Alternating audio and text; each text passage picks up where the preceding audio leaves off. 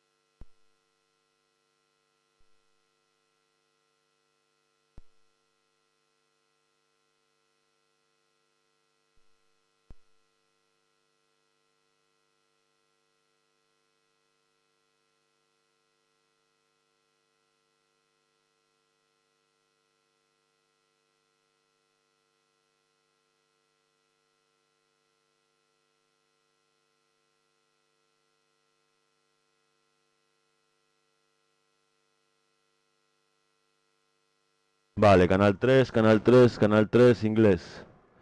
Sí, estamos, está ben de nivel. Entrache saturado.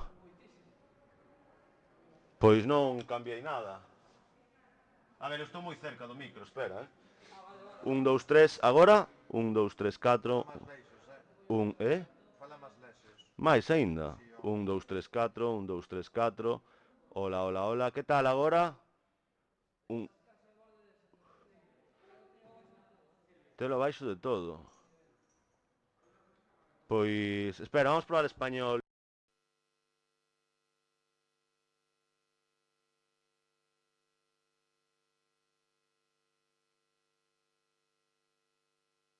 3, canal 3. Va, pois tes que ti... Eso pasa por unha tarxeta de sonido túa, non terás... Vale, pero metémoslo por línea. Entramos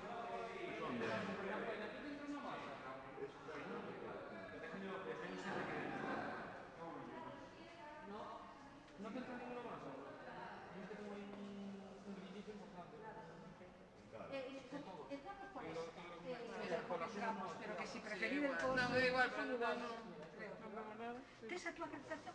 Ahí está, sí. Vale. ¿Está? Hola, buenos días. Hola. Están probando cositas, por eso está encendido, ¿vale? Vale, vale, lo dejo así. Grabaciones y movidas de estas. Ah, no, es aquí. ¿Qué te decía? ¿Están probando son? ¿Probamos? Sí, pero están probando grabación. Pero probaremos antes, ¿no? De empezar. Si no, vas a No, está probado de probado, pasa que ahora quieren grabar los idiomas en una grabadora auxiliar y están haciendo esa prueba. Vale, vale. Estaría. Sí. Pois nada, eu teu neno xa... Bueno, aí eu non sei se coñeces a Manuel, que ni vos presente. Hola. Manuel, Ébano, como por Hola, suposto que sí. No, no. Sí. No me conocía. Pues...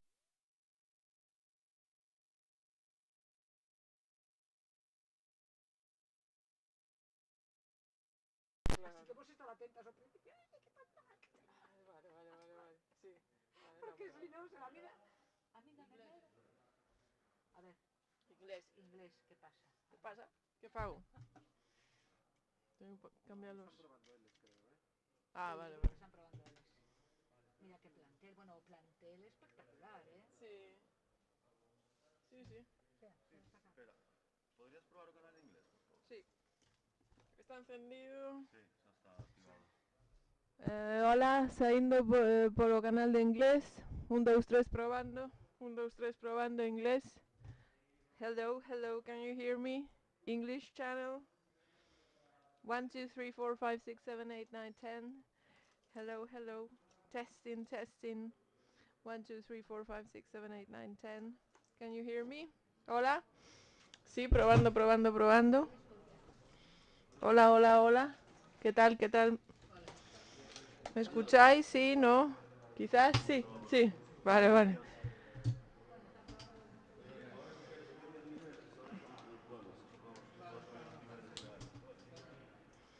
Bueno, las consolas las conoces, ya no te digo nada, ¿no? Sí. Vale. Pues Y ahora encendido es el rojo. micro.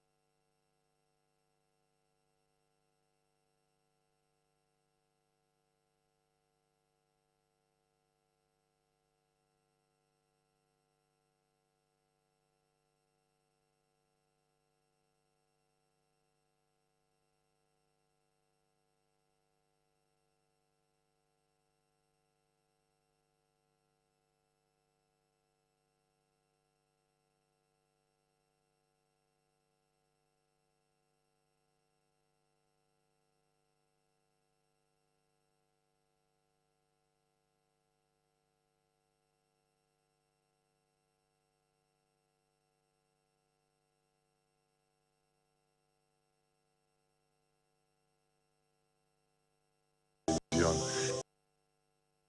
El sudor del amigo, quiero sentir el abrazo de mi novia. Hermano, quiero chillar a todo pulmón y pasaremos todas las pandemias del mundo, solo desearemos volver a la calle y volver a chillar juntos en un teatro, en un cine, donde sea, hasta en la fiesta del pueblo o en el bautizo de tus hijos o en el matrimonio de tu hermano.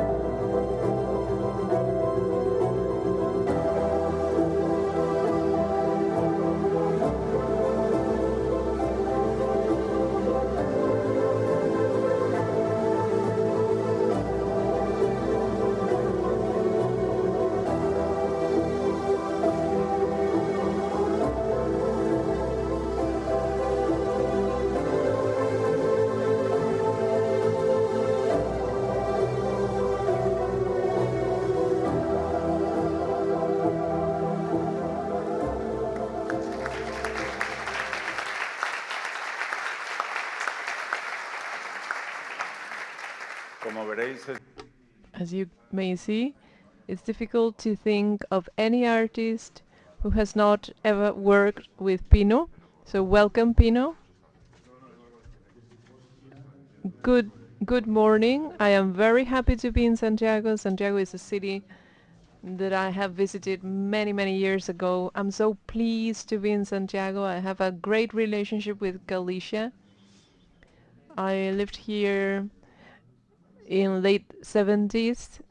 I also came here to work with a Galician musician, a very famous bagpiper. What was his name? A bagpiper? Oh, a harpist from A Coruña. I forget his name. And from then, I've kept coming back since 1978. I come here as often as possible. I love Galicia. So, buenos días, good morning. I'm so happy to be here. Pino.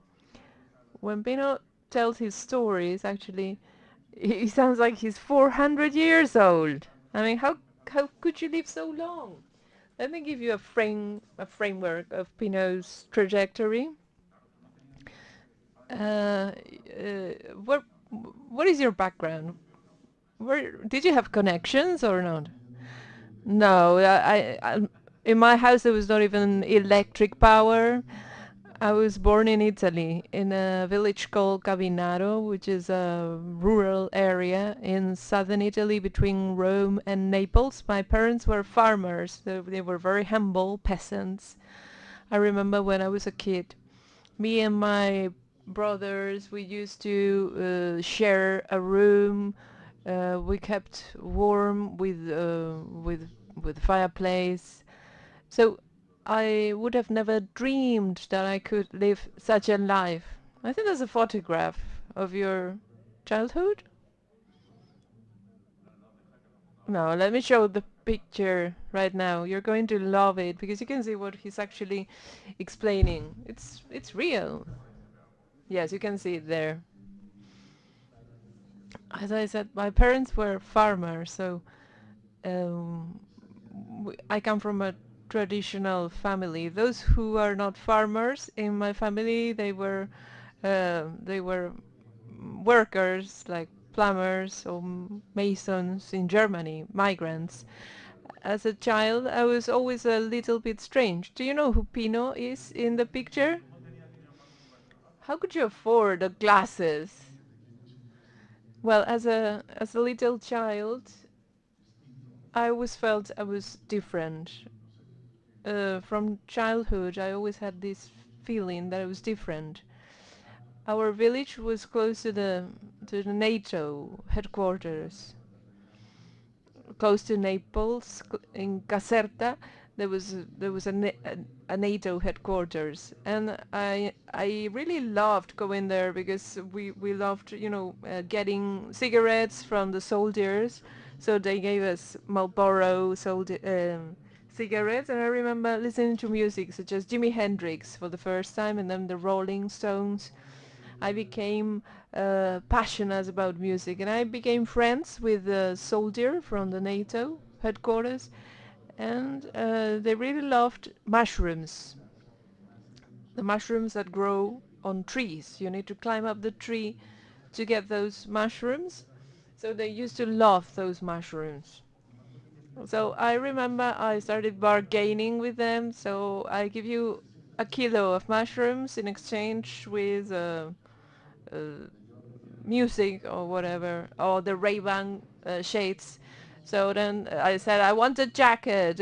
How many kilos? They said, okay, 5 kilo mushrooms in exchange with a jacket, with a leather jacket. So I looked like a Martian because in the end I got bits and pieces from the American soldiers.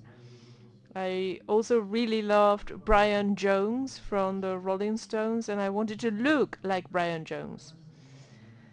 But I could never have dreamed that I would come to live on music.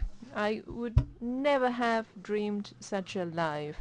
So it doesn't matter where you come from, it doesn't matter what your background is. Dreams come true. If you believe in them, there are no limitations. If you believe in your dreams, this is my story. I feel so lucky. Let me say that we have no script because, having a script when you are a musician is like singing on playback. So thanks to the mushrooms, the tree mushrooms, and Jimi Hendrix, he became acquainted with music. But what about circus? Well, I remember when I was young, uh, some neighbors told my dad, "Oh, you have such bad luck, you have such a weird kid, you are unlucky." However, I was a very good kid, although I was a little bit different from the rest. When you come from a small town, the neighbors distrust you because you look different. So the neighbors would often, I mean, even the girls would look at me, and the mums would tell my classmates, "Do not go out with that weird kid." And they even told my dad, "Luigi, you're so unlucky. You had a strange kid. How bad." I was kicked out of every place because I was quite restless. But once the circus came to town, and they had the the bumpy cars and everything, and I ran away with the circus. After a couple of days, they rescued me. They took me back home, and then I had a lot of fights with Dad. Later on, I became good friends with my father, but when I was young, there was a lot of conflict because I understood that I was not the son that he had in mind, but I asked him to let me live away from home and that I would make him proud of me. And in the end, there was also a lot of conflict with my mum, who was always crying. And my dad told me, "Okay, if you want to go, just leave, but you leave as you are, with a pair of jeans and a t-shirt." So it was a hard job. It was very difficult, but I always wanted my parents to be proud of me. And I think I made him satisfied. I think in the end, I became everybody's father. I became even my siblings' father, and even my parents' father. So the values that I learned from my family still remain with me. So my concern was not really success, professional success, but actually my greatest achievement is to have made my parents feel proud of me. So even though they didn't understand me when I was a kid, in the end we had a good relationship. There is a very interesting story. When I became successful, my mom didn't understand. So my mom told me, "You look good. You're eating well, right?" And that's all that she was worried about, that I could eat well. Because when I told about rock and roll, she didn't understand what I was talking about. I remember I had done the Rolling Stones, Madonna, Michael Jackson, Sinatra, and everything. They didn't know who they were. So there was an Italian singer, Renzo Arbole, who came to see me, a very famous Italian singer, came round to see me in Ibiza. And he said, "Pino, maybe we can collaborate, we can go to the US together." And I said, "I don't know. My mom is very fond of the Naples song, so why don't we make an album together, Napoli?" And so afterwards I told my mom, "Hey mom, Renzo Albore is here home to see me." And she said, "Oh, come on, that is a lie. How can Renzo be at your home in Ibiza? I cannot believe you." So that's the beauty and the purity of my career. Throughout my life, I have been guided by their light. They have been casting a guiding light along the way for me, and I'm so very proud of my values. Yes, you always talk about those values. One of the things that I was always surprised to hear is that you have very good relationships with your artists. I'm sure that the audience wants to hear stories. So I'm gonna share some stories with you. Michael Jackson. What about Michael? Every time I say Michael, the silence. Michael Jackson, I think, is one of the greatest unfairness that I have witnessed in life. It makes me very sad. It was a privilege for me to have a very good relationship with Michael. We were good friends. We loved each other. I've been to his home 5 times, and in the last tour in Europe, Michael only played in Spain. He played once in Zaragoza, once in Tenerife, and once in Valladolid. He would only play in Spain from the whole Europe. And then we made a project together which was Heal the World, with the idea of, I mean, he was like Peter Pan. And he really believed, I mean, he didn't want to grow up. He wanted to remain a child, like Peter Pan. So the first time I went to Neverland with him, I was driving Batman's car and he was driving Robin's car. So he was like a kid. So we were driving around Neverland, and we were eating jelly beans with honey. There was candy all around Neverland, and the house was packed with children with cancer, with disabilities. They were always around. And with Heal the World, he believed that children were the only ones who could look at you with a clean heart and speak the truth. And he really believed that you could trust children. And he believed that children are the future, so he said, "Why don't we make an agreement to heal the world together?" So we managed UNICEF to include it in the Universal Declaration of Children's Rights, and Yadro made a sculpture for us with Michael, with the idea of giving the sculpture to all the heads of state across the world, so that every prime minister could receive the book Heal the World together with the sculpture, and to make a commitment to defend children and to make a better future for children. Like every child is entitled to a home, to education, to health, etc.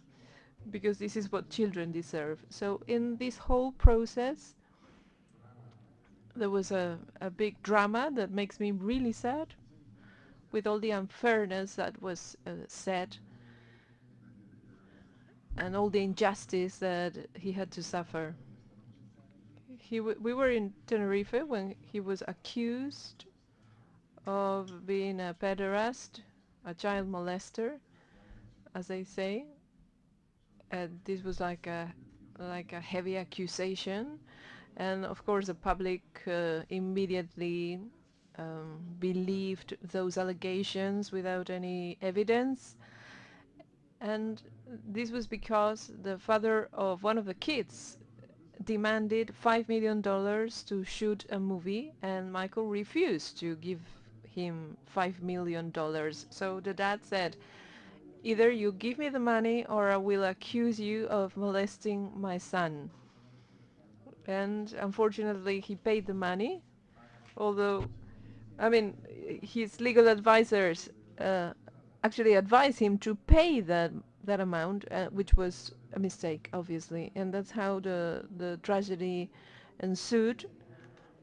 And from that point on, he was going through an ordeal. He went to court on multiple occasions, and he was actually acquitted with a white jury. Everybody was against him. Everybody wanted to condemn him, but he was acquitted by unanimity. Zero responsibility. However, for the media, the news didn't exist. It was not made public. And actually, the father of that kid, father who had demanded the money, actually committed suicide. And in the end, another kid's family accused him once again of pederasty, and once again the child finished by saying that it was all a lie. But that is how one of the most beautiful stars in the music industry, in the end, he took his own life because he was going through so much suffering. He became addicted to opioids because of all the suffering, the insomnia, etc. He couldn't put up with it anymore, and his heart broke. However, when he went to London to play his last show, he sold 1 million tickets in one day. Nobody in history has managed to sell 1 million tickets in just one day. It's all very sad, but unfortunately people like to enjoy somebody else's grief rather than somebody else's joy, and that is sad, but that's the way life goes nowadays. So I think we should change direction and not try to kill your idols like people do nowadays, which is so unfair and so inappropriate. So I'm very sorry to make you all sad, but it's something that I feel really sorry about, and Michael didn't deserve that ending.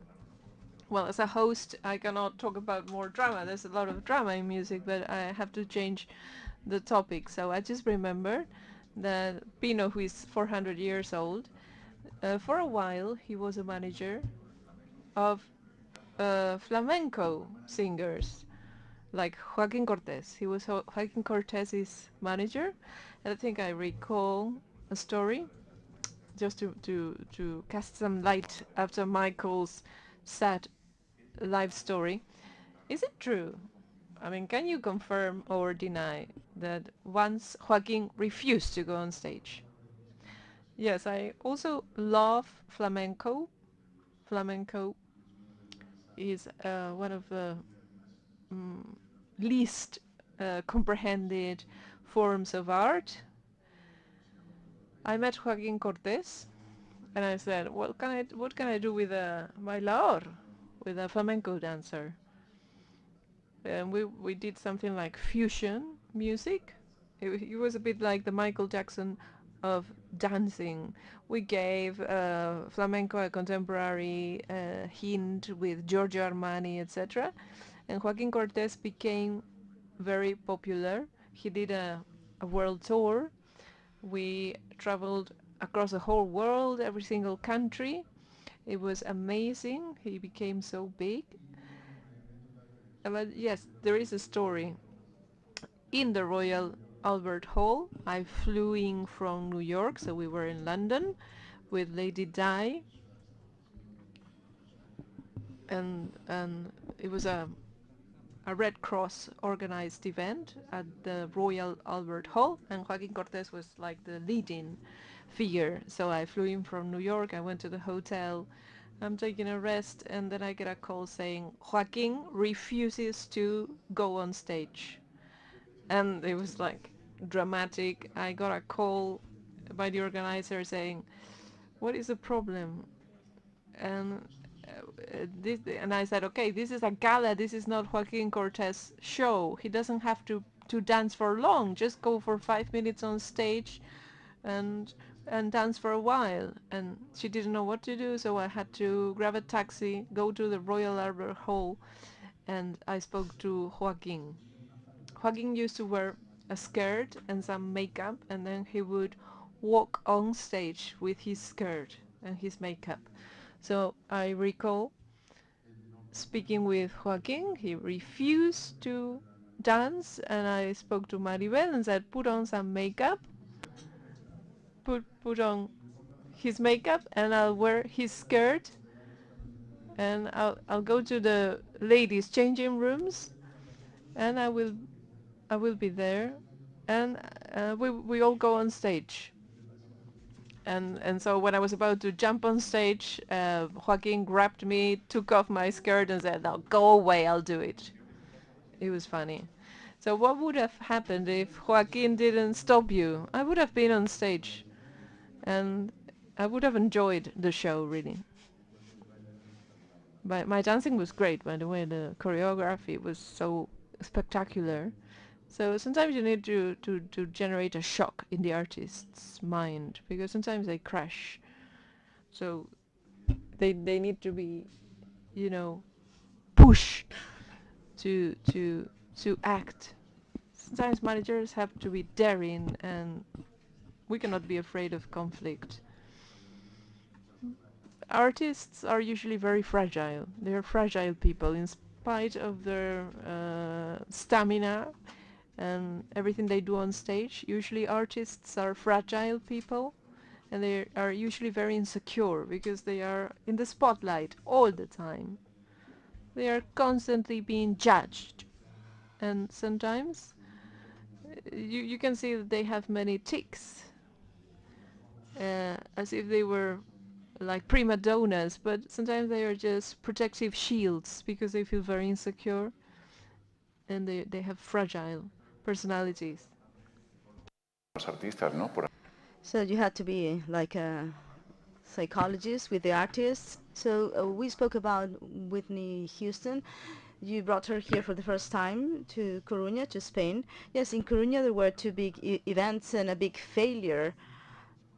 And this was very nice, because in the 1980s I used to do events and I used the artists to be promoted worldwide. So I convinced everyone to broadcast the event at Coruña internationally, Witness event. So people said, where is Coruña? Well, Coruña is a beautiful place. It is a central place, and we took her to Coruña, and this gig was broadcast worldwide, and it was impressive, incredible, at the top of her career. And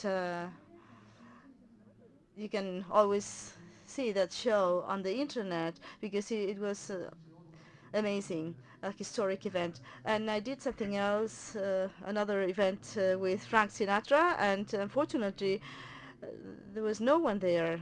Frank Sinatra in A Coruña, there were only 2,000 people there. It was really sad. People, he asked, why did that happen? And I said, well, this is the north. This is a big place. I didn't know what to say.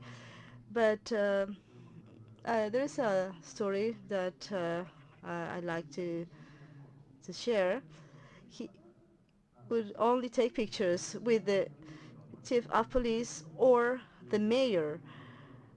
And two of my friends, one from Coruña and one from Madrid, were mad about him, and he said, please, Pino, help me to take a picture. And so I said, okay, so you're going to be the mayor and you're going to be the chief of police. So I'm sure that today in A Coruña, Sinatra could occupy a whole stadium in A Coruña. However, it was a historic event. So just to make a summary, we know that Michael Jackson is good, and the Galicians don't like Frank Sinatra. And we have been talking about the mental health of the artists, and they have made some progress, but in the past we lost many artists, like Whitney Houston, and we know that you had a very good relationship with, well, with everyone, but with an artist called George Michael, another victim, and there were no social media at that time. Well, we shouldn't be speaking so much about the sad part, and I think that George Michael is another case of injustice. He was a very simple person. He had many problems during his emotional journey, and unfortunately I think that well, today I celebrate the movement of diversity and inclusiveness, everything that is happening, because if Michael had had that in his childhood, the possibilities that young people today have today, he would have been a happy kid with more solidarity, but he was always forced to deny he was gay ever since he was a child, and he had to hide and show himself as a macho, and he was like a symbol of youth for girls, a sexy symbol, a macho, so as not to harm his potential, his commercial potential in the record industry. So this made him a very sad man, a lonely man, and the love of his life. Unfortunately, had AIDS, and he too, so he was really sad inside, and he was really isolated. He had many personal issues, and this led him to die at the age of 50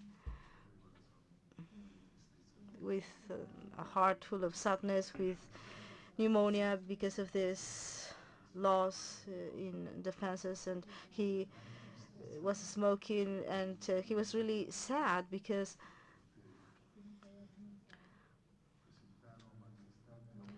he couldn't manifest what he really was, and he was one of the greatest pop voices together with Michael Jackson worldwide. He had an impressive sensitivity, and he had the honor and the privilege to 10 days before dying, he came to my house in Ibiza. He was really thrilled. He wanted to do a dance, a disco. He wanted to make the world dance again. He was really thrilled, but so I was really shocked at the news. But these people haven't gone, really. They will always live. They will never die. I never stop listening to their music, and I always play Michael Jackson, and I always remember him with happiness, with hope. He gave so much happiness to so many people with his music, and he will continue to do so in the coming years. So his body is gone, but the spirit of the great artist will always be with us. So much progress has been made with the mental health of artists in music, and there are also many initiatives around sustainability going on today. And it is about time, because one of the main issues, people are always talking about the environment, and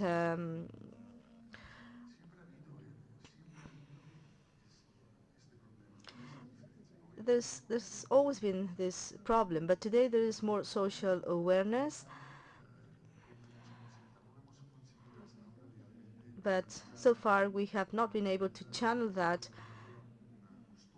so it becomes a custom. We try to do that every day at home. My youngest daughter is great. You, you have to put the plastic and the glass in the right bin, otherwise you will get told off. Okay, I learned that. So if you see a piece of plastic at the beach, she puts that in the garbage. So I think people have to become aware that the environment is an issue, and it is also a responsibility not only of the new generation but also of the old generation, so we can learn from them how to behave, because very often we don't have the patience and we are not aware really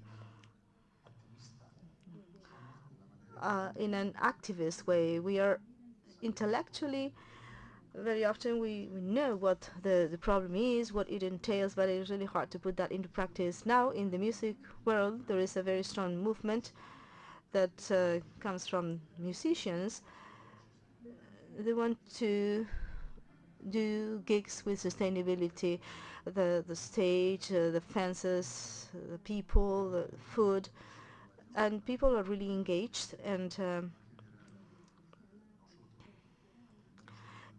so I hope we learn more from the young, and we hope this will become the modus operandi of new generations, so as to put a remedy to one of the biggest tsunamis, the COVID of history, the environment. If the earth gets mad, as we have witnessed, there won't be any antivirus, any vaccine that will get us away. So we will not be able to defend ourselves. So any effort, any initiative, and I applaud these kind of forums, trying to raise the awareness and trying to make people responsible, so we can have a responsible awareness to contribute to do things better. And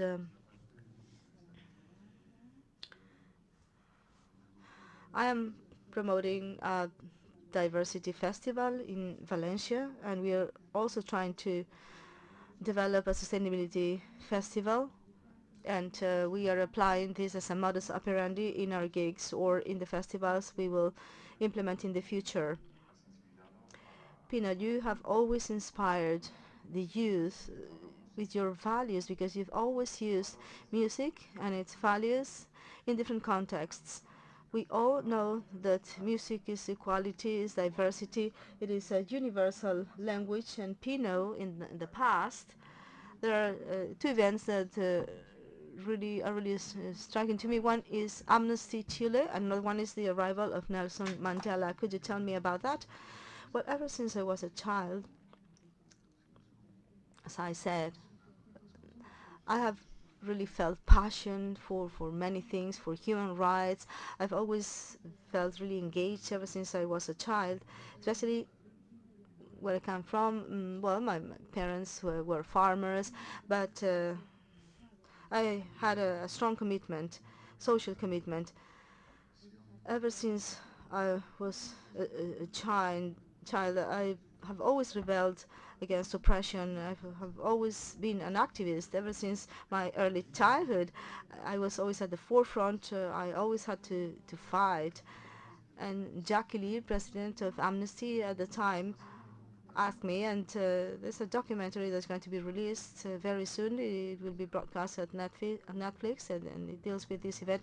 And he said, Pino, we want to do a concert in Chile in favor of democracy, against oppression. And we liked that idea. And when I was a child, I was quite connected with humanistic culture. Pablo Neruda, Victor Jara, I've always had a very strong link with that, with the Mayo Square mothers, and so everything has been quite present in my professional life, but also in my emotional life in terms of human rights and my humanistic feeling. So what are we going to do there? Because Tina was in power. I mean, Pinochet was in power at that time, and they're going to believe we are like all left-wing supporters. That you could even be killed. And finally, we came up with an idea. We set up a group with Sting, Jean Tillemani, Peter Gabriel, Sinead O'Connor, Winter Marsalis, Ruben Blades, Jackson Brown, and then from Spain, Luz Casal, Galician. Luz was with me, and Los Ronaldos. But when we were there, we thought, well, we're going to be beaten, and also with the mothers of Mayo Square. So I thought about bringing a new group that was called New Kids on the Block. It was a young band for young people. And so if we bring them there, we will neutralize the police, because children will want to watch the gig, and if the children of the military go there, they will do nothing against us. And yes, this is what happened. New Kids on the Block got there, and it was amazing, and we were sold out, and we did 2 historical gigs, and it was incredible. There were over 5,000 military outside, and it was incredible. There was a before and an after in the history of Chile. Sting was there, and many poets and artists that were in prison were liberated, and this was broadcast worldwide, and it was a milestone. And then after that, Pinochet had to move to London, and I feel really proud to have been part of that. There's going to be a documentary that is going to deal with this, and I've always felt very proud of that. And Mandela was another big failure. It was really sad, because he was a great leader, and he has been really inspiring. And when we were young, we had great leaders that inspired us, not only political leaders, but also social leaders that got involved in human rights, social rights. And Nelson Mandela was not only a great activist, he was also a great politician afterwards. And I remember that in the year 2001,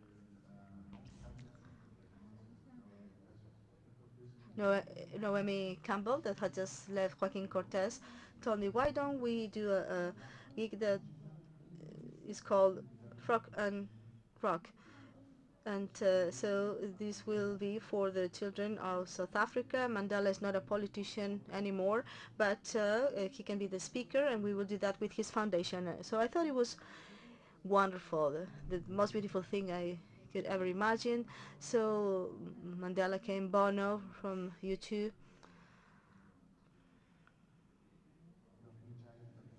Jagger was going to come too, but well, finally we had a good group, and we were in Barcelona, and Mandela spent 5 days at the hotel, and I called the institutions, the city council, the politicians, and I told them, well, Mandela is here, would you like to welcome him? And no one welcomed him. Everybody was very occupied, and everyone was very busy, and he was not a ruler of any country anymore. So we did the gig, and it was a great failure. And he was always so humble. He would always tell me, I'm not important anymore. My time is past. Well, how can the time of a person that has inspired so many people pass? time has not gone by for him. And he would also tell me, don't get mad, people are very busy, and they are not going to waste their time with me. So he was so humble. He was a great man, a great person, and it broke my heart. And when he died, as always, everyone praised him for his great achievements. And I think that we need to appreciate people when they are alive. We need to show our love to them, to the people that deserve it, always and constantly, because they are the light that inspires us and also new generations, our engagement, and they always stand out throughout their lives. And at one point they allow us to feel proud of this world that we want to share in a kinder way. You have never liked small parties, but big parties. Mandela or Amnesty Chile was not enough, but so there was a milestone in your life for some strange reason, and you have never told me about that. You decided to put together one of the biggest stars, music stars, Freddie Mercury, with an opera singer, Montserrat Caballé. So who could think of that? What kind of person could think of that early in the morning? Well, actually, this is something else. Very often your concerns and you try to find new things, but it was something incredible.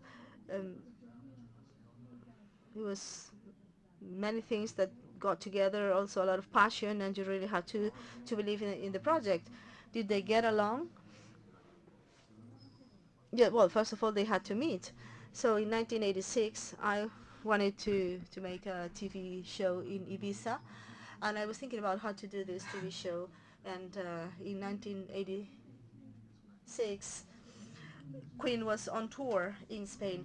In 1986, it was not like today. We do the gigs, and we can know how much was sold through Ticketmaster. At that time, you had to buy them in the ticket office, or maybe you could sell some tickets in a music shop. But if you wanted to fill a stadium, people would come on the same day. You'll never know. And the Queen tour of Spain was the 1st of August in Barcelona, the 3rd of August in Madrid, and the 5th of August in Marbella. So it was August, and that time in Spain, in Madrid, there was no one on the street.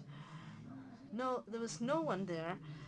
So how did I ever thought about doing that? But these were the only dates they gave me, so I had to do it. And my passion for Queen was maximum. After the Live Aid, they were so impressive, so I decided to do it. And Barcelona, well, I think that I can do that because I have Costa Brava, and I have the revenues from there. But Madrid, well, no one was in Madrid. It was like a desert everywhere. The restaurants were not open, the pubs, everything was kind of dead. And when I was in Barcelona, it was a Tuesday or a Wednesday, and after the gig it was a success in Barcelona, but I didn't know how we were going to do in Madrid. So in the Lotus, Freddie was talking to me, and he had never given an interview in his life, and I told him, well, I am worried about Madrid. This is Spain, Madrid, August. There's no one there, people don't know. So could you give me a weekly report like they do in America? And with the support of Roger Taylor, the drum player, he said, let's do it. So I called Ramon Colón, that did Informe Semanal, And so they came to the Palace Hotel in Madrid. We did the interview, and it was released in Informe Semanal. And in Madrid, it was so crowded. People were like gremlins. But we were also thinking about how to do the TV show in Ibiza, and I was with Manolo Garcia from El Último de la Fila, because he was working with an artist that was called Mark Almond from Soft Cells. They did a song in Spanish with Manolo, and he began singing in Andalusian, and I said, why don't you sing this way and you leave that behind? And that is how El Último de la Fila was born. And while we were talking, I said that I wanted to do a TV show, and I played the Queen clip with the interview. And Freddie was asked, if you had to work in Spain, with whom would you work? And she said, Montserrat Caballé is my idol. I wake up every morning with Montserrat Caballé. It would be the dream of my life, and I'd like to take this opportunity to mention that. So when I heard that, it was like magic. It was the 6th of October of 1986, and all of a sudden I saw Maragall, Serra, Montserrat Caballé on TV, and Samarant, Barcelona Olympic Games 1992. So I thought, okay, so this show in Ibiza will be called Ibiza 1992. And after that, everything was a torture. But Pavarotti was against me. Krauss was against me. Everyone was against me, because how are you going to put them together, Freddie and Montserrat? So it was really hard to convince them to do it and to get there, because when we finally got them to meet, and we finally did it on the 20th of March in the Village Hotel in Barcelona. We were having dinner, and before that, Freddie asked me to put a piano there, and he came there the previous day, and I asked him whether he knew Montserrat, and he said no. But I said, well, when you see her, you have to ask her to do an LP together. And this is what he did. He said, oh, I love it. When are we going to do an LP together? And I said, well, I need you for this program, Ibiza 1992. And then silence, and I was kicked out. Freddie said, well, this was so big, and now you say that this has to be released in a disco in Ibiza. This is crazy.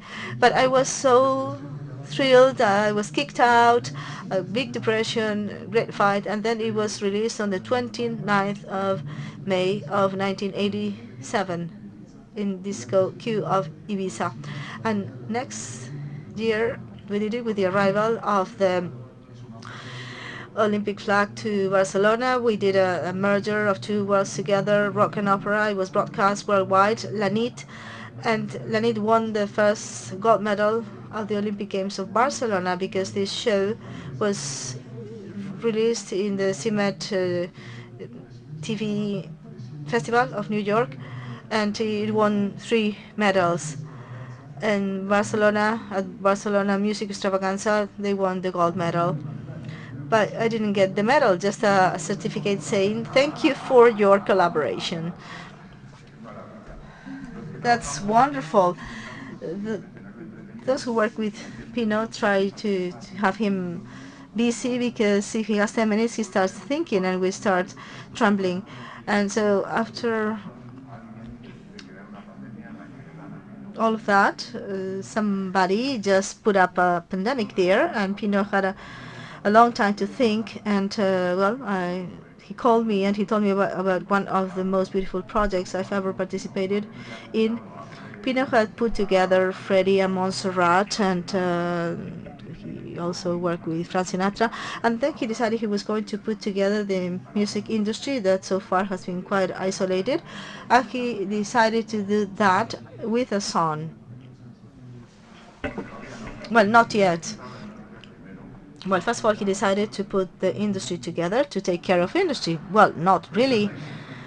Well, that is the impression I got.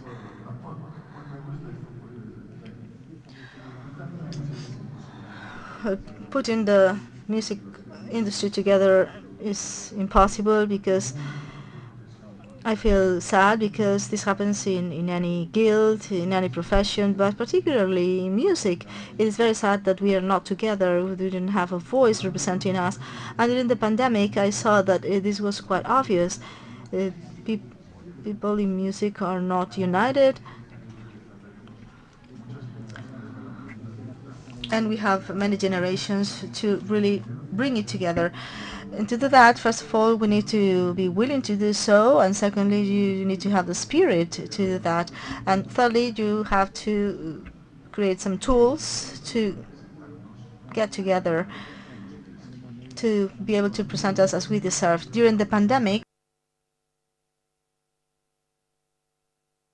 the first part of the pandemic especially was a shock for everyone, but the music people were virtually forbidden to be able to express ourselves in public. It was impossible. But once again, music has always been a great companion, as it's always been since the beginning of times.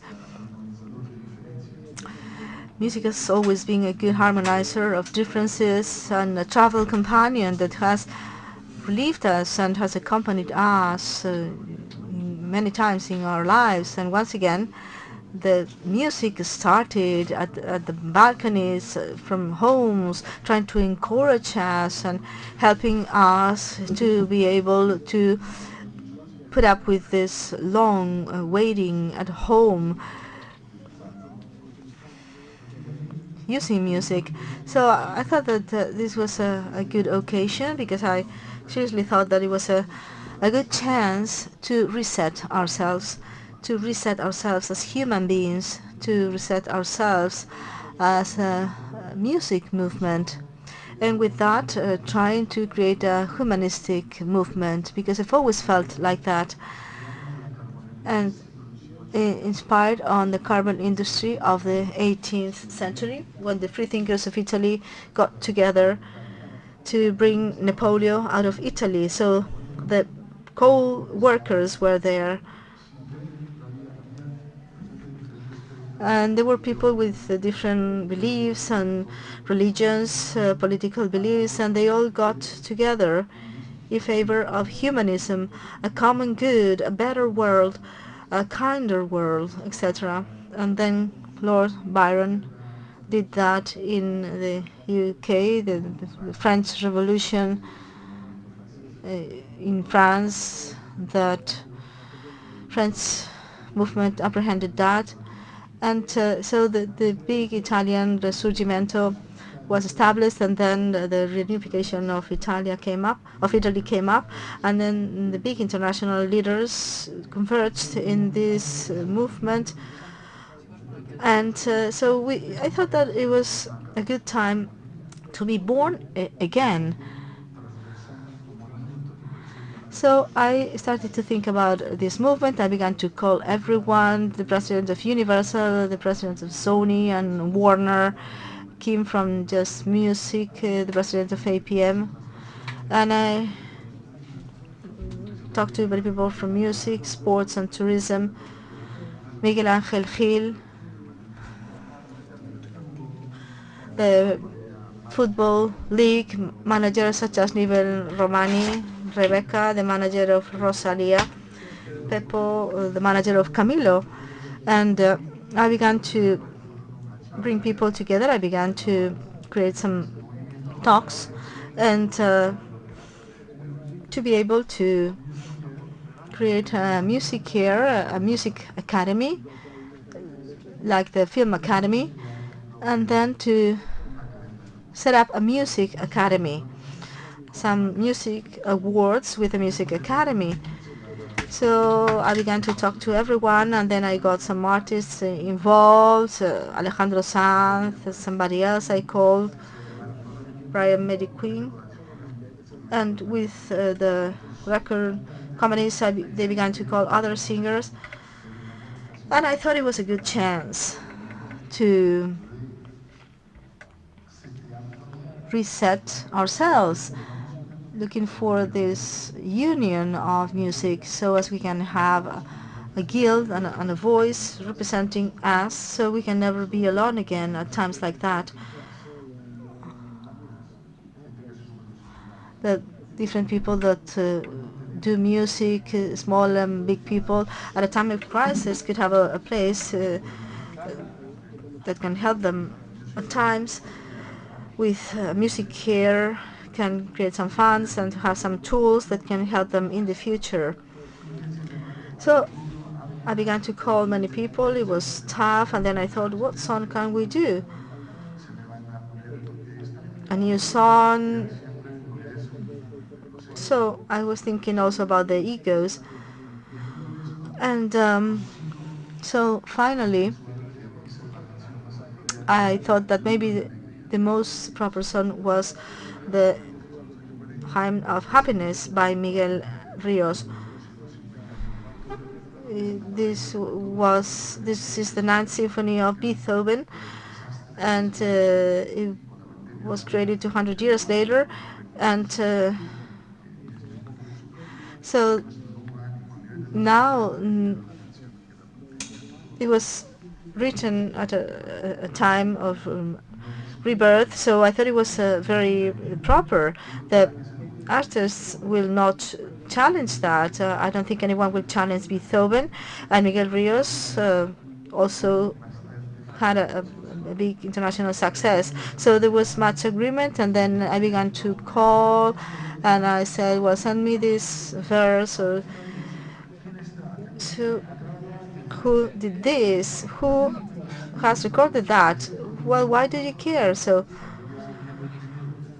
and the first one was Alejandro, and then some others joined the project, and they sent clips, and finally we made it, and we had 40 stars, 40 artists that joined the project.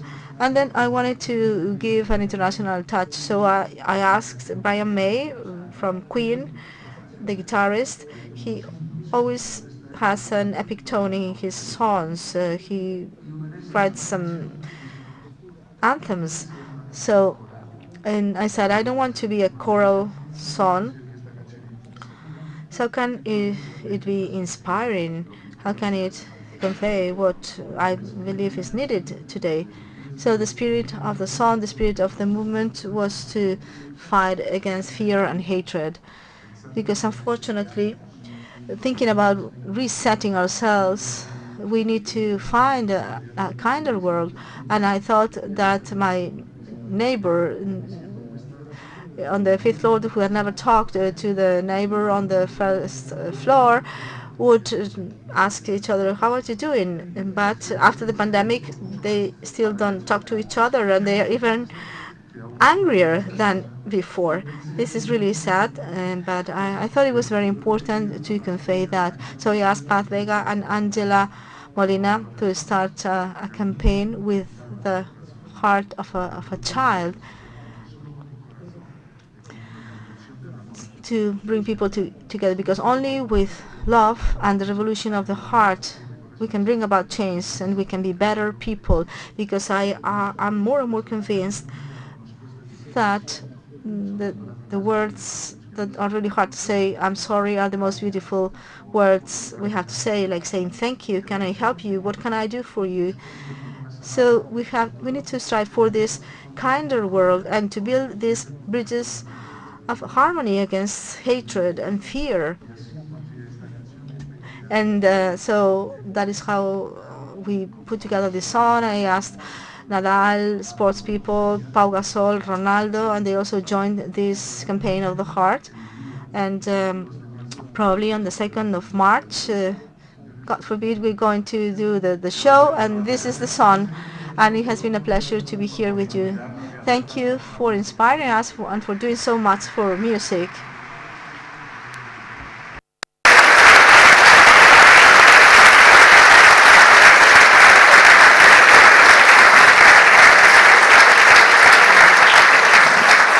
Nos despedimos. So we're going to leave you with the video. Thank you very much, Pino. It's been a pleasure. Music? Can you turn up the volume, please?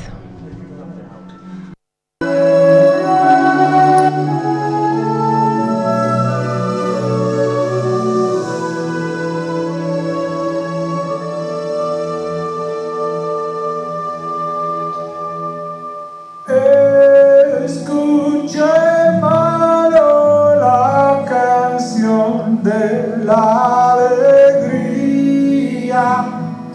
el canto alegre del que espera un nuevo día. Ven, canta, sueña cantando, vive soñando el nuevo sol. En que los hombres volverán a ser hermanos. Ven, canta, sueña cantando, vive soñando el nuevo sol. En que los hombres volverán a ser hermanos.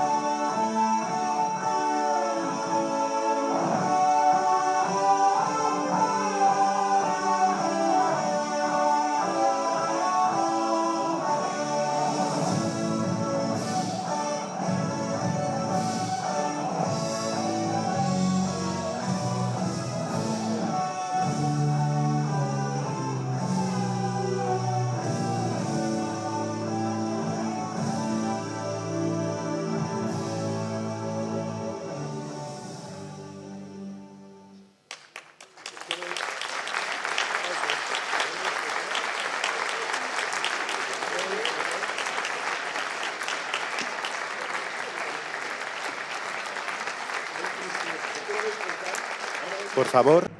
Please stay in your seats.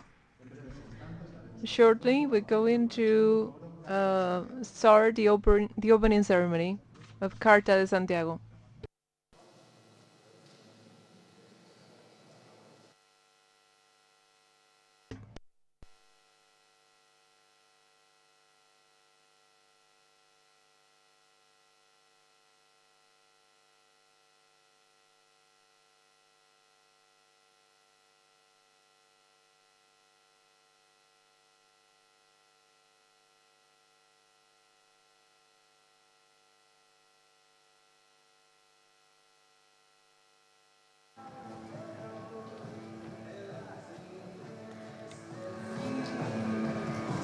Moitas grazas a... Thank you very much, Pino and Joe, who have just completed their conversation. We can draw some very interesting conclusions, and also the last clip, which was very thrilling. We are going to officially open Charter of Santiago. Thank you very much, ladies and gentlemen, for accompanying us in this ceremony, this discussion about the challenges of the future as a global society. I'd also like to thank the President of Xunta de Galicia, Mr. Alberto Núñez Feijóo, who is going to accompany us in this opening ceremony. I'll give the floor to Marisol Schwengas, scientist, the leader of the Melanoma Research Group and Vice President of the Spanish Association of Cancer Research. She's going to take the floor on behalf of the Cooperation Committee of the Charter of Santiago, a group of Galician professionals from different fields of expertise who have helped in the organization of this conference, both with regard to the content and also with regard to the whole support and organization. I'll give the floor to Guillermo Gargara, Vice President of the Paideia Foundation, which has collaborated with Xunta de Galicia in order to organize this meeting point within the framework of the Xacobeo. Finally, on behalf of Xunta de Galicia, Mr. Alberto Núñez Feijóo, the President of the Regional Government of Galicia, will take the floor. Once again, thank you for being here today. First of all, I'll give the floor to Marisol Schoengas. Thank you.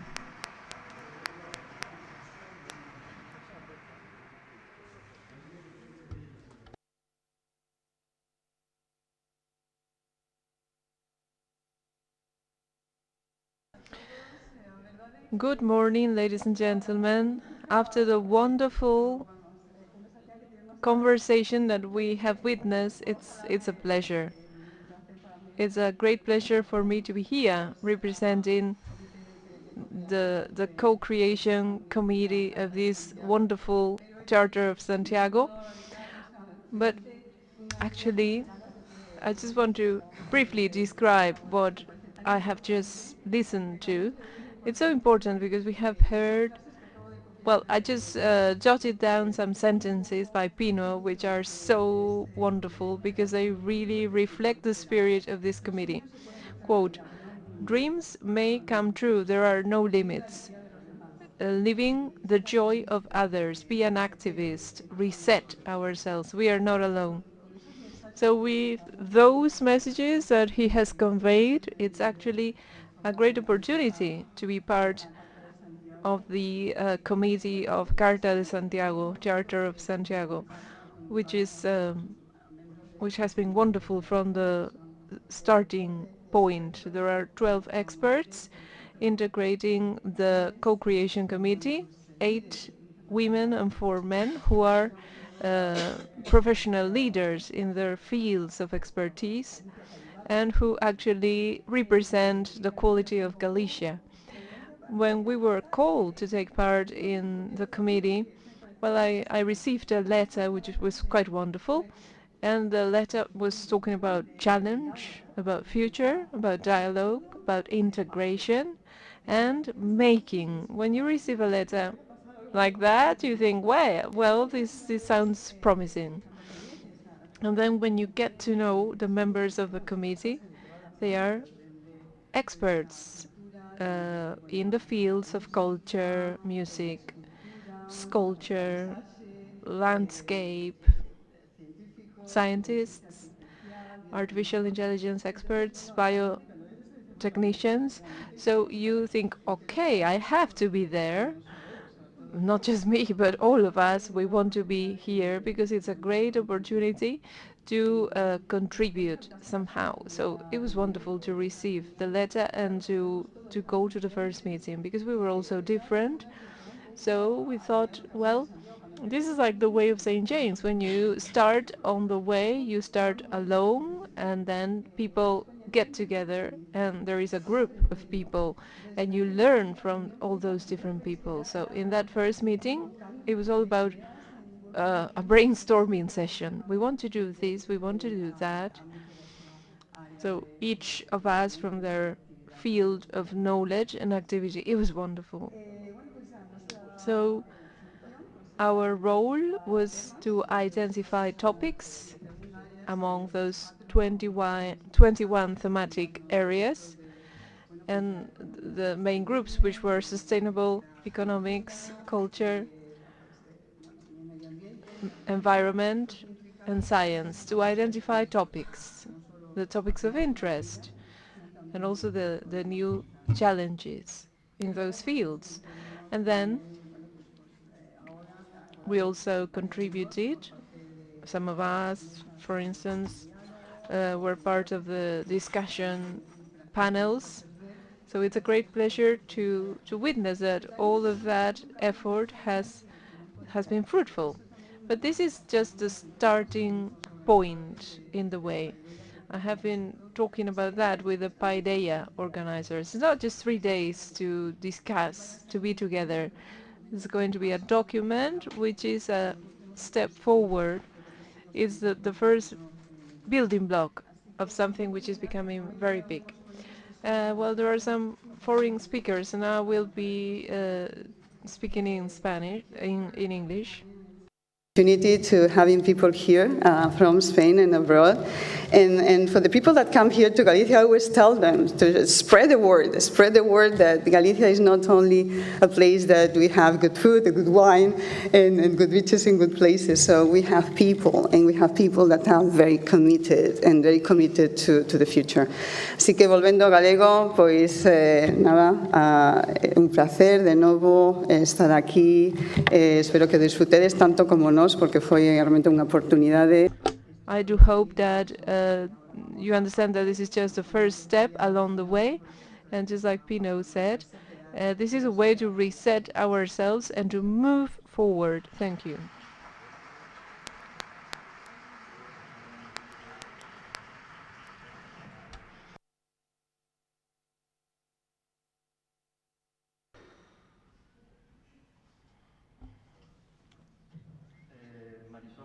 Marisol, it was great to work with you.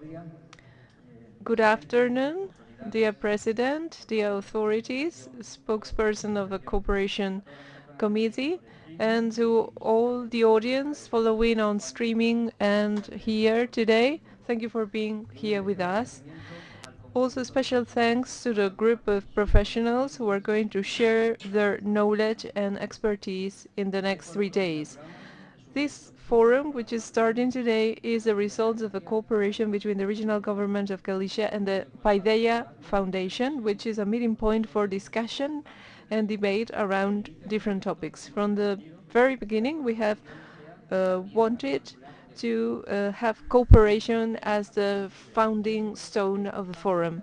We have been the facilitators among people, among the citizenship who are sharing this forum with all of us, and among the professionals from different fields who every day have to find answers to the many challenges ahead.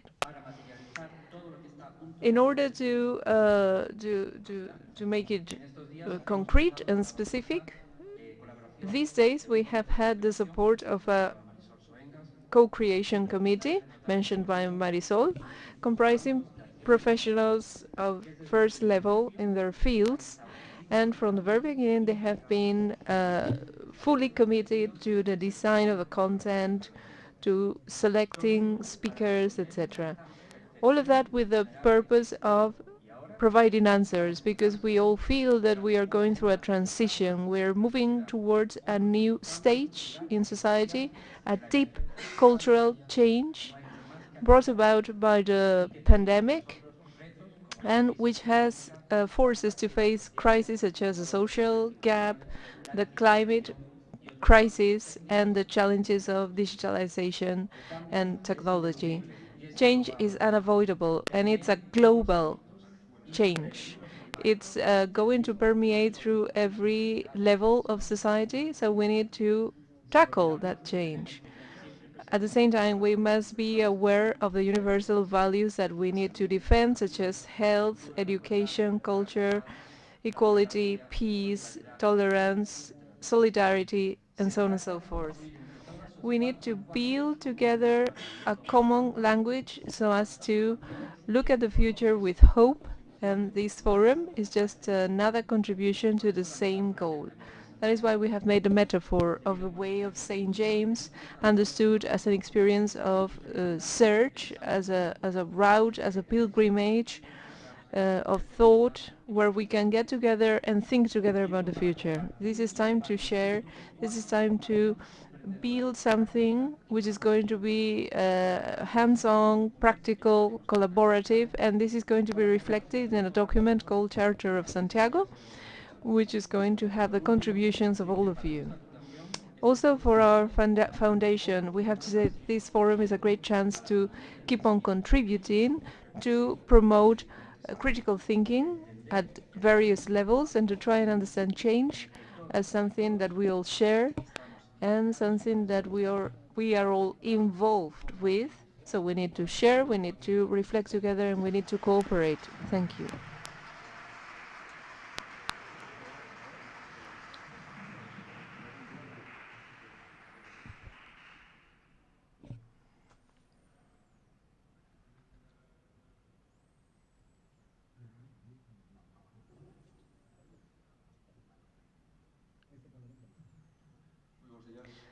Good afternoon. I'm sorry. Good afternoon. Welcome to Galicia. Welcome to our home. Welcome to the City of Culture. Thank you very much, ladies and gentlemen, for choosing Galicia in order to reflect, in order to study, in order to share, in order to put together, and in order to spend a couple of days in Santiago, which is not a bad place to be. Thank you very much to Dr. Soengas, to Guillermo Bergal, Vice President of the Paideia Foundation, also to the Regional Ministry of Culture and Education. Thanks to all. It is not easy to take the floor faced with such brilliant people who are very well acquainted with all these topics because they have devoted most of their life to reflection, to science, to action. But first of all, I have to tell you that your attendance at this forum, knowing that you have such brilliant careers, is very positive. And we are very pleased to have you here. Obviously, the main topics that we have to discuss nowadays require some perspective to be able to understand those topics. That is why we have built this agora of thinking, of reflection, and that is why we have picked the City of Culture as the venue. I'd like to thank in particular the Paideia Foundation and the President Sandra Ortega. Also, thank you very much to the Regional Minister of Culture and Education for putting all these people here together and for being so ambitious and to decide to organize all of this in Santiago. We know that Santiago is possibly the best place to understand the evolution of humankind from the epicenter of one of the most glorious creations of humankind, which is the Way of St. James, the ways of St. James. The way and Galicia represent a metaphor of what is going on in today's world, because historically the way has been functioning as an oasis, faced with borders, faced with killing wars. The way, the route has imposed a soft power, the power of understanding and the power of living together peacefully. In today's world, there is a trend to close itself. There is also a trend towards globalization and European cohesion, which are much better options. But in the face of conflict, the way keeps on inspiring us to search for peace, tranquility, and to look for practical and sensible solutions. And sometimes we feel a little bit threatened by hedonism, but the way is still warning us not to be arrogant and not to believe that the world begins or will end with each of us. We need to keep that in mind. In the 90s, after the fall of the Berlin Wall and the coming of democracy, Fukuyama's theory that the history has come to an end became popular. But nowadays we understand that the spirit of our times is uncertainty, doubt. The change of paradigm at many levels of society faces us with an uncertain future, which at the same time increase our appetite for knowledge. In a world which is flooded by information, often irrelevant information, we need clarity. Clarity is power. This is the beginning of a book by Noah Harari about the complex transformations that lie ahead. So how is this going to impact our companies, our health, etc.? How is artificial intelligence going to impact all of us? Will we be able to make the most of autonomous self-driving cars? Will culture and humanism be relieved in the virtual world? How do we regulate migrations in Europe? A Europe that is becoming aged. All of these are complex questions, and they will probably entice many interesting reflections in this forum. Galicia wants to be part of the discussion. We want to be part of the debate. That is why we have organized this meeting point with 40 professionals, 40 intellectual people who are perhaps some of the most relevant in their fields. We do believe that we need to make the most in order to understand this complex crossroads that we are faced with. But first of all, we need to consider the risks which lie behind the uncertainties. Mario Benedetti said that a pessimistic person is just a well-informed optimist. Maybe he was right, but maybe we can find a third way which will benefit all of us. Nostalgia is an understandable shelter, but also a false shelter, because when we think about the past, we tend to forget some of the bad things of the past, and this has a negative impact on the present. It makes us subjective when we try to think about the challenges of the future. If utopia is not possible, people tend to think of retropia, which is just like the temptation to go back to the past. This is not desirable, and it is not desirable either to believe that we are always in the best possible world and that we do not need to defend the world that we live in. We would be mistaken if we ignore the warning signs. In Galicia, in this land that does not like radicalism, we believe that we must be realistic and optimistic at the same time. We want to be sensible, realistic and optimistic all at once, so as to avoid the fear of change. At this point in time, it is not just enough to advocate for the universal values that we have in Europe, the rule of law, the Western democracy is not only enough. We need to keep on proving that these values are useful and that they can be the catalytic converters of possibilities in order to avoid the populisms that advocate for a false land of peace and prosperity. So, first of all, we need to use words in order to reflect upon the future. We cannot make an abrupt transition into a new model, because that would not be a transition. It would be just like jumping into the abyss.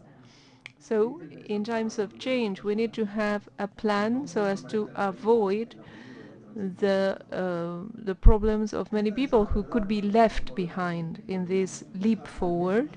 So I think this is something that we need to defend. We say these, we can say that in Galicia, in Santiago, or in Glasgow. Transitions actually stop us from trying to build everything from scratch. For decades ago, for instance, in Spain, in Galicia, we made a democratic transition that brought about freedom and also a new model of self-governance and self-responsibility. At that point in time, 40 years ago, in Spain, actually in 2021, it was 1981, 40 years ago, Galicia was the third poorest region in Spain in 1981, and nowadays we are exporting many goods. We have the biggest textile company in the world. We have factories that are building 1 out of every 4 cars manufactured in Spain. And we are also leaders in the dairy sector, in the forestry, and in the fishery sectors. Our life expectancy was 70, and nowadays our life expectancy is over 83. We used to have 86 kilometers of highways. Nowadays we have over 1,400 kilometers of highways. We had a starting tourism industry. Now we are receiving pilgrims for over 65 countries in the world. We have 28 hospitals. We used to have 50 health centers. Nowadays we have 400 day health centers. Without understanding all those figures, we cannot understand how we managed to fight the pandemic.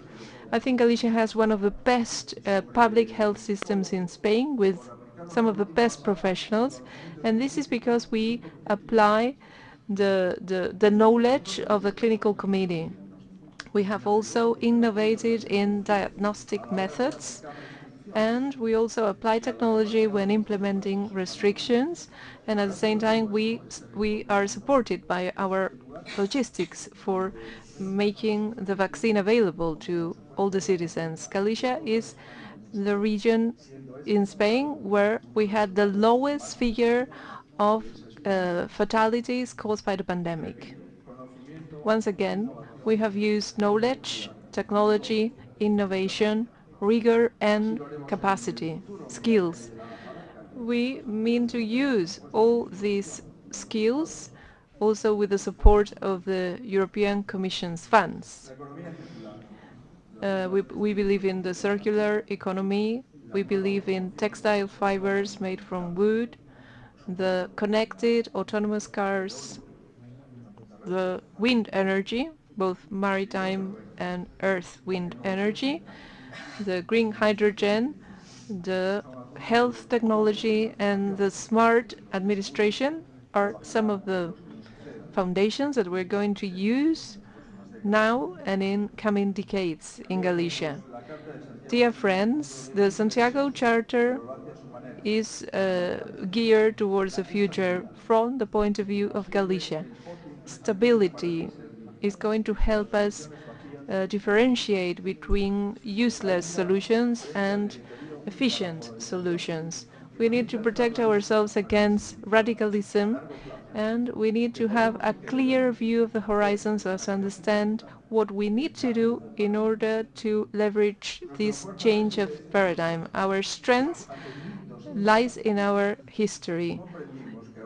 Thousands of years ago, we understood that opening our roads to visitors from all over the world could turn us into the future of peace and living together. From this European corner, we have continued to disseminate the reflections generated by the way. We continue to do so by welcoming experts from the World Health Organization, Harvard University, OCDE, brilliant scientists, experts from the fields of economics, society, and culture. Dear friends, this is our success. Their presence in the Santiago Charter turns this charter into something universal. It is a call for dialogue, for peace, for living together peacefully, which is actually what the Way of St. James has been representing for the last 1200 years. I hope that this weekend we will make many interesting reflections about the future ahead. I also hope that this month of November, where we are going to host the Montevideo Forum in the same place with heads of state from Latin America and Spain, I think we can continue along that path of discussion and living together. So thank you very much. Thank you very much to the Paideia Foundation for hosting this event, and also thanks to all of you for coming over to this green and blue corner, Galicia, and this home, which is a home of all. Because, you know, we have been welcoming visitors for 1200 years, people from every background, from every creed, language, culture, from all the corners of the world. So you can understand that Santiago knows how to welcome people, and at the same time we have felt forced to migrate. So that is why we understand how to welcome people, because we are global. Thank you very much.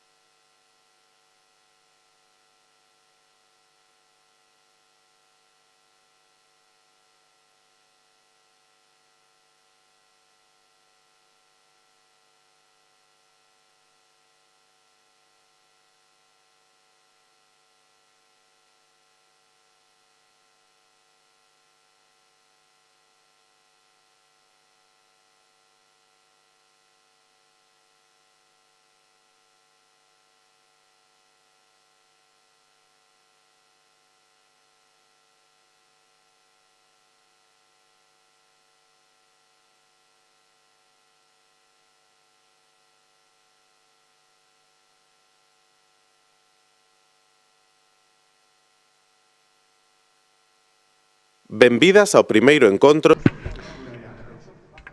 Welcome to the first encounter about culture and arts.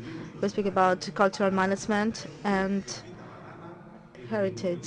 So we're going to receive in our auditorium Domingo Villar, Nacho Carretero, and Flavita Banana.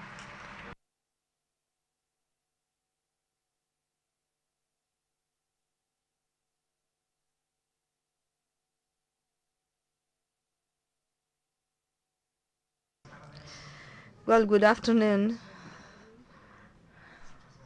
And thank you very much. I'd like to thank the PAIDA Foundation of Galicia for inviting us, also to the Regional Department of Culture, because we are meeting and trying to analyze the world of today and the world that is coming, and what we're going to find in this post-pandemic world. So I have the pleasure to chair this discussion panel at this time when we'd better be having coffee and taking a siesta, but we hope this will be quite fun. So I have Flavita Banana. She's a cartoonist of the newspaper El País and other media. She has written books such as Archivos Estelares, Archivos Cómicos, Archivos Espaciales. She has also drawn for other authors, and so sometimes everyday humor is bitter, but it is also smart and optimistic and modern. In her cartoons, what she does at El País are a lesson every morning. So many of you start reading El País through its cartoons. So, and we also have here Nacho Carretero, who was born in A Coruña in 1981, and he is a journalist. He writes for El País. He is the author of Fariña en el Corredor de la Muerte. Other books. I don't really remember the title of the book. It was about Deportivo de La Coruña that he did for Libros del Cao, and he's also a theatrical and visual producer. He has a new wonderful production company which is called Ailelo Producciones, and both of them can offer a globalized version of this world that is coming. Both of them are journalists, and one works with cartoons, and the other one has left to Syria or Africa, to civil wars, and both of them look at the world through the mirror of the social media. So there are many things to discuss, and so I better give them the floor. Good afternoon. So how do you feel in this weird, strange world, post-pandemic world where you have been working and we are opening up? So what have you found? New things, things as usual? Well, sometimes I say that there is something which is quite strange to me.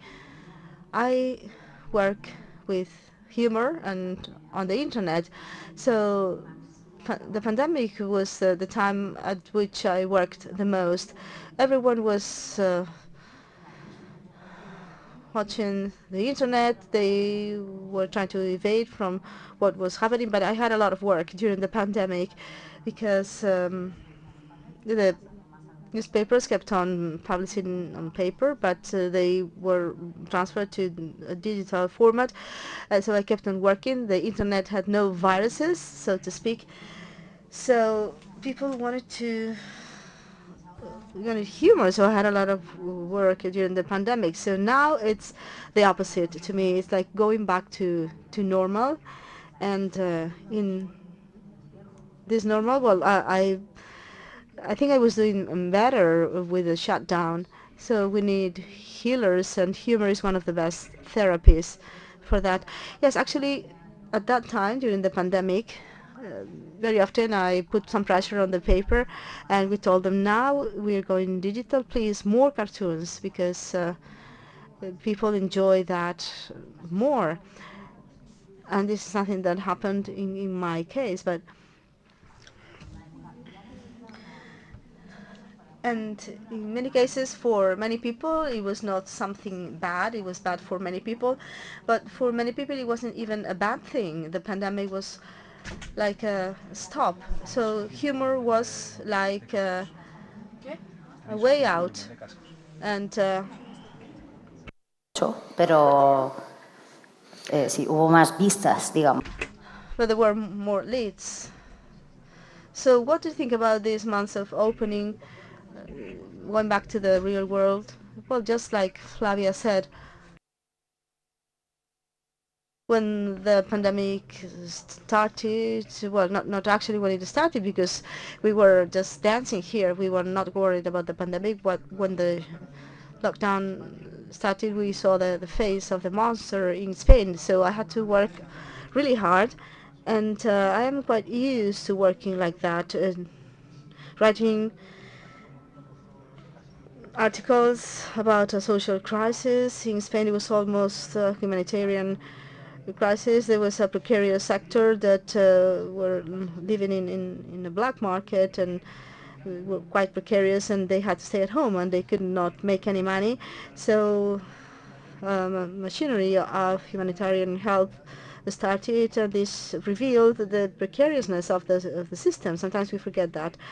So I had to go to the, I usually have to go to the hotspots in humanitarian crisis. So in this case, for the first time, this happened by our doors. And I live in Madrid. It was one of the hotspots in Europe, and now you can see that after Bergamo and Lombardy. And so Madrid and Lombardy are the regions with the highest incidence in Europe. At one point,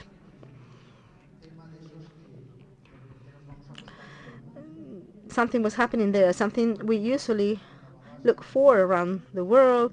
There were many deaths, infrastructure was not enough, and we were all scared because we were facing something unknown. So this was like a journalistic challenge that was almost encouraging. It might sound frivolous, but in a professional sense, it was something that it was worth telling. And so I was moving around all the time. I went to hospitals, to houses. Actually, I got infected, and we had no idea about how things should be done. So at first, this was quite thrilling, but then it went on, and I didn't know we were going to face such a long and tedious process. And now I am expectant, because I think we are in a privileged situation. There's a small group of negationists. Luckily, there are some, but as compared to Europe or even the US, we have just a few people that don't want to get the vaccines. So in Spain, the vaccination rate is quite high. So we are almost arriving to a normal life, and I think that it will be more than normal, over normal. So I hope that this will affect all the cultural and social sectors. I think that people are willing to do more things, and so we are quite eager to get into this new stage.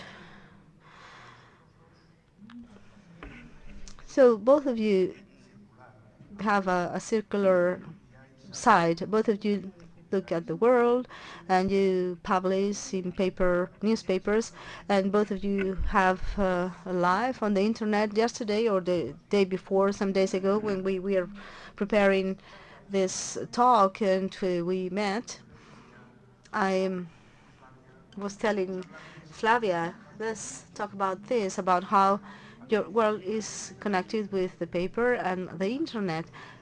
Flavia is a cartoonist of El País, and we were quite shocked because she said, if it weren't for the internet, no one would know me.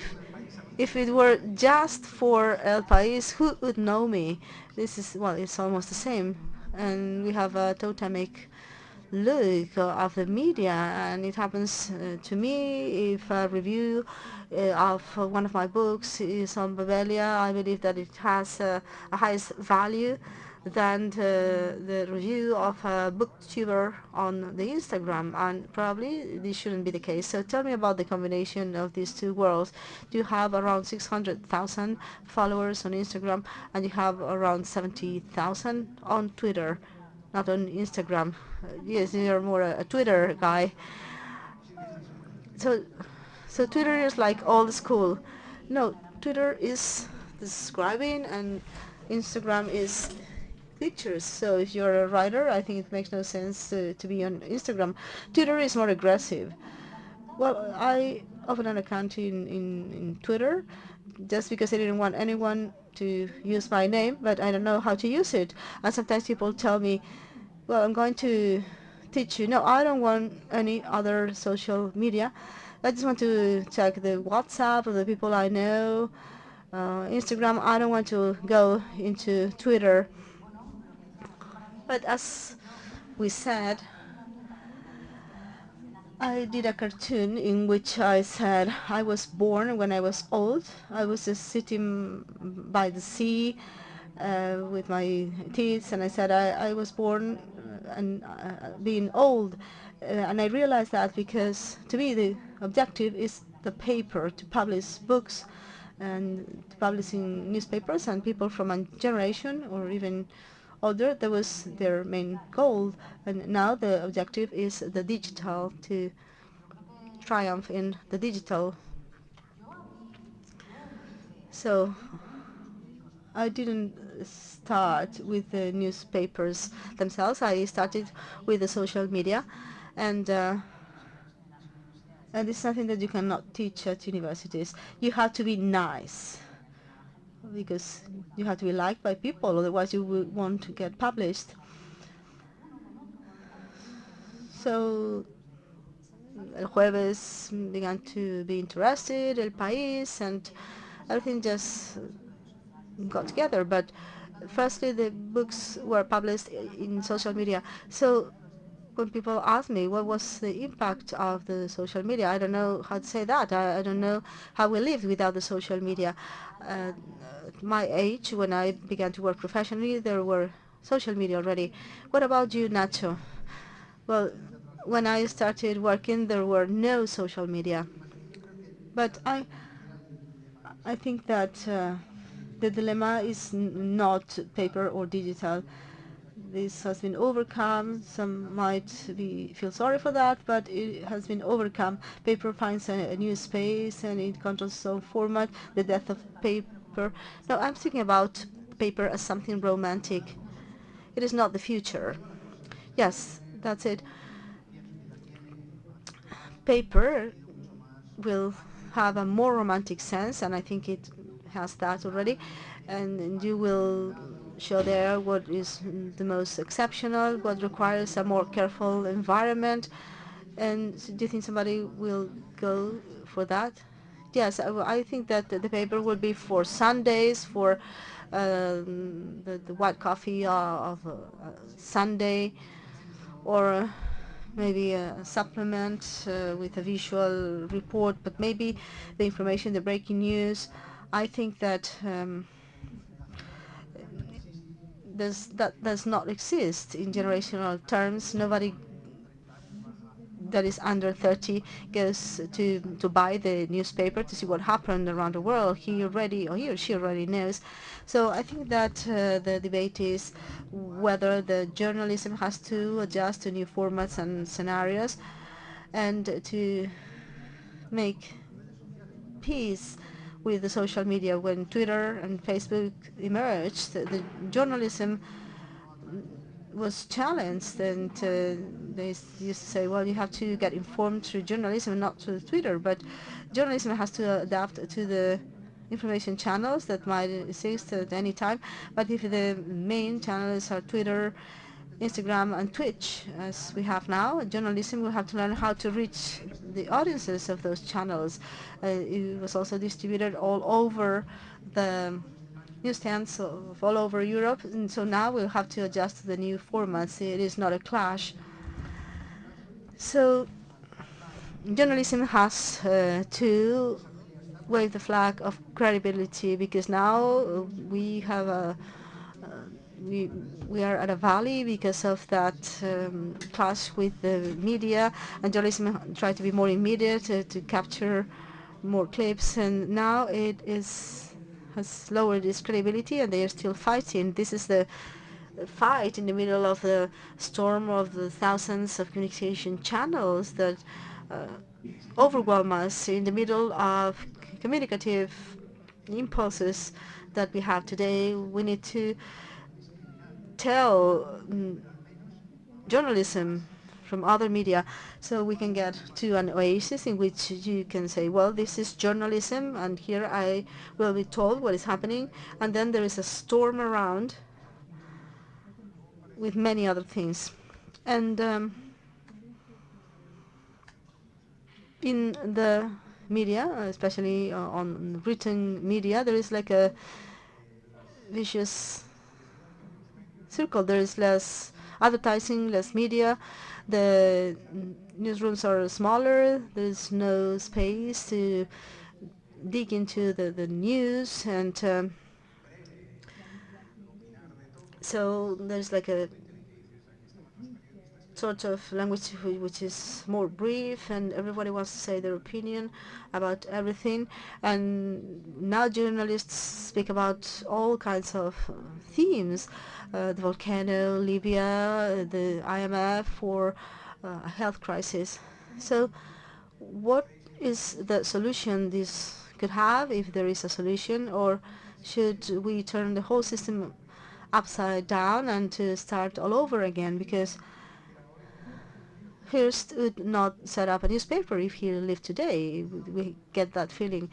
Well, in my opinion, there is a question of precariousness. There are no means, and I mean money by that. There's no money in journalism. Currently, journalism is a precarious sector, especially written journalism, to which I belong. It's a very precarious sector, without means, without money. You cannot fight. You cannot implement disciplines or reports or environments that require time, depth, resources. You cannot do that. So journalism is just something that you use just to survive. And I can tell you about my experience. The world of immediacy and tweets is not compatible with deeper stories. There are people that are fond of Twitter, but they also like to read a 15-minute report. Some months ago, I published a special report with Arturo Lezcano about the mobs in Costa del Sol, one of the longest pieces that has ever been published in El País in recent years, and it broke the record of average permanence. So people are interested in those themes. There's room for that, but doing that sort of things is more expensive. It takes more money, more resources, more time, and there's no money, so the energy is put in other types of journalism. I don't think it is a conscious option, and it's because of a lack of resources. And I always give the same example.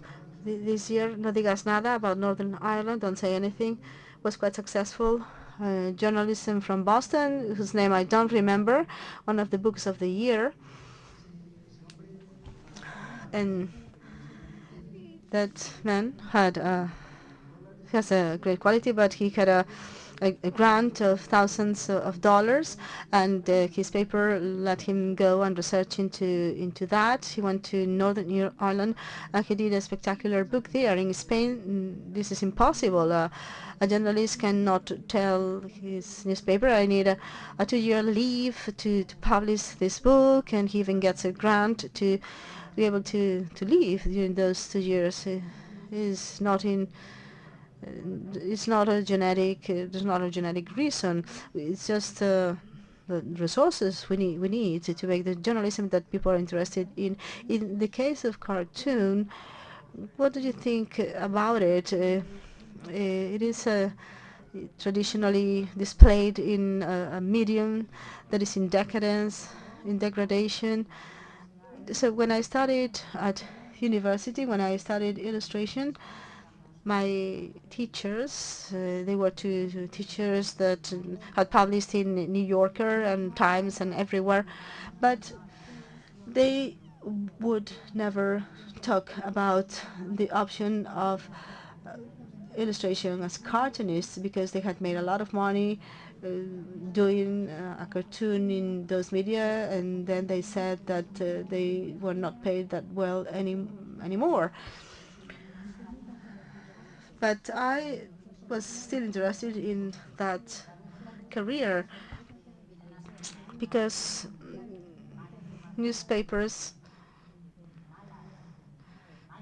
have many sad news, and they make you sad, and at the end you can see these cartoons and you can laugh a bit. So I thought, well, this is a way out in illustration, so you can have your opinion and you can give a twist to that, and you can speak about a shady theme, and I didn't want to say any bad words, sorry, but I can be speaking about the same theme, the volcano or the war, but I can give it a twist. I can give it a twist, and I'm not saying it's my opinion, because this is also important. I don't know if cartoonists at El País, Peris, El Roto, and I don't know if we give our opinion. I think we are just translators. What is happening is translated into pictures, and of course there is a bias. So this is what I'm saying about this theme, but it is poorly paid. You cannot live off that. It was the dream of my life. It was what I wanted. Now, well, I can be there, but it is not my main income. And it is quite peculiar within the newsrooms or the managers of the newspapers. This is still considered an extra. So the cartoonists are some of the collaborators, but however, I think that most of the people look at that, and it doesn't take 15 minutes to write to draw a cartoon. No, 25 minutes. Yes, but many hours thinking. Yes, but this is a very immediate consumption. It has little feedback. There are very few letters to the director about the cartoons, but I think everybody likes cartoons. Well, everybody likes reading, but I'm sure that everybody likes cartoons, and I think this should be more appreciated, our point of view. I can also write an editorial, of course, but there are many boring editorials, so I prefer to draw. You're very humble, but I don't think that your cartoons are drawings, or I think you have a career and you're able to sum up in a drawing or in an expression. We're going to speak about Forges, for example. Forges was the best. He would tell everything in one drawing, and I guess there is an intense thinking behind that. And you say you cannot live off a medium like El País. You cannot make a living there or in any other media today, but other doors are open up, new ways, there are other places. So I have the feeling that in the past the newspaper was the goal for a cartoonist or a journalist. Yes, it was for me. That is why I feel old. But now we feel that it is just a complementary activity of many others. Well, I think that I complement my survival with my online shop. The media don't make me win any money. I didn't want to be an influencer, and I didn't want to monetize my followers. I think that's ugly. But this was 5 or 6 years ago, but now there are many cartoonists on Instagram, but only there. And they have their concerns, and they make a living with that. So I cannot speak about that because I don't behave that way. I only work with paper, but I guess that in the future it's going to be the way to do it.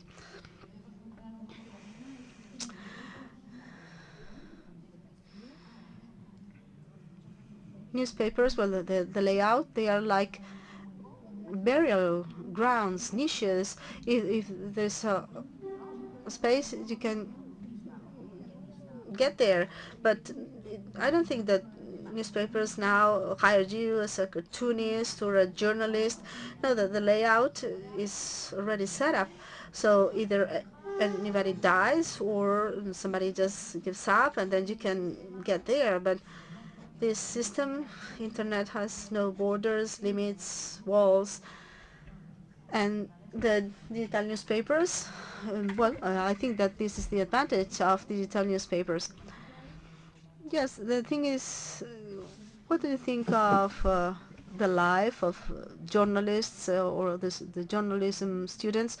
It's still one of the degrees with the highest demand, so we have to send them a message of hope or lack of hope.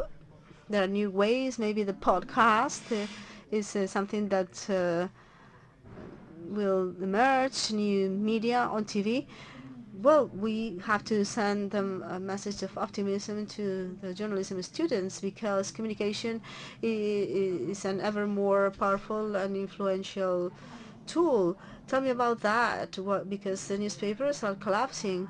Well, paper is collapsing, but not journalism. Well, communication has always been essential since the origin of human beings. It coexists with our experience. To be informed about what happens is necessary for our survival. Journalism has been out there for centuries, but it's looking for its own place.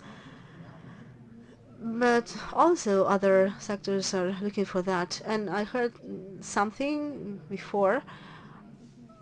Our generation is still an analogical society in a digital world. The world is digital, but we are not. We were not born digital. So there's a tension that we experience every day, lack of understanding, a generational lack of understanding behaviors in social media, values such as privacy. There is a generational gap of what privacy is for a 50-year-old versus a 15-year-old. So there is a clash, a tension between what we are as a society and the world that technology provides us with. So with regard to communication, there is tension. Communication has gone so fast that it has knocked us down. If you wanted to get informed, you knew about the ritual. You had to switch on your radio to go to the newsstand and buy a newspaper. If you want to get informed, you just have to put your hand in your pocket and press a key, and you can know that there's a coup d'etat in Turkey or in Burundi, or maybe the currency of Argentina has collapsed too. And so sometimes we would find out about some things 30 years later. And so this has a good side, but there's also a tension. Communication today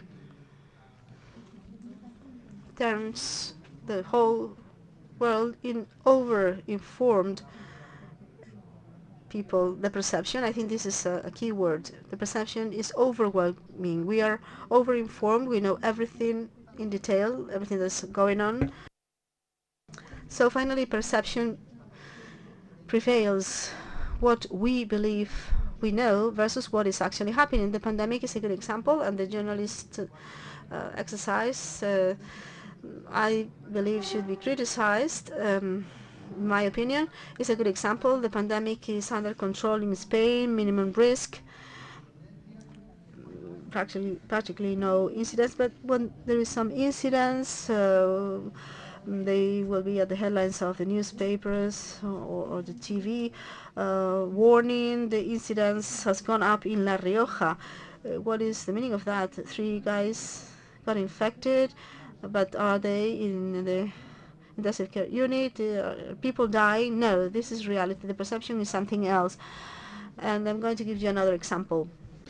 The difference between perception as a result of over-information and reality.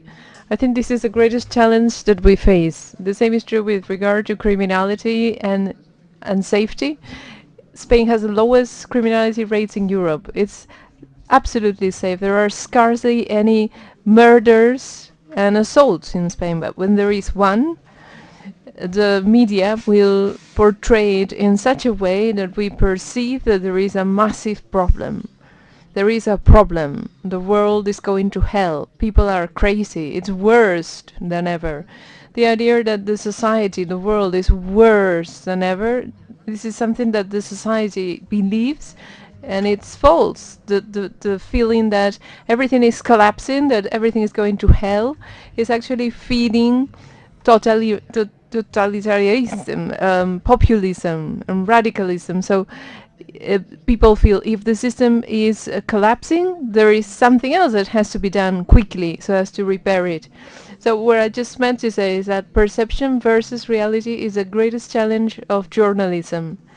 And this is multiplied times 100 in today's world, where we get information with a click. I think this is one of the most important challenges of communication. And it's important that young journalists arrive to the media and they bring their own contribution, their own points of view, so as to placate this great challenge. So more than ever, young people need to study journalism so as to improve journalism in this complex world. I spoke too long, sorry. Now, I was thinking about what you said. The fact that the media, the social media, the journals, the radio, TV, in the end, except for TV, radio stations and journals, information, I mean, news is the message. With social media, it's not the message, it's the medium. I mean, for instance, Twitter. Let's talk about Twitter because it's like the most pervasive. People do not go into Twitter and read the message. They read it as a medium. So what the internet has generated, this mega democracy, what it has generated is that as things happen, people immediately react from their point of view. This is like the Russian telephone. So maybe you discover something because you saw a retweet, and it's like a threat. So we cannot ignore. I mean, I do not think that you can include social media in the same box as TV, newspapers and radio stations, because social media are interactive. Let's not forget about that, because what happens is that people get information from particular accounts, which are not newspapers, they are specific accounts. So the question is, how can we get journalism on social media at the same time with interactivity? I think people should be allowed to have their say, but what matters is that the reader or the spectator can no longer tell the difference between information, like professional information, and, well, in the case of cartoons, I don't mean to be so serious, because a cartoon is individual. You can read mine or you can read another one. But in the case of articles with a serious content, some people get information from Twitter accounts, which are actually accounts, and I can call them newspapers, but they're just accounts. So we tend to forget that the bidirectional nature of the media is complicated to treat. I think that can be damaging. For instance, I have much more freedom when I release on El País and on Instagram, my freedom, my personal freedom. Because on Instagram, depending on what I post, I can read all the comments and people can write anything. They can, physically. I don't usually do that. I restrict, which is very good. I filter. So people can write whatever they want, but it is only read by me and the poster. So that person can keep on posting, but nobody else will read it. This is what they call restricting or filtering. I think that's one of the keys. The democracy in communication has a negative side, which is that a very stupid person can post their opinion and you have to read it 2 minutes later. And that is intoxicating. But how can you filter that? I mean, one thing is that they tell you what they think. You can put up with it, but the question is, why the rest of the audience is free to read those comments, maybe from a fake news account, and take information from there? That's what I said. The big challenge of journalism is to be like a beacon in the middle of the ocean, so as to cast some light, some clarity among all that information, and you can receive information from that. So I think that is the main challenge, because that is the conflict that you have been referring to. We're still learning. Maybe in 2 generations' time, they will see the way that we use social media nowadays, and they will say, you were crazy. What were you guys doing? You were boycotting people, you were... Or maybe people say, how did you allow them to post comments? Maybe they will ask you that. Just like when we are watching a TV show from the 80s and we thought, what is that? What can they say? That is racist, that is populist, whatever, and you feel absolutely amazed. People will be reading our tweets and the way we interact with each other, and they will go, you guys were crazy. And I think that's the conflict that I was referring to. We still do not know how to manage, how to handle social media, and I think there is a challenge that journalism has to tackle. And do you think, for instance, Nacho, would you do some crowdfunding to go and do research in Ethiopia so that your readers go fund you, and then you can travel to Ethiopia to do some research and then write an article about it? And then Flavia has a different job, which is, I mean, she's also an author. So both of the sides of her career feed each other. But would you do that? What do you mean, direct connection with your reader? Because I think people will purchase newspapers less and less, and they would just want to read the sports section, for instance, the Celta football club section. He said he would do it. Yes, I just want to know what's new with the fiscal reform, for instance. I want to know what they think about the fiscal reform. One thing is important, and I think young people are not used to reading newspapers at all. I think young people do not even read or go into newspaper websites. So I think that young people say, this is the newspaper, okay, this is the right wing, this is left wing, this is center. So I think young kids should learn, or even middle-aged people should learn that newspapers are like cities. For instance, there are supplements like literary, weather, etc. They are like independent districts in one big city. For instance, La Razón. La Razón is not something to my taste, but it has the best literary supplement in Spain. So maybe you can ignore La Razón and go directly into the book's supplement. So I think, labeling newspapers as right, left, whatever is not useful, I think you should take collaborators into account, because we are creators, so we need to make some money. So maybe the newspaper is right-wing, but they allow you to do whatever you want with the arts supplement, for instance. So it's important to know that we should be more open-minded, because all of us are victims. I mean, all of us who work with newspapers, we are victims. We have a very precarious job. And how do you see yourselves? I mean, Flavita Banana and Nacho Carretero, could you guys work outside newspapers in the future? As freelancers? No. Or would you find some alternative funding?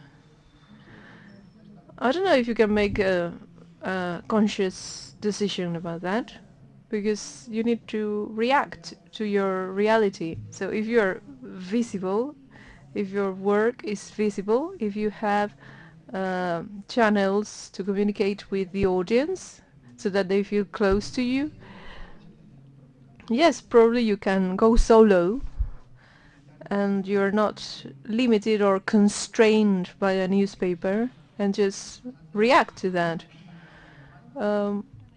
In the past, you had to earn your space in a newspaper. For instance, you would, I mean, Vargas Llosa would write an editorial, and he won that place, that position in the newspaper.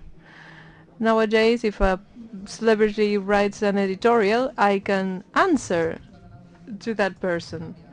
So you earn your own position in the media, and this changes the relationship between the medium and the audience. This is a very open space, and sometimes you can go your own way, but there is a negative side that Flavia has referred to, which is the fact that sometimes you are constrained by different circumstances. It's difficult to react in this world. There are some very toxic people who are very negative, will try to bring you down. There are very toxic people out there. Sometimes you have to self-censor your work. For instance, I can no longer tweet because there's no point. It's just pointless. So that's the negative side. But of course, there's also much more room to go your own way, and this is not incompatible with working for a newspaper. Nacho, you are a journalist, you're a research journalist, and you collaborate with the production house. So the stories that you have researched, the conversations or the interviews that you make, they are made visible by that production company. So how does it work? Yes, there's something else that I find unavoidable, which is a transformation of the form of journalism. Before it was much more limited. In the case of written journalism, something happened and then you would write an article about it with some specific elements through a medium. Nowadays the same story happens and it can be transmitted journalistically, and then it can become many more things. It's like a hybrid medium between culture and journalism, if they are two separate concepts, and that is unavoidable. You mean mass culture? Yes. I think this is unavoidable because for many years in Spain, journalism was a little bit constrained by itself, in the sense that this is a chronicle, this is a report, this is a news item. So there were some very clear borders, and things are different now. The same topic can be turned into a play or a TV show or a podcast or a BD, etc. I saw that with Fariña. So in the end, all those products can reach a much bigger audience than with the traditional filters of culture. In the end, when people are watching a fiction series, they learn about reality, and maybe they go back to the original news source.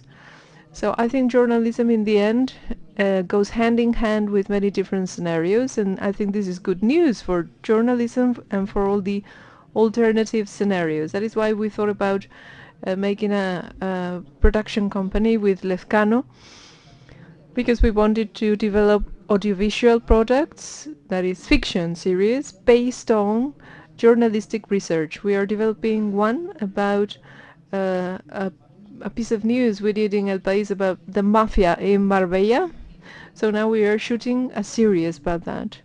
This is an unstoppable way, and I think that the big media should understand that this is the reality nowadays, and if they don't want to stay outside, if they don't want journalists to do that, I think the big media companies should create their own production companies and maybe go hand in hand with Netflix, HBO, Disney, etc. I agree with him in the sense that you say that newspapers must realize that this is a case, and at least in the world of PD, etc., cartoons, once again, what is going on is that we're not tumbling down the system, but we are starting to perceive that the big media, whether they are newspapers, comic books, etc., now we realize that they are like brokers. What they used to do was to say, okay, I am a big guy, I'm up here, so I hold your hand and I'm going to show you what is going on. But the internet is actually bringing, it's actually getting rid of the intermediary, is getting rid of the brokers. So at least in my case, in the world of graphic design and cartoons, etc., people tell me, well, nobody wants to publish my cartoon, but I tell them, well, you have your audience, you have your followers, so why don't you post for them? But how can the author earn a living? Well, they can publish the books and then sell the books to their followers. I do not sell as many books as followers I've got. It would be impossible. I would never sell 600,000 books. Could you? Could you do that? Yes, you do. 600,000? Not really, that's too much. But it's not our fault, it's that people do not read. Well, I read a lot. I read a lot. I also encourage people's reading. But people were, we were talking about the internet, because people post comments. But well, it's fine because I have been investing many days on a piece of cartoon and then you just post a comment in 0 seconds. That is not fair. But why don't we try and make the big structures, these patriarchy structures collapse? I have to say that.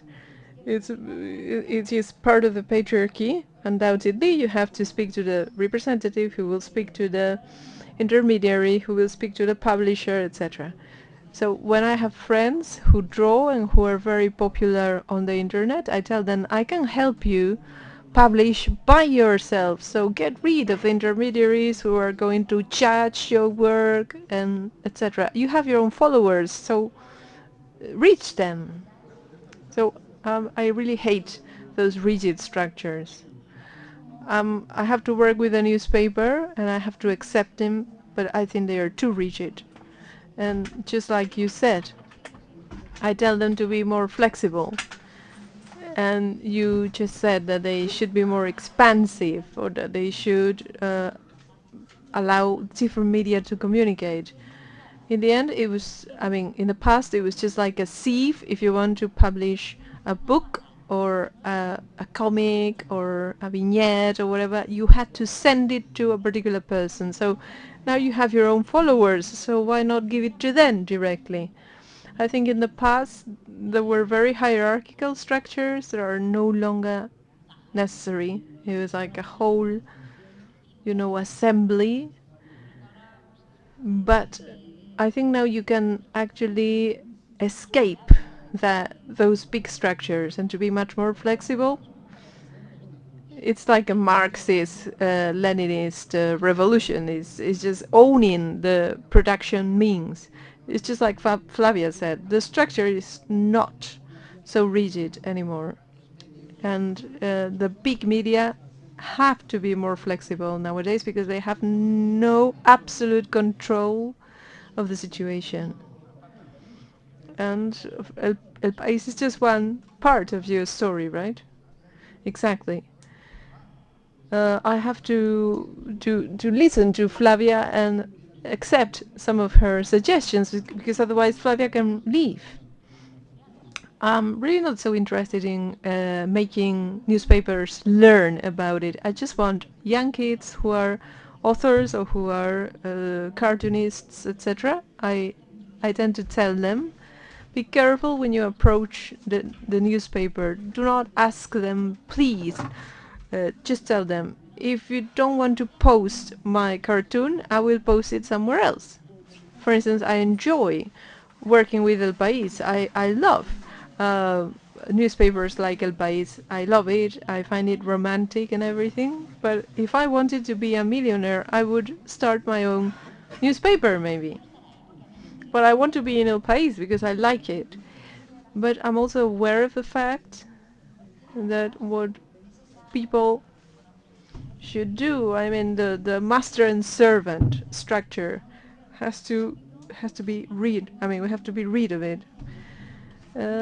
So somebody told me they're going to publish my cartoon, and I thanked them, and I said no, they should thank you for giving them the content.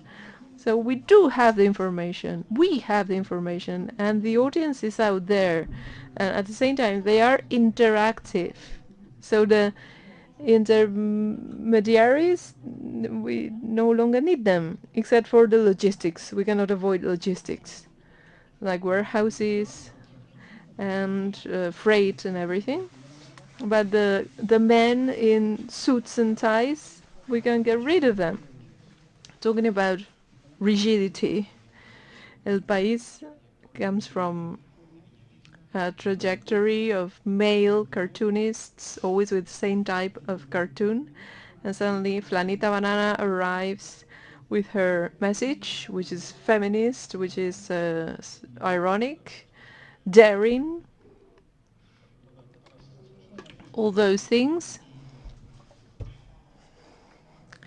So how do they receive it?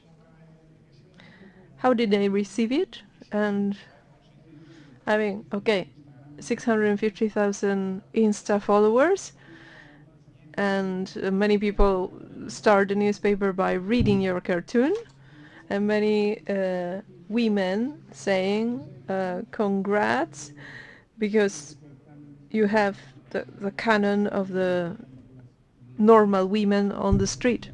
You didn't have many female references like Maitena that I met. So what's your story? I still don't know. I really don't know. Every day, I mean, when I began with El País, I used to tell myself, I'm so lucky, oh God, I'm so lucky. And then I try to think how lucky they are, how lucky they are. I mean, I'm doing it for them. So I think we should bear that in mind.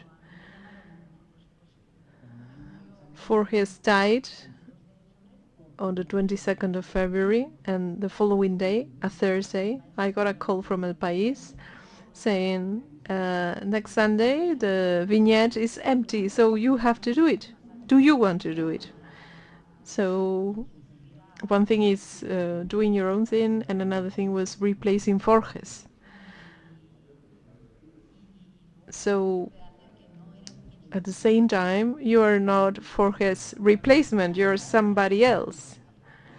I have nothing to do with Forges, I'm sorry, but I wish Forges was still here, but it's funny, but I was not surprised because I'm a woman. I was surprised because I was 30, 31. So I thought, I'm so young. And I never thought, well, I'm a woman. That's strange. I'm just a cartoonist. And so I continued, and now I'm in the first few pages of El País. It is not the Sunday vignette, it's part of opinion. And well, sometimes it's hard because sometimes I ask them, can I draw about something? And they tell me, okay, you can draw about whatever you want, because my cat died the other day, so I drew about my cat.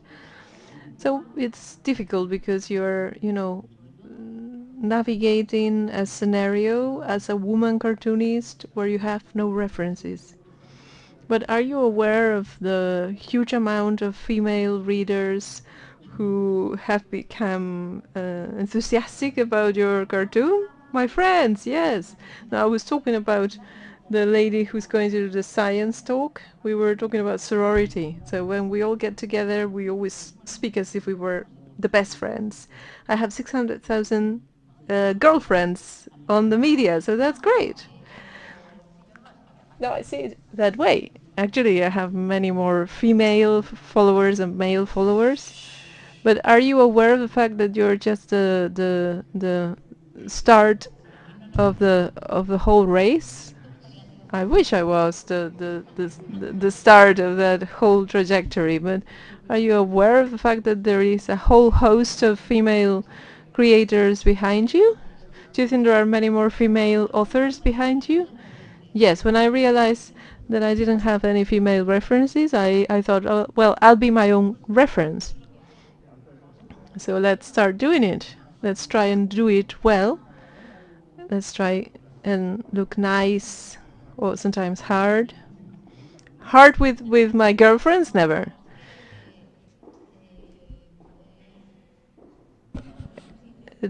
They tell you that you must be like a reed, which is both hard but flexible. When I talk to young drawers about how to answer emails, how to speak to newspapers, etc., I tell them, you must be kind but firm. So be polite, but don't let them, run you over, especially with girls. I always think, did El País call me because I'm a woman? That is an impending question on my mind. It's the imposter's syndrome. They had to fill a quota, so they called me because I'm a lady. But now that I'm in, I'm like the Trojan horse. Now that I'm there, I will do my thing. And Nacho, do you also feel you were hired because of that? No, yes, it's a Galician quota. Do you feel a female force in media, in culture, literature? Yes. Right now, yes. But science and medicine? No. It's obvious. It's the era, the sign of the times. Actually, what is striking is that this is happening for the first time in history. It's not like there was no time before, ever before, where women became prevalent in most fields. So if history was a line, we couldn't even see the beginning of that line when women started to have similar rights to the rights that men have always had. So this is just like, the start of the whole thing. It's striking, but it also generates a lot of conflict, a lot of tension. Feminism is a movement which has no return, but which has just started and which goes to transform the dynamics of centuries or even millenniums.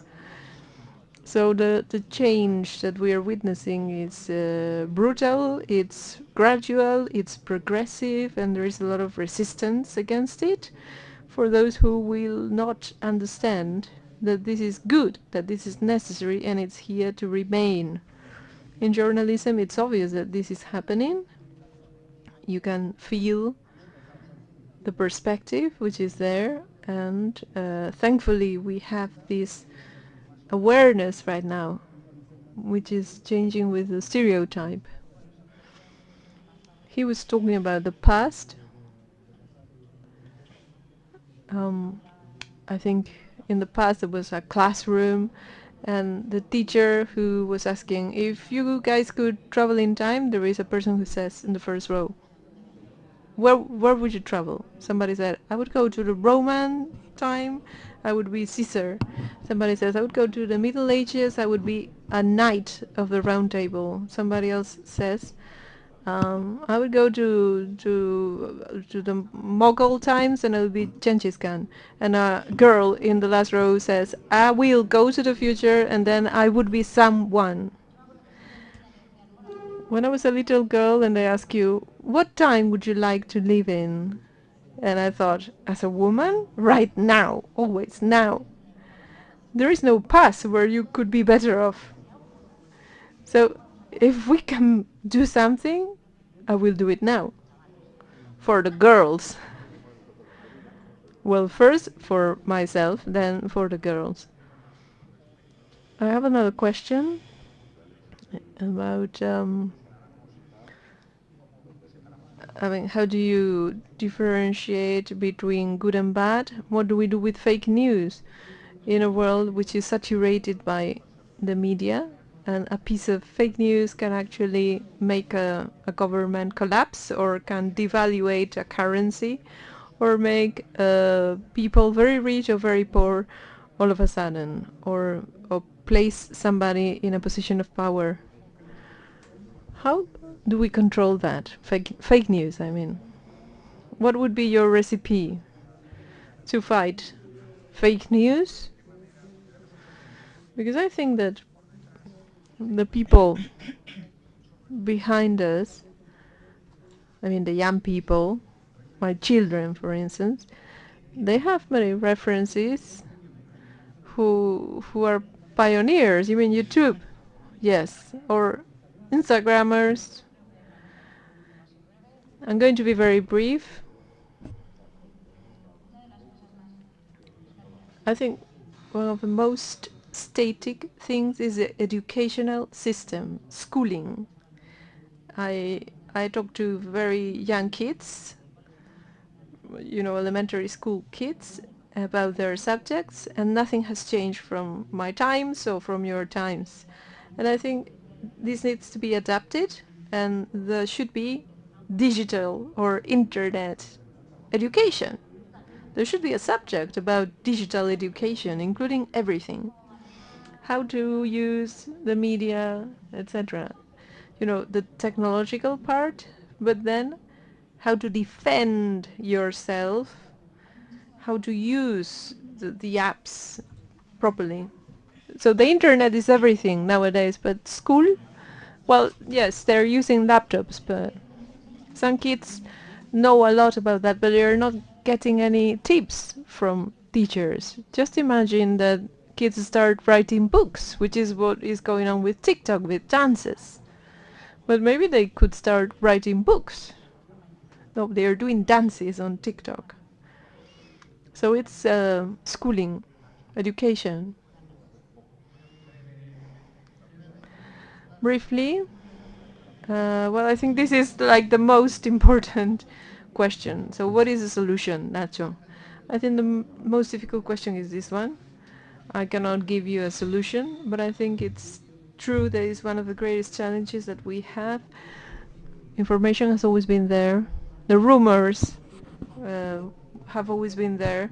In the past, the people who spread rumors in the village were often beaten up by their neighbors. But now we cannot do that. The lack of information or the misinformation is very useful, publicly, and it's within the populists. It's probably the best tool that we've got. One of the myths about misinformation is the idea that there was a world in which everything was fine.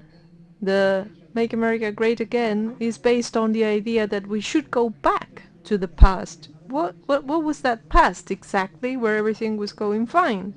But it's a myth. It's the myth that now everything is going downhill.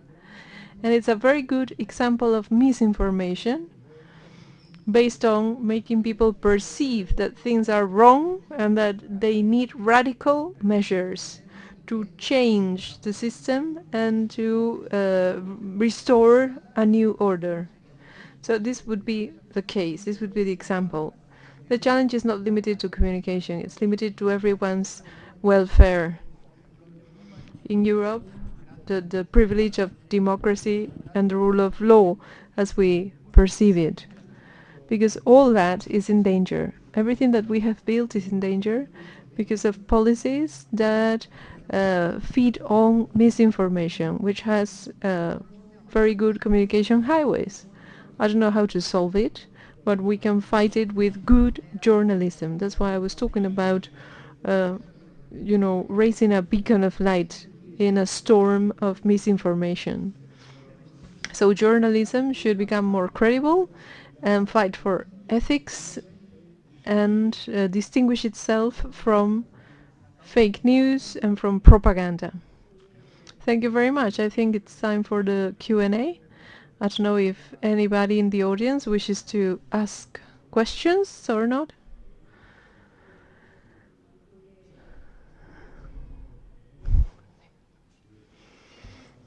Hello, good afternoon. It's a pleasure to listen to the three of you. Can I ask in Galician or in Spanish? I have a question because you have dealt with heritage, and Flavita has talked about images and artistic heritage that is on the internet, and you have dealt with heritage as memory. Nacho, and you have done that in Fariña. So with digitization, is heritage endangered, or are there new chances? And there's another question with regard to media concentration. Some weeks ago, people were discussing regulation in the media. Some media are connected with holdings, with big companies, with media concentration that is quite huge, even a monopoly. Do you think this is good or bad to guarantee this pluralism in information? Do we have to fight this monopoly? Well, these are complex questions. Digitization,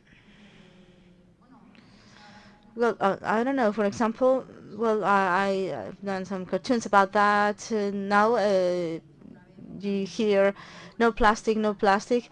And so I did a cartoon of two trees holding a sign saying plastic yes, because now everything is made of paper or wood or cardboard. So now we are claiming paper, but and I do that, but this is like a romantic view of paper. If I write a book or if I do a cartoon and this is on an ebook, this is paper to me too. When I speak about paper, I speak about dignity. You should have your own space, and to be able to say what you want, it should be just have one single direction. The digital could be a single direction publication such as ebook, and you say your thing and you reflect upon that, or it could be the media where it's bilateral, people can communicate with you, and there is more and more noise and mess there, because now we find a kind of equality. Well, I wish it were equality, but everybody's talking, and sometimes it's difficult for you to show your work. So for the digital, yes, but the virtual, I don't know how to put it.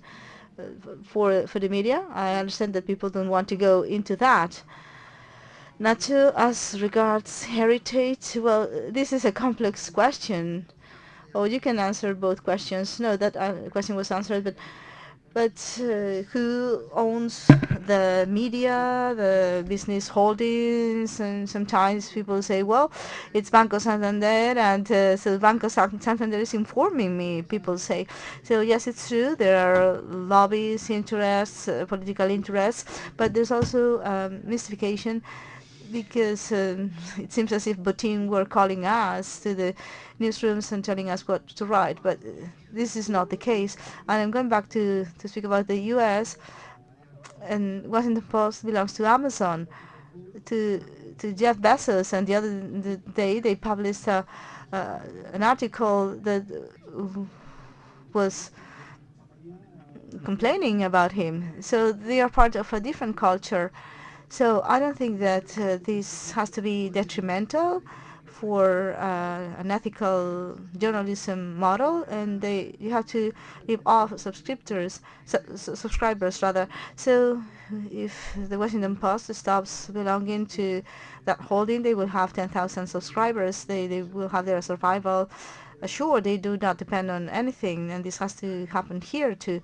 So at the end of the day, it depends on the goals of each media. And, well, yes, there are some that are trying to control information. This will always exist. Any other questions? Hello. Well, you were talking about PROA, translators, perception, restriction.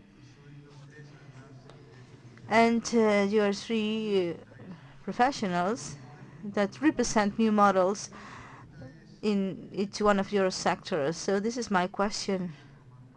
Should you be part of a good generation of translators, the channel that is necessary to convey the messages that should convey the humanitarian values? We're talking about the 2030 agenda. We're talking about the Sustainable Development Goals. We're talking about change, and we all wish for change. And so we have to master that change, but by means of your channels, with your messages in that sense. I don't know, maybe it's too late for our generation, but I think, well, not my generation. So those are the 8 years old.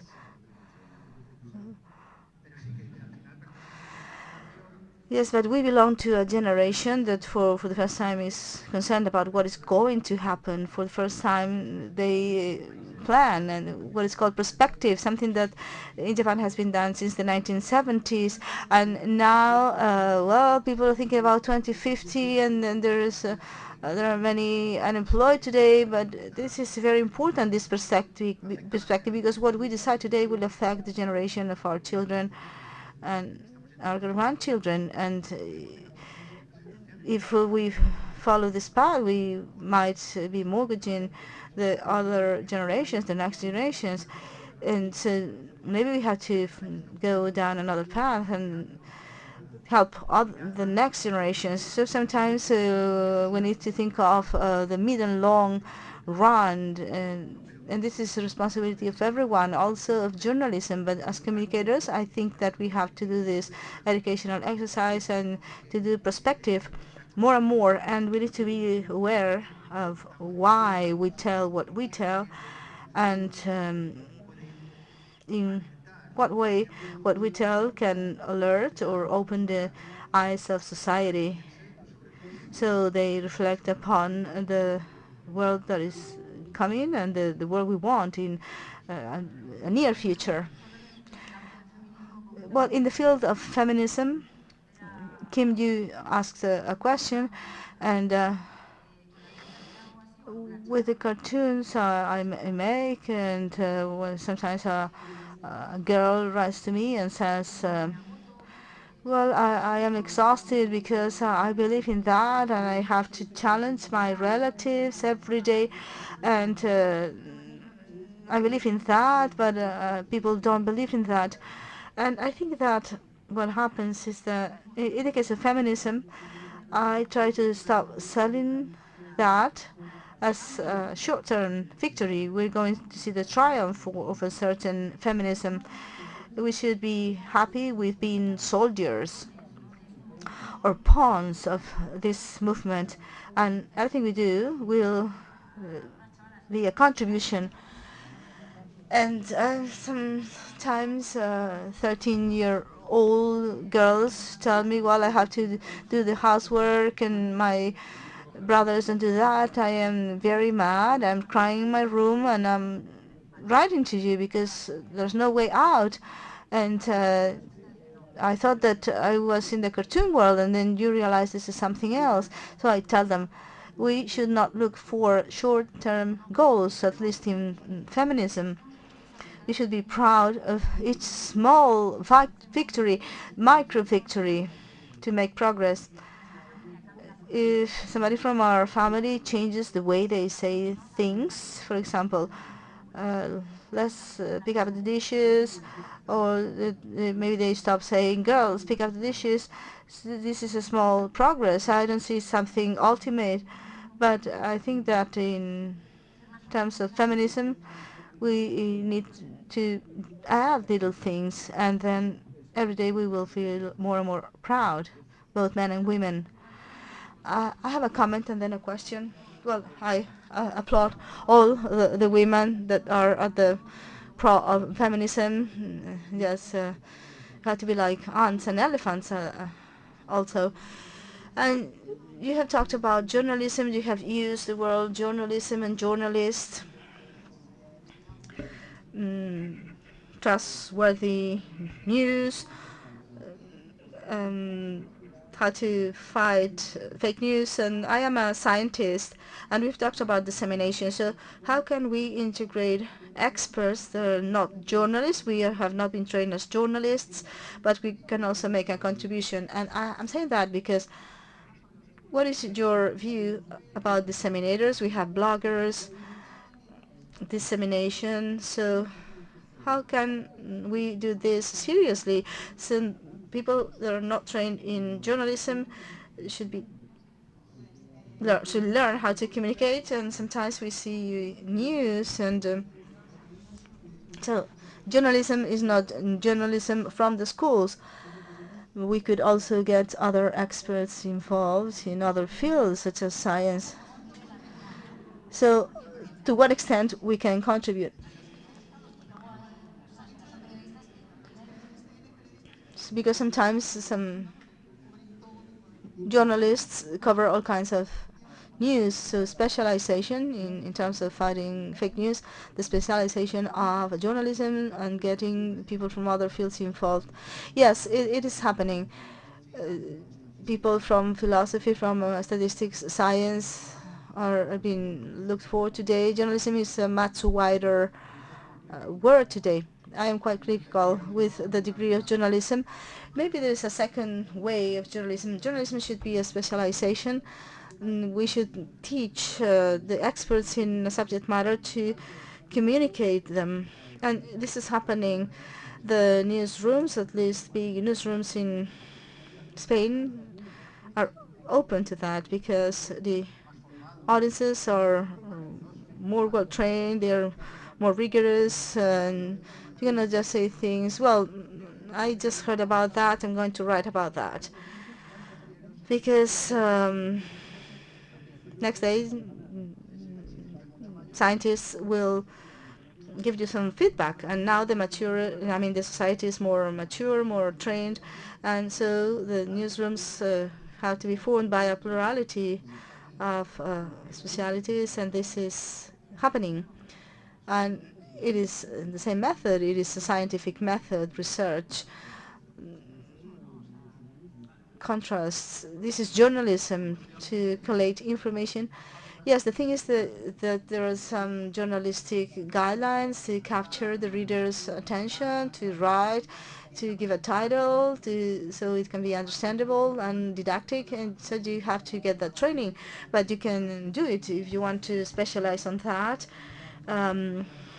If you want to study a subject matter, you can also be didactic, and you can tell it to the general audience, not just in a scientific journal, and you can help them to understand it. Well, time's up, and I hope you have had a great time, just like me. I hope you have learned a lot, like me. So it's really luxury to have people with so much talent, Flavita Banana and Nacho Carretero. So please give them a round of applause.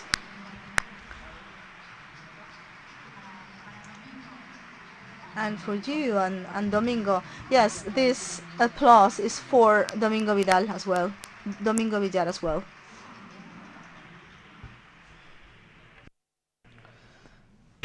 Nun intre falaremos de arte.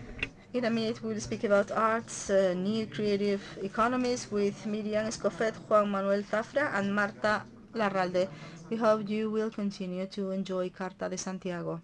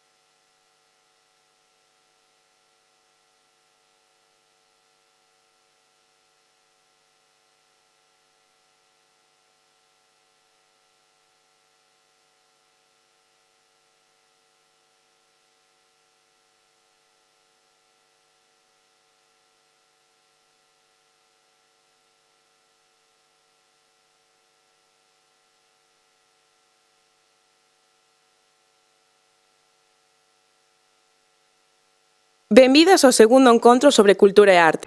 Welcome to the second meeting about culture and arts. We will speak about arts and new creative economies.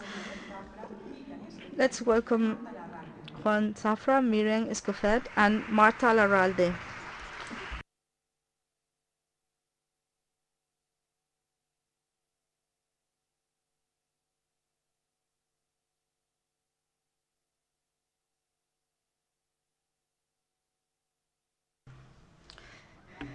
Good afternoon, ladies and gentlemen. Thank you very much for being here. My name is Marta Larralde, and I'm going to be the chairperson of the second stage about Carta de Santiago. And first of all, I'd like to thank the Paideia Foundation and the Regional Department of Culture of Xunta de Galicia for organizing this space for encounter and reflection.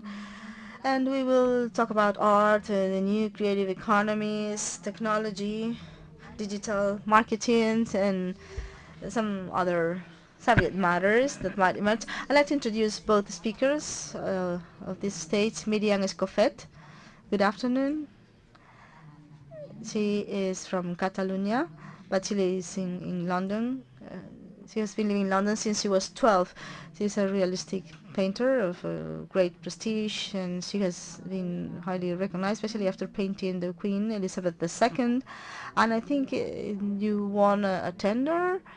Yes, I won an award that's called BB Portrait Award in 2018, and after winning that prize, I was commissioned to paint the portrait of the Queen.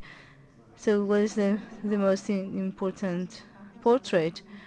Your mother's portrait or that one? Well, maybe my mom's portrait, because he has opened up many doors. It was a very personal portrait, and I won this award, and that is why I got that important commission.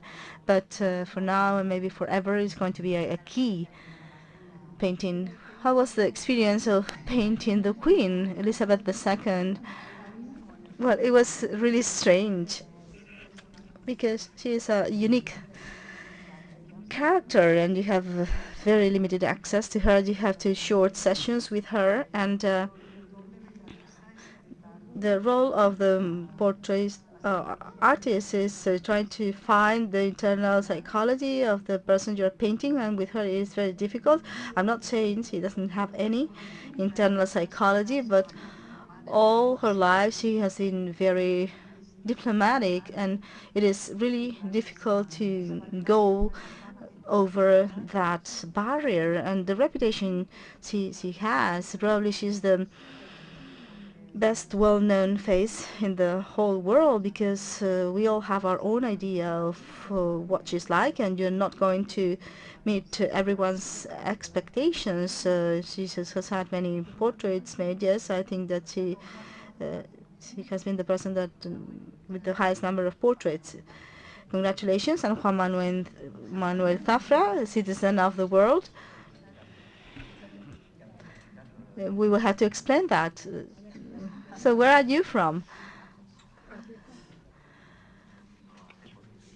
Well, she's doing that because she has privileged information.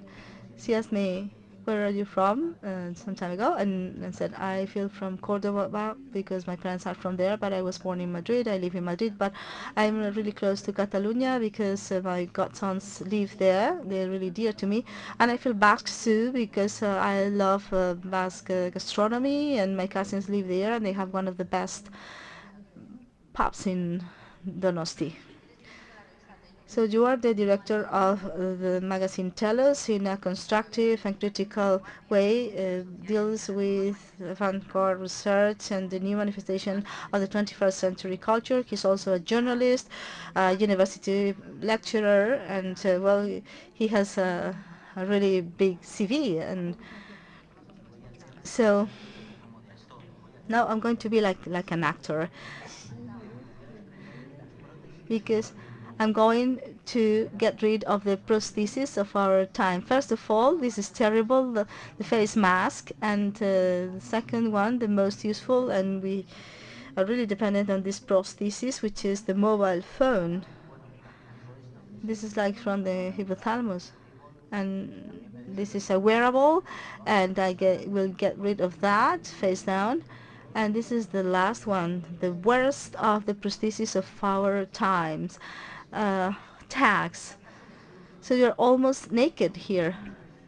Well, not really, I'm wearing this pullover. So, to get to the point, we need to do things, otherwise what are we? We are what we do. Yes.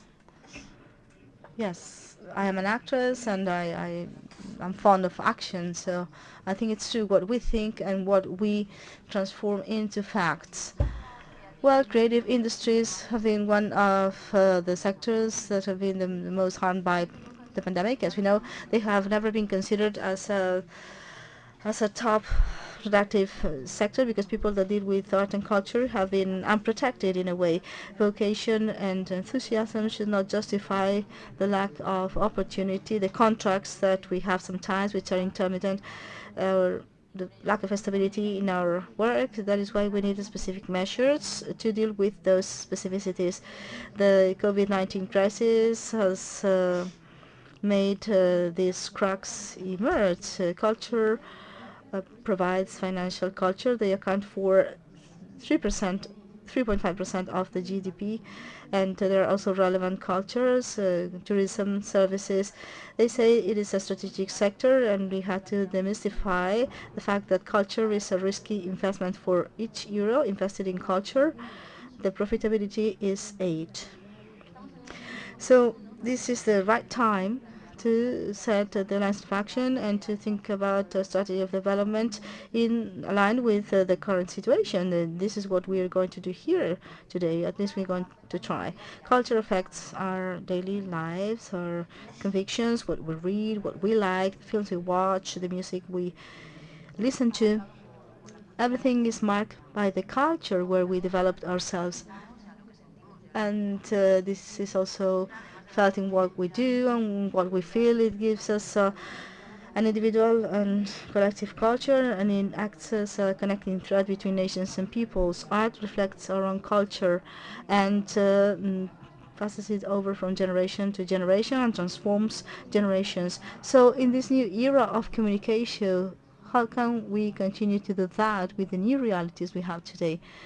Well, I think that basically art is transmitted even more than before through the digital platforms we have.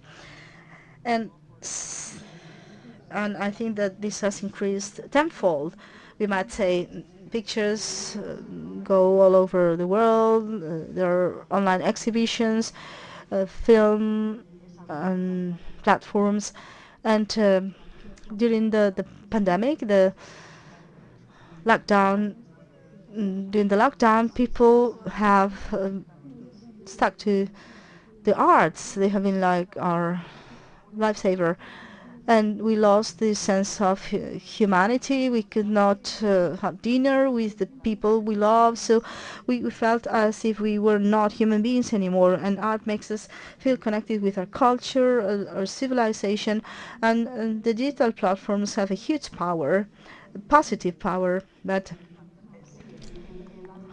also a dark side, and we will talk about that in a minute. But yes, we are at an optimum era, I should say, to disseminate culture globally. And well, of course, art has never respected the barriers or the borders. Art has always been quite promiscuous. In that way, artists have always traveled from country to country, disseminating ideas, aesthetics, philosophies. At the time of the Renaissance, for example.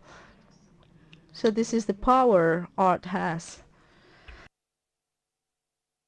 So if you will, I'm going to take this opportunity to thank you for inviting me to this forum, and congratulations on this forum or this meeting in the City of Culture. And I'd like to thank the Fundación Paideia, and so you have told number of people to think about the future, and this is the future. I think that Reinhardt said that art is art and the rest is the rest. So I'd say culture is culture and the rest is the rest. So what is the difference between art and culture? Are there any differences? How could you explain that? Well, you got me now. So I mentioned that because you said culture accounts for 3% of the GDP. And what is culture? So what are we calling culture? And as you have said, I am a journalist and I am the representative of media association, and this is culture too. And sometimes we forget that conveying ideas is culture too. So I cannot say it. That is why you're here. You deal with arts and I deal with culture more. And with regard to what you say, culture is the expression of a civilization, and it is manifested through arts, and arts can be quite diverse. Right now we are facing a new civilization stage. I look like a guru now, but we are facing a civilization shift caused by the acceleration of the scientific and technological progress. They are making substantial growth and they are converging as never before. The most obvious example is, well, now we have a vaccine for something that has overwhelmed the humankind in just 1 year. So this is because scientists have a capacity of information exchange at lightning speed with unknown capacities, and this is changing the way we are, and therefore it's changing the way we manifest ourselves, and the way we manifest ourselves is culture. And then this is translated into different arts, your art, so you express yourself as you can. So the question was, is there a role, or how can we continue doing that with the new reality that we have to face, which is led by technological and scientific progress? So we need to adapt the way that we live and the way that we express ourselves with this new reality, which opens so many opportunities. It has always been that way with cave painting. You know, they used just a few colors because they didn't have any more. And nowadays you can do practically everything with paint. So, yes. I know that you were going to ask about NFTs, so digitalization, which is part of this new era, has accelerated access to culture, because right now with a click you can have access to a lot of artistic content. And this is very positive, but this virtual type of consumption is somehow threatening what we used to have. For instance, a musician would make an album and they would release 10 singles with a connecting thread. And now what artists are doing is putting out a single, and after a month another single. So it's like a different concept. Maybe they will not bother to purchase, to release an album. I heard that somebody put up 15 seconds of a video clip. So it's like the carrot and stick, just like a book. On the internet, you can read 10 pages of any volume. If you don't like it, you just disregard it, and then you move on to something else. So, since we have an overload of content, so much content, immediate content, does the content lose its worth? I think that it's also our responsibility, because we have a mindset of consumers in everything we do. So if you're searching for images of art and you lose interest after a couple of seconds, because you do not feel any reaction, is because you're not investing the time that is required, I mean the intelligence that is required to understand the image, to understand the context, which could be a sculpture, a painting, a book, a piece of music, etc. So all of us are responsible for that, collectively. Because in the end, technology is also part of us. We have created technology. We talk about technology as if it was something that landed from another planet, but it is something we have built. It belongs to us. So we must have a type of technology that is useful to us, and not that is forcing us or leading us in the wrong way. That is hard because it requires some effort on our behalf. And we are rather lazy in that regard. We have too many images, too much information. We cannot digest everything. And I think this is also turning us somewhat stupid, because ideas that come up are ideas that were not created by us. They were made by somebody else. And we feel super smart because suddenly we read this new idea, but it doesn't belong to us. It's not something that came from us, or a conclusion that we have reached. So we are losing the ability to think for ourselves, to create by ourselves. And I think the characteristic of human beings is to be a creative animal. So making tools, making scientific instruments, making art, all of that comes from the same spirit, and that is basic. And we are losing that because there are machines and systems that do everything for us. But that's the main problem. We have so much, but we are also losing so much. Yes, following that thread, I think possibly we are not learning how to manage our relationship with machines, and we are being led by machines that we have created. What if they are on top? Just imagine they are on top. Blade Runner. Well, it could be. It could be that machines are more intelligent than humans. Well, more intelligent, I'm not sure, but better than humans. Because artificial intelligence, artificial algorithms, I mean, we could introduce some universal principles that we all agree with, like human rights, and they would not be able to break them. Whereas human beings can, cross traffic lights, and well, this would go beyond art.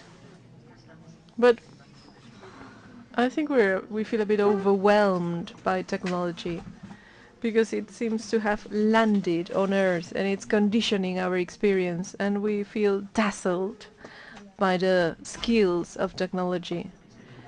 And since we are dazzled like animals, we feel lost, and we don't know how to manage that new situation. So that's the case right now. We're losing control. And you said, I'm going to say it very clearly, I think we are running around like headless chickens.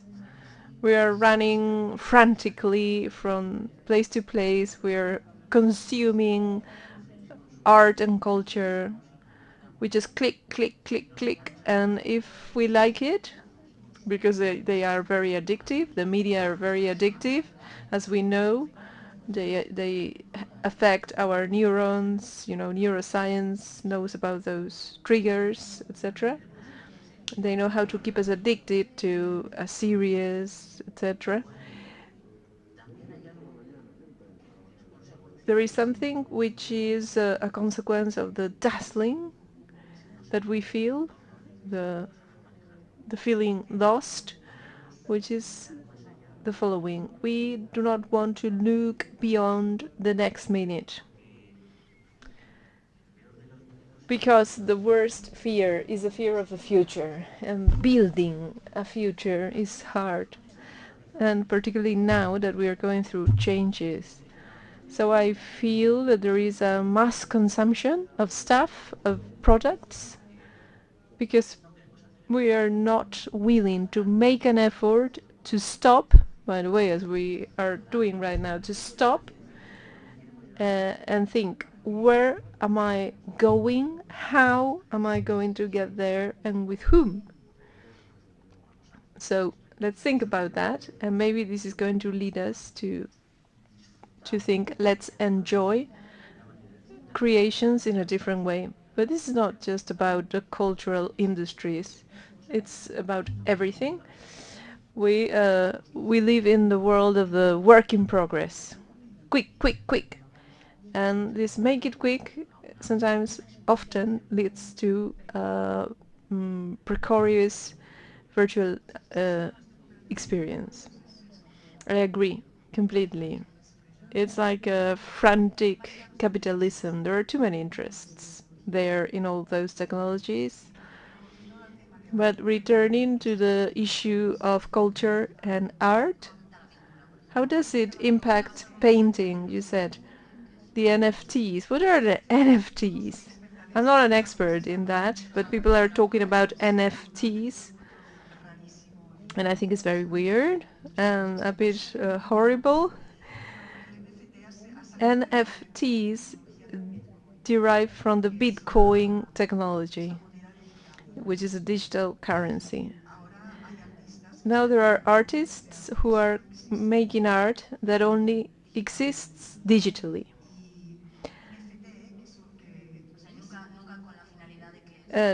So not with the purpose of making the material. No, this is a virtual entity. It's a virtual work of art, which could be a collage, a photography collage, or a text, whatever, but it only exists digitally. And an NFT, which is a non-fungible token, this is translation, it's digital technology, so it's like a token, which is like a passport that is associated to one item. It's not like you can I give you 2 5-euro notes and you give me 10. The NFT belongs exclusively to one art item. The NFT is the work of art. So you can collect NFTs. You are the owner of the work of art, but you do not have a physical work of art. However, you can still sell that work of art, that concept of art. You can resell it, and the idea is that you're going to sell it next year for twice the price. So it's like the Vegas of art. It's horrible, because there is so much money in the world of art. I know that there are tons of artists who are very poor, who will never get anything, but there are many people who are becoming rich, if you can manage all that. So the galleries, the exhibition halls, etc., they're excited about the NFTs, and many artists are already making things with NFTs so as to have a source of income. So this extreme virtuality, the meta-universe, whatever you want to call it, has arrived to the world of art. She said it, meta-universe. Yes, you know what that is, right? You know what that is, right? The metaverse, I think it's called the metaverse. I was going to say, objection, Your Honor. Objection, because you said, you just said, like, it is not materialized. I meant to say, it is not material, it's not tangible. Tangible, I meant. Yes. But that's the effort that we need to make, the civilization, to accept that this is changing, that our reality is more digital than physical right now. all of us, we have been talking digitally for some time. And this is the first time that we get together physically, but it's different, right? It's thrilling, but it's just as thrilling as the conversations we've had before. Really? In terms of emotions, it's a different emotion. Now we could do different things together. We can touch each other. We can even drink a glass of wine. So the experiences are different. But I don't think they are better or worse. Actually, and I'm going to talk to my colleague, NFTs is just a new technology that has come up, which allows a new means of exploiting art. The trouble is not with the technology.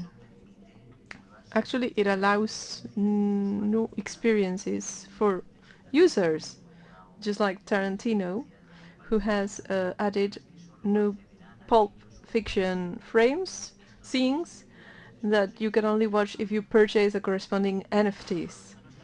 The trouble is not with the technology, which improves the possibilities. For instance, now we are on streaming, and this can be replayed, and we can be there for a long time. So there's a hyperlink here. The trouble is that the trouble lies in exploitation of technology. Miriam said that. How money is handled. I'm now leaving the world of art, going into finance, but we live in a society of hyper abundance, hyper information. It's hyper everything. We've got everything in developed countries. There is a bit of everything for everyone, but it's not well distributed. So in the world of art, technology, there are technologies that provide us with the chance to spread culture universally. You no longer need to go to an art school to receive education. There are many good online academies that you can attend, and in many languages. For instance, Dan Academy does online training in 170 languages. Yes, there are some very good things there. Technology provides some very good aspects, like expanding knowledge. It opens a gate to knowledge, but there are those who prefer to close the doors and to keep the films or the paintings for a few. But that's true for everything. It's a change of civilization. I think we need to accept that with technology, the blockchain, for instance, facilitates a new means of distribution. I think we should think about that too. Positively. I think we need to build in positive. We cannot build in negative. It's useless, pointless. I think anything could be positive, but at what price? I think we're paying the price. I think we are paying an excessive price. We're losing. When I talk about culture, I'm thinking about arts in plural. I think the arts are consumed in an organic manner. You watch a painting online, or the image of the painting online in your computer has nothing to do with seeing the painting live in front of you. I think it's a luxury to go someplace like Prado or the National Gallery and actually see the painting there. You can afford it if you're lucky, but convincing people that virtual reality is the same as physical reality, I think, is a fraud. And you can have both. We can live with both. We can be zooming, and it can be very positive because we are human beings So we are bringing our personality to the Zoom conference, but we bring with us all of the baggage of the physical world, because the virtual is very recent. But the young who are growing up right now among digital platforms, I don't know what's going to become of them. I'm not so pessimistic, but I agree. There are different experiences. There are physical, corporeal experiences which are different from the digital ones, including our conversation, as it was proven. And going to see a painting exhibition or attending a ballet performance is different. Well, let's accept it.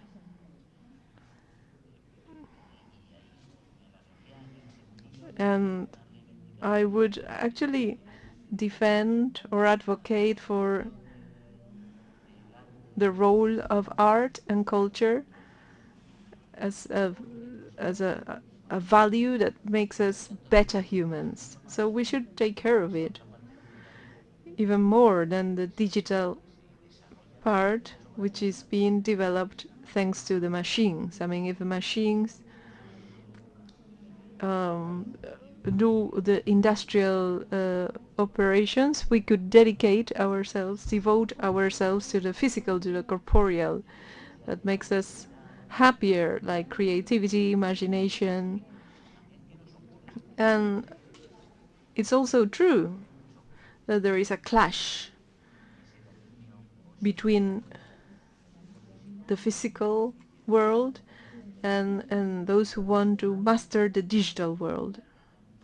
And instead of bringing together both sides, they are getting into a conflict. It's a clash of cultures. Yes, but the digital world also involves renunciations. What do you mean? I mean, times are changing. You were talking about the uses. The possession has a different meaning right now. You can buy a painting, you can hang it on your wall, you will look at it, or you can put it on display at the museum. This is different from uploading it on the internet and allowing everyone to watch it. It's different. The sense of possession has changed. This can be applied to many fields, so it means that involves a renunciation. It is a bit pedantic maybe, but the digital society has a GTC engine: generosity, transparency and cooperation. Without it, it's all about conflict. So I'm convinced that there is plenty to go around. I love watching paintings online. I would love also to travel to many places, but if I can go to London, that's fine, but I'm in London. I mean, by plane, I want to avoid going by plane, etc. Well, digital technology has made the art world more democratic, and it has taken away the power from galleries. Before, if you were an artist and you didn't have a gallery, you were unknown. So there were many benefits there, but there's always a price. I think we just need to be aware of it. We must be aware of it. Because digital technology is very seductive. It's very addictive. I mean, you go to Instagram, you scroll through Instagram until you see a picture that gives you a click in the mind. That is very addictive, and we do it all the time.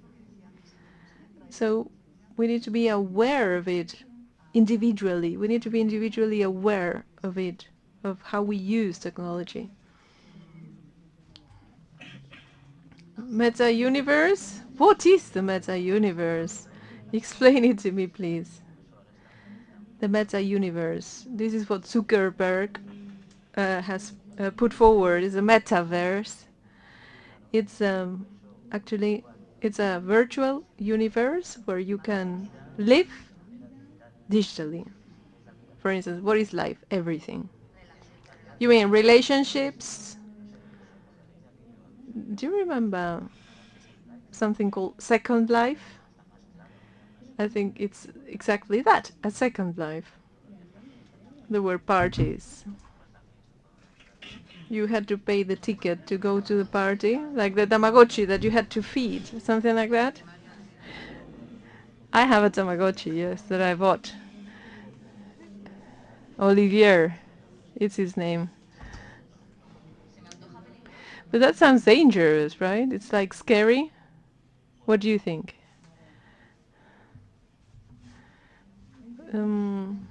I don't know what to say.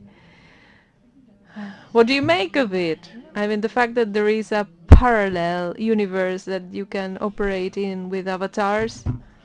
I think this is a mortal leap before we have realized that the digital and the analog world have to live together. I'm worried to hear that in the next 5 years they're going to sell $800 million in the development of metaverses, because Facebook has done it, Microsoft has done it too, Amazon too. That is a bit disturbing, because I think we should solve issues. I'm sorry, but because I'm moving away from culture, but I think we should solve issues such as remote work or going back to the office. There is a fight between going back to normal before the pandemic and the new normal. So there is a clash there between those who are looking forward to going back to the office, and all of the cities are packed with cars. They all want to go back to the offices. Have we not learned everything that the office stands for? No, well, many people love working remotely. Well, there are different types. There is a conflict between the past normal. I think there is. There should be a choice. I mean, those of you who want to live in the metaverse, they're going to miss out on visiting your gallery. But this links with the next step in the way of St. James. Since we are witnessing the technological development, which is bringing about positive things and others which are detrimental, and not just financially, but also socially, the new pathologies which are emerging, for instance, pathologies which were not so present before. I mean, the young. So this links with what we were talking about. Do you think that government should protect us from the new hazards, or who should be responsible for protecting us?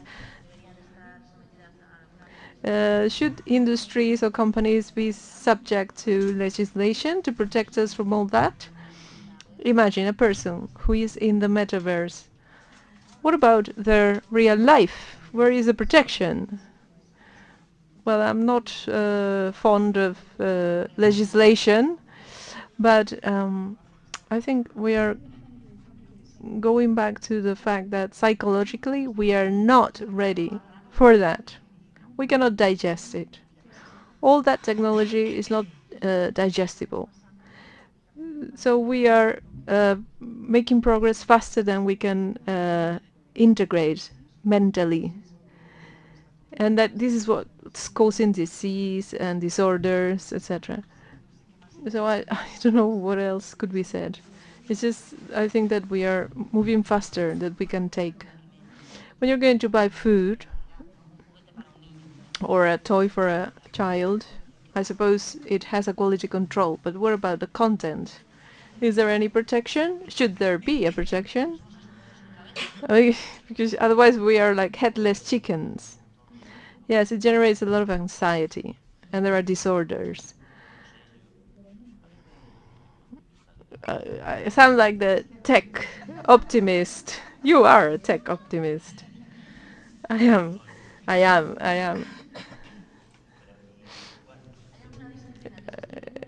Are there fields which are being regulated? Yes, everything, everything. A lot.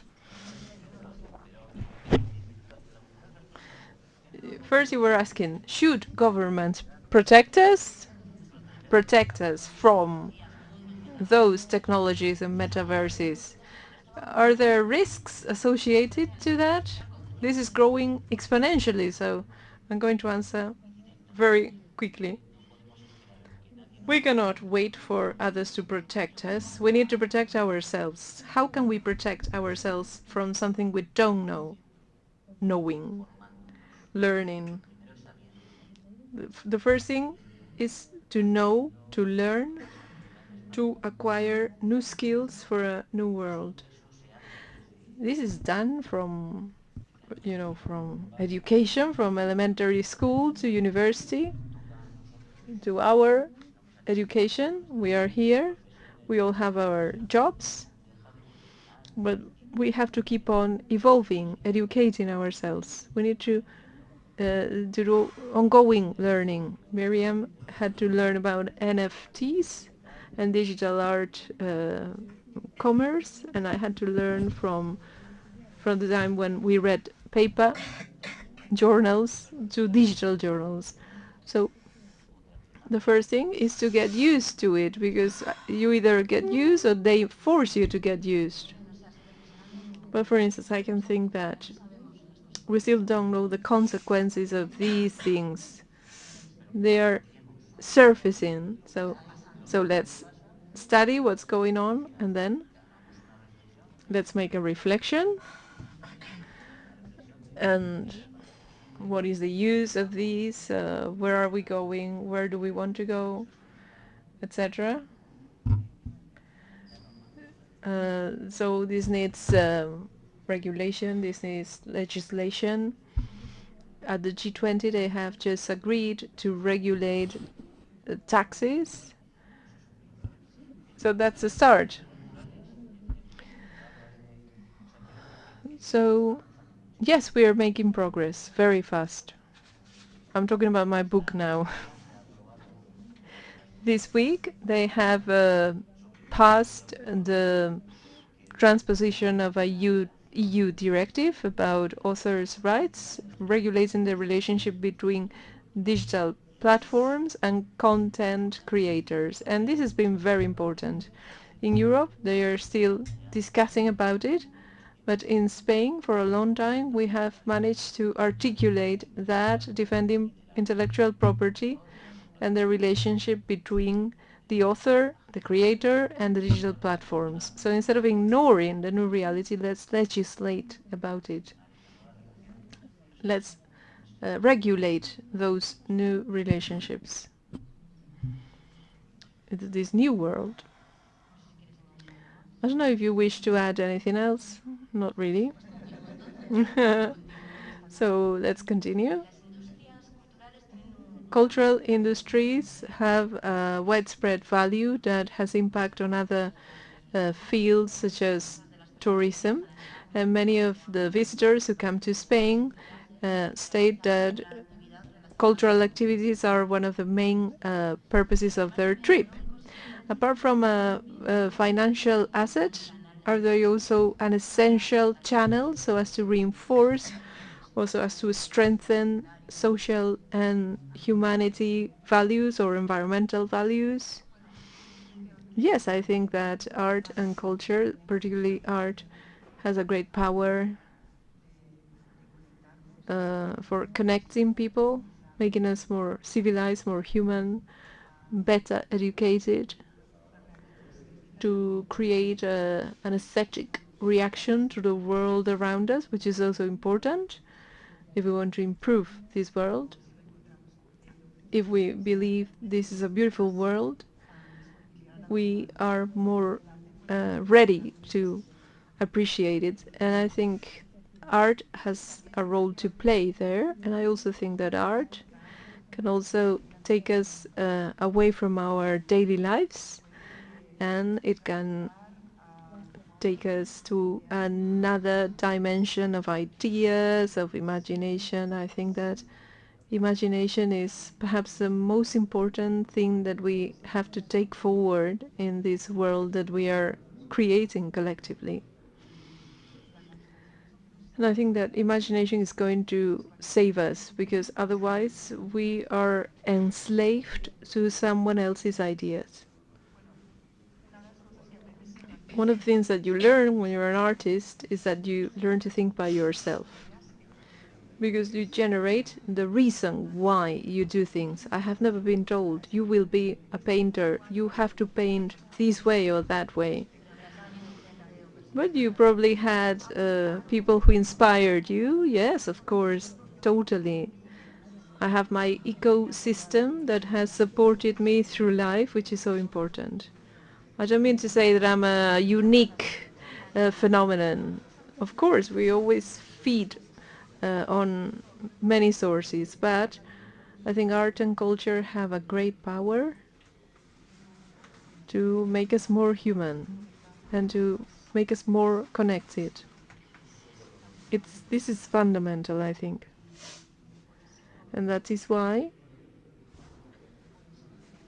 we should give value to that, and we should integrate it in our society. It's already integrated. I mean, this building itself, it is an amazing design that helps us do what we are doing. In Santiago there is an amazing cathedral which has attracted visitors from all over the world for centuries. Art and culture is all around us. It's part of what we are, but at the same time we are creating a world where everything is fragmented, and commerce is very much interested in fragmenting products. So I think we should compile things and look for the unifying thread in our lives instead of letting the powerful carry us away. I would say that technology and commerce are the most powerful sectors in society. I forgot your question. Yes, it was a power of art to make us more human. Yes, it has a transformational power. It's not just about entertainment, it's much more. Entertainment is also important. There are different levels. But I'm talking about deep culture. I don't know. Miriam has said it very well, so I could just say, okay, let's shut up. That's it. I cannot make it better. I totally agree that art is exactly that, imagination, expression of people's imaginations, and it helps us to break the borders or the fear of the future. She said, we are witnessing artistic expressions in architecture, in cinema, everywhere, which go beyond, which are adapting our new reality. It has always been so. Human beings have always expressed reality. So I think it's essential to do it, unleashing imagination in order to break the barriers of the fear of the future. Helps us build the future we want. If you cannot dream it, you cannot build it. And in order to build it, you need to figure it out, and you need to design it, to paint it, to reflect upon it. But there's always also something about the present, not just the future. Yes, the door to tomorrow, but there's something like what is going on now, here. Yes, but the future comes from the present. It is a continuum. But yes, but sometimes I get the feeling, and this is a personal feeling, that we are always projecting ourselves into the future, what's going to happen, and working for the future. Well, it's good to have utopias. I'm not saying we shouldn't have dreams or wishes or things we want to do, but here, now, too, what do you want to do tomorrow? I don't know, maybe tomorrow, well, I have a plan, but maybe another plan emerges, and the thing is to enjoy this second plan and flow and enjoy life.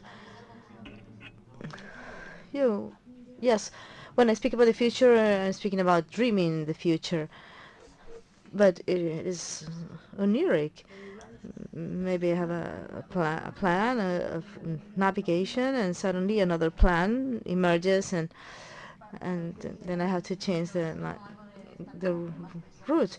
Yes, I think that we have to be more present. Sometimes there's a lack of presence in things, in what we do. Yes, we have to be totally focused on what we're doing. And as you said at the beginning, we are what we do, and this is crucial. And when I am working on a painting, for example,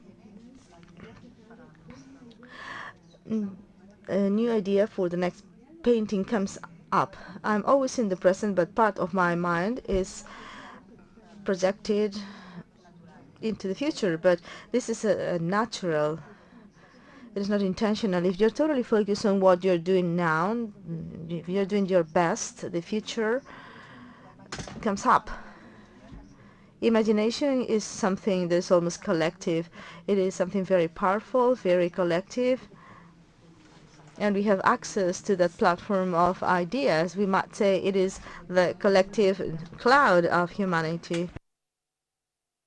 Sometimes when I work, I have the feeling that ideas come from somewhere else. It is quite interesting. So it comes from that commitment you have with what you're doing with the present. Yes, the concentration on your work. Maybe you're not drawing a painting saying, well, this painting is going to win this award. You're really focused on what you're doing, and inspiration comes from there. More ideas, because you're really experiencing the present. Well, the thing is, you shouldn't say, I'm going to design this future. Well, you can do it. It is okay to have plans, but science fiction is here. But we build the future day after day. Decision making determines what is going to happen tomorrow or what is coming next. That is the cultural aspect beyond arts or expression. This is the cultural aspect, and it starts with education, understanding what is happening to us currently, and from there you can adjust the way you live, the way you express yourself and your activity to this new reality, and you have to mold that reality for the future. I don't know if I have explained myself. Maybe I'm going off the topic, but our thoughts make us act in a way, and this action will determine what is happening tomorrow. So if we do not get the vaccine, we will get the COVID. And we are almost finished, and before the Q&A, and because it's nice, we are sharing many things, and if you have questions, please do so. You're invited to do so. So the Way of St. James has been the final destination of thousands of pilgrims for many centuries, people that come to admire that beautiful cathedral. It is a place of reflection, of encounter, and spirituality, energy. When you are there, you feel something that is quite powerful. I've never walked to the Camino, but I guess that walking after so many days and making that effort is something quite powerful. We are at a time in which we need references, solid basis to generate agreements, to discuss human values. And do you think that these places of reflection, of collective thinking, of stirring up our souls after everything we have experienced in the pandemic is necessary? And maybe this is the place to do it, Santiago. Yes, I think we are at the right time for these times of reflection, and the pandemic is a chance. It was terrible, but it gave us a great opportunity to reflect on the world in which we want to live. What can we change? What was useful of the life we had before, and what was useless? What made us slaves, and what makes us free? The people we want to become. And I know this sounds very idealistic, but idealism is also important, or else we will end up being enslaved by society. I wanted to take some time to reflect. It's very important. I'm always thinking about the organic time, because technology makes us go ahead and more than we can digest. So when people walk the Camino, it takes weeks to get there. When they get to the destination, they have already changed their mindset, because that road, that process, that time of reflection is something we don't have in the society in which we live. I think that ordinary people don't have that opportunity to reflect, and the pandemic gave us this chance to reflect as a group, and it was really interesting the way people reacted and how they are reacting now, because we are at a time in which we can possibly live to the life we had before, but many people don't want the life we had before. They want something different, something better. They want to imagine a better life. And this is where we are now. I am concerned about the fact of becoming eventual beings that go from event to event, and the way of St. James is another event, just another event, because the nice thing is the Camino, the planning of the Camino, choosing the dates, stages we're going to do, your companions, the people you meet, and it shouldn't be an event. It is a terrible word that comes from Anglo-Saxon, and it's actually the opposite of what it should be, something improvised, and we are speaking about planned events like this one. And during the pandemic, we had many encounters, but they were online encounters. It's like I've never seen so many people. I never see anyone, but I participated in so many conferences and events. I had never worked so much before, and I had never traveled to many countries without getting out of my room, and I was quite concerned, and I shared this in some events, and it was, well, all of these words are in the cloud, and who's going to look for all of this in the cloud? Who's going to give continuity to these reflections we made? And I get the feeling, and I don't want to finish with pessimism, but I have the feeling that that was more or less useful to hold those events.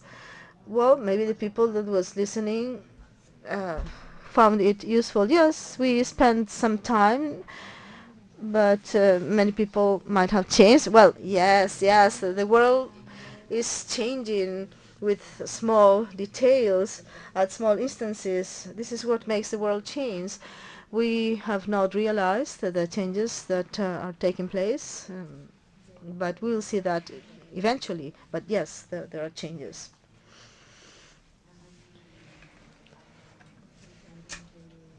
Yes, a question? Hello. Well, first of all, I'd like to congratulate the panel, because the discussion has been interesting. And I empathized with Marta when she spoke about the role of public administration or the state, how to regulate all this. So I empathize with this feeling. And I'd like to ask about the material side, because we are speaking about desires, but you need some money to get that. So what is the role of the administration or of the state to be able to favor access to culture, more investment in education, as Mrs. Escofet said before, more training to be able to distinguish or to appreciate more grants?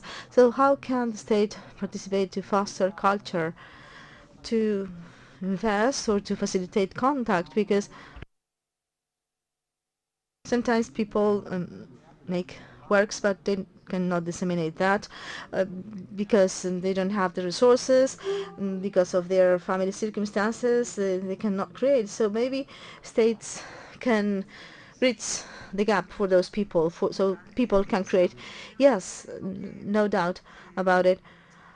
I'm always saying that artistic life is not an ordinary life, and the way to make money as an artist is not an ordinary way to make an income.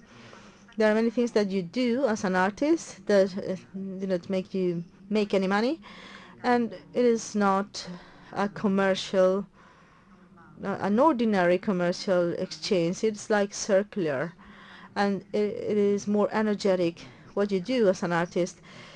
Yes, some things will bring you awards and opportunities and commissions, but most of your life are making an effort, and you're investing in things that won't give you any money. We are all trying to find a way to make a living, and the role of the state or of the institutions is to create a whole system of opportunities, of support, of platforms for the artists and the creative people. But it is a huge topic.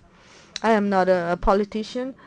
I cannot tell you how to do that exactly, but there's something else which is quite important. Art, in all of its expressions, should be valued as something fundamental in the schooling system, and this is not the case right now. I don't know what happens here, but when I went to school in the UK, art was for people that didn't have academic skills. Those that could not do anything else would go to art class, plasticine.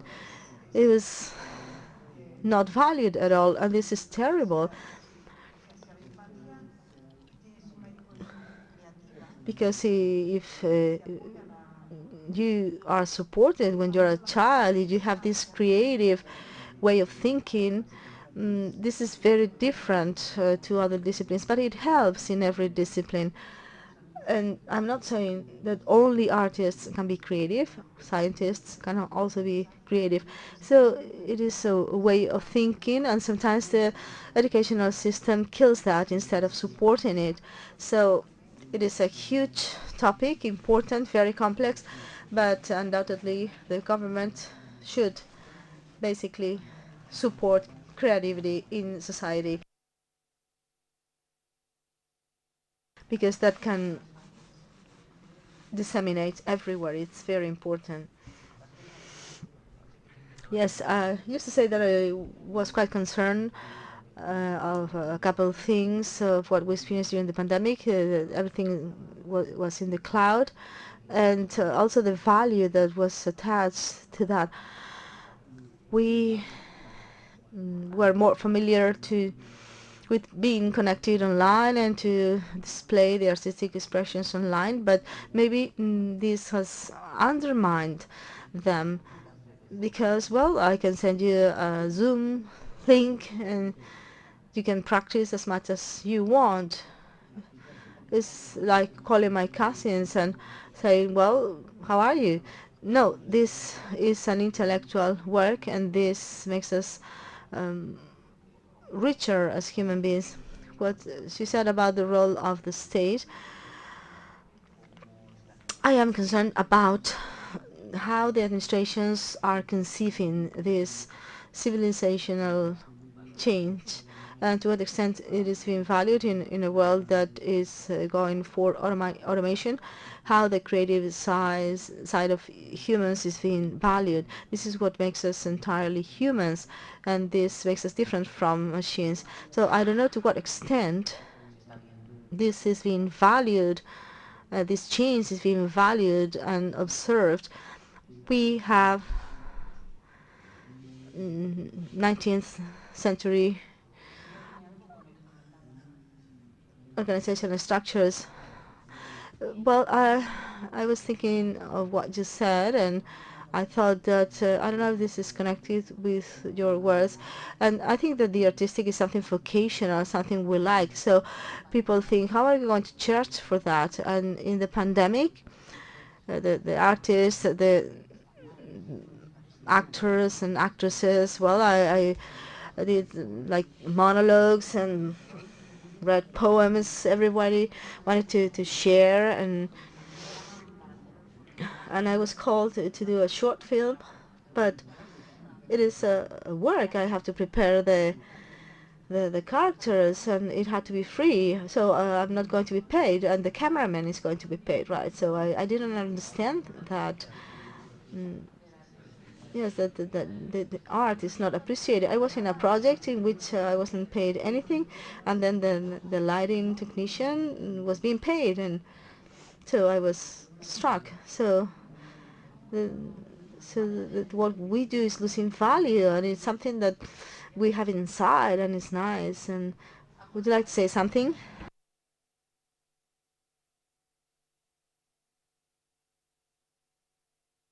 Yes, I'd like to share an idea about the responsibility and the opportunity we can have with regard to the sector in industrial terms. It is quite clear that the sector has to be legitimized in terms of determining how the cultural industries are going to be financed from now on, what is their competitiveness framework, how we are going to work with this regulatory framework.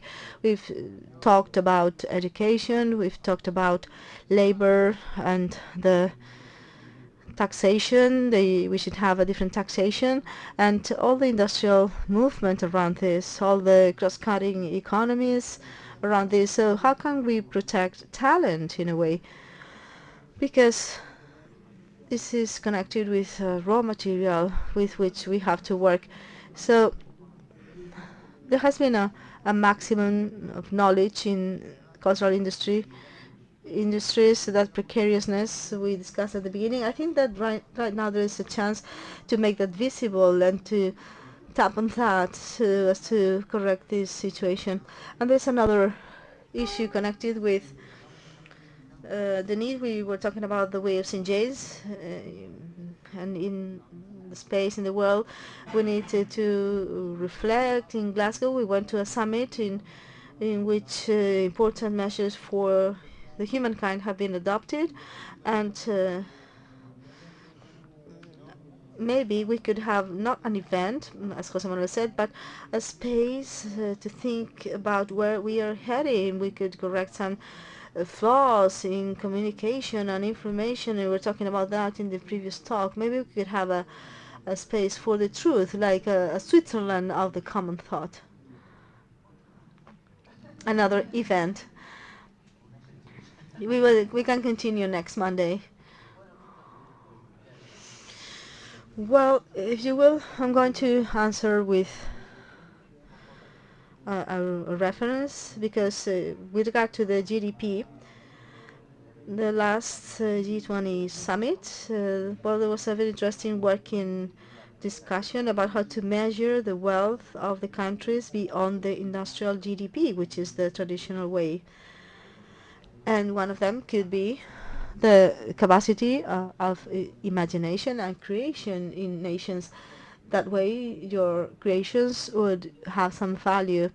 And the government of Spain is actually promoting, and they promoted that in this summit, they are analyzing how to make another measurement for the wealth of nations, taking into account what goes beyond the industrial, the tangible. The cable is paid for, and not your interpretation. And on TV, I saw that there is a debate in First Dates, this dating show. Yes, I am struck at that. You don't watch that show? So you watch that show? Well, that's really funny. So a guy was there, and he was dating with a girl, and he said, well, and she said, so what is your job? And he said, well, I've been unemployed for 2 years because I am an electrician. Well, actually, he didn't say he was unemployed. He said he was on a sick leave, and She said, well, for 2 years and you bored? And he said, no, because I am becoming a YouTuber and now I'm going from YouTube to TikTok. So this is the decouplement. So you are on a lift with the cable and he's uploading YouTube clips, and with TikTok he said he was making money. So we have to start thinking about that. And the thing is, YouTube and TikTok are paying something to him, not much. Well, there are people that make a lot of money, but yes, but only a few. You can make millions of clips, but those who make money are just a few. But what I wanted to say is that, well, YouTube does that. We were talking about the platforms, and well, YouTube pays you for that. But we have to start remunerating the creative intangibles. Yes, but how? That is the difficult part, because I also believe that the creative drive, well, not always, but is very different to the commercial drive. Most of the artists I know don't have a great talent for business. Some of them have, but not really. And I think that the creative drive is like, well, we need to have systems to support creative people, but I don't know what the relationship between creation and payment will be like. It is complex, but it's not impossible. Well, I'd say that if we consider the ending and, well, including this mentioning of the show that you have to watch, an essential part of the welfare state is art, culture, creation, and considering that as such, because we can maintain this welfare state thanks to the automation and the improvement in efficiency that automation and the modification of production processes might entail. So I'm going back to the beginning. This means that we have to finish. So this is change in civilization. Welfare is measured in terms of cultural creation, and this is wealth, the imagination of the citizens. There are some studies about how to assess cities, and people really appreciate to have an art gallery nearby or a theater. Yes, going back to your question, I think that it is a very good idea, a fantastic initiative to hold this kind of events. I cannot find other word for that, but anybody else? We have 4 minutes left. Would you like to share something? I have a question. Going back to the initial point, I don't know if you answered that well. What is art and what is culture?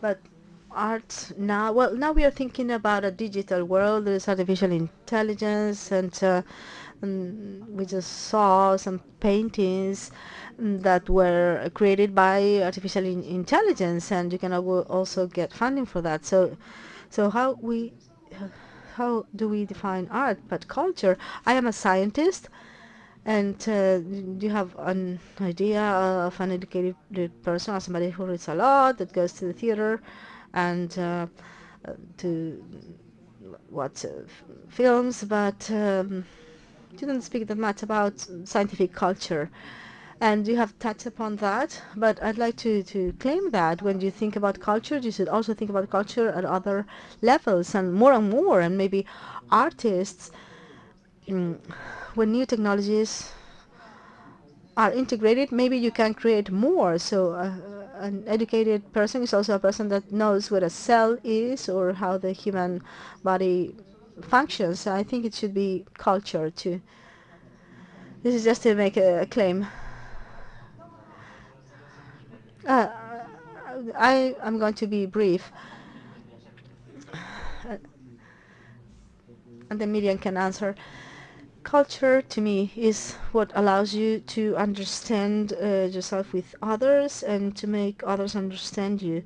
And if we take this to the field of science, I said that we are going through times of growth, of technical and scientific progress, accelerated and convergent progress. So this progress is indispensable to occupy a position in the world that allows you to relate to others so others can understand you. And to me, that is culture. And I was saying that this is civilization to me, to understand each other. Yes, exactly. The word culture is really wide, and it means everything we are, our beliefs, our knowledge, our customs, arts, sciences, philosophy, literature. Everything falls into culture. And I think that art is very big too. It is also literature. I'm always thinking about painting because I am a painter, but music, painting, sculpture, art to me is the expression of our culture. And to put this in simple terms, culture, yes, and of course science is part of culture. At the Renaissance, you could not be an artist if you were not a philosopher, a mathematician, an architect. This idea of so much separation in professions is very modern.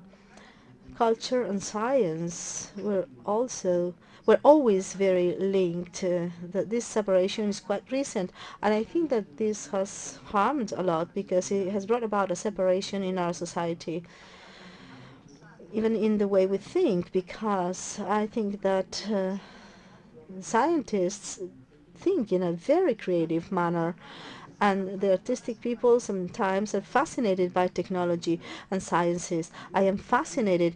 I am not against technology at all. So this is a false separation.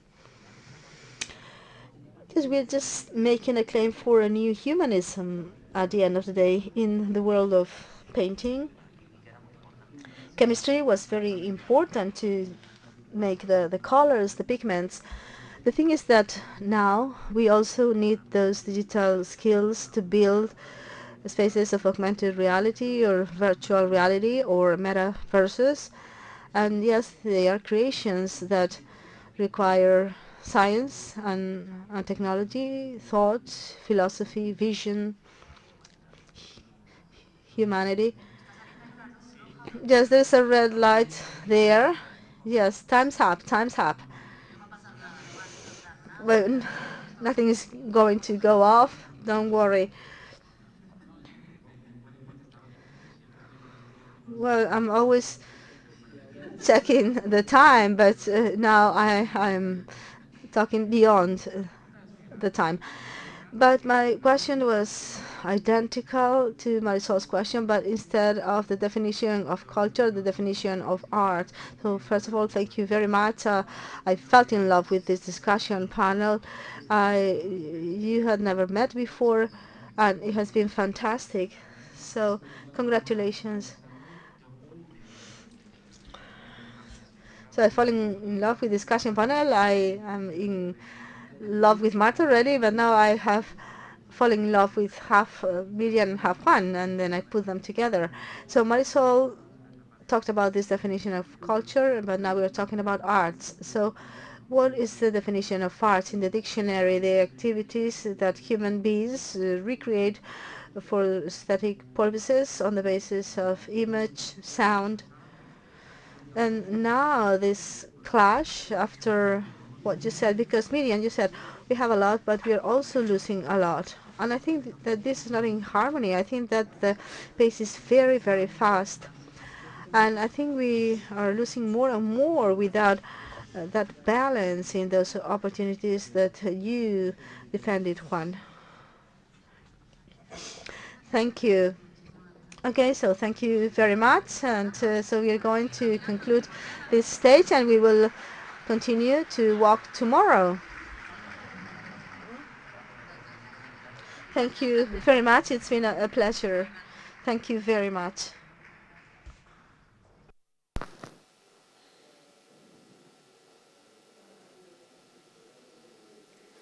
Às 18:45.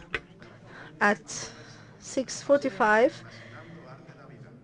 the dialogue with Gunter Pauli, Reimagining the Art of Life, will start. If you have not bought your ticket, you can do that at the desk.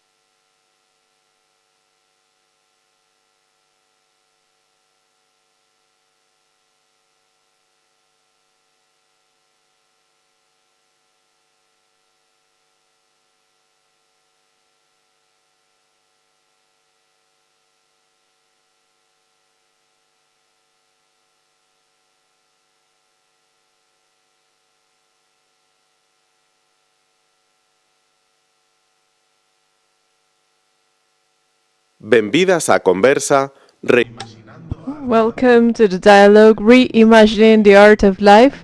Let's welcome Gunder Pauli and Jorge Neri.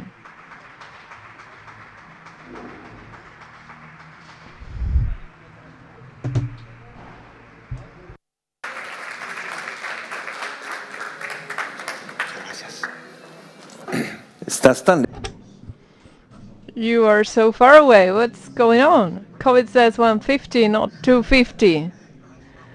No, let's get closer. It's nice for camera, isn't it? Is it fine for the camera? Do we get closer? You're still too far away. Shall we start? Good evening.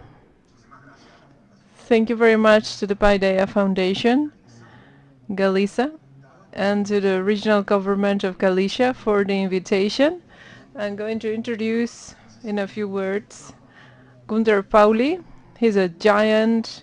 We know he's the author of the book Blue Economy. He's the founder and president of Zero Emission Research Initiative.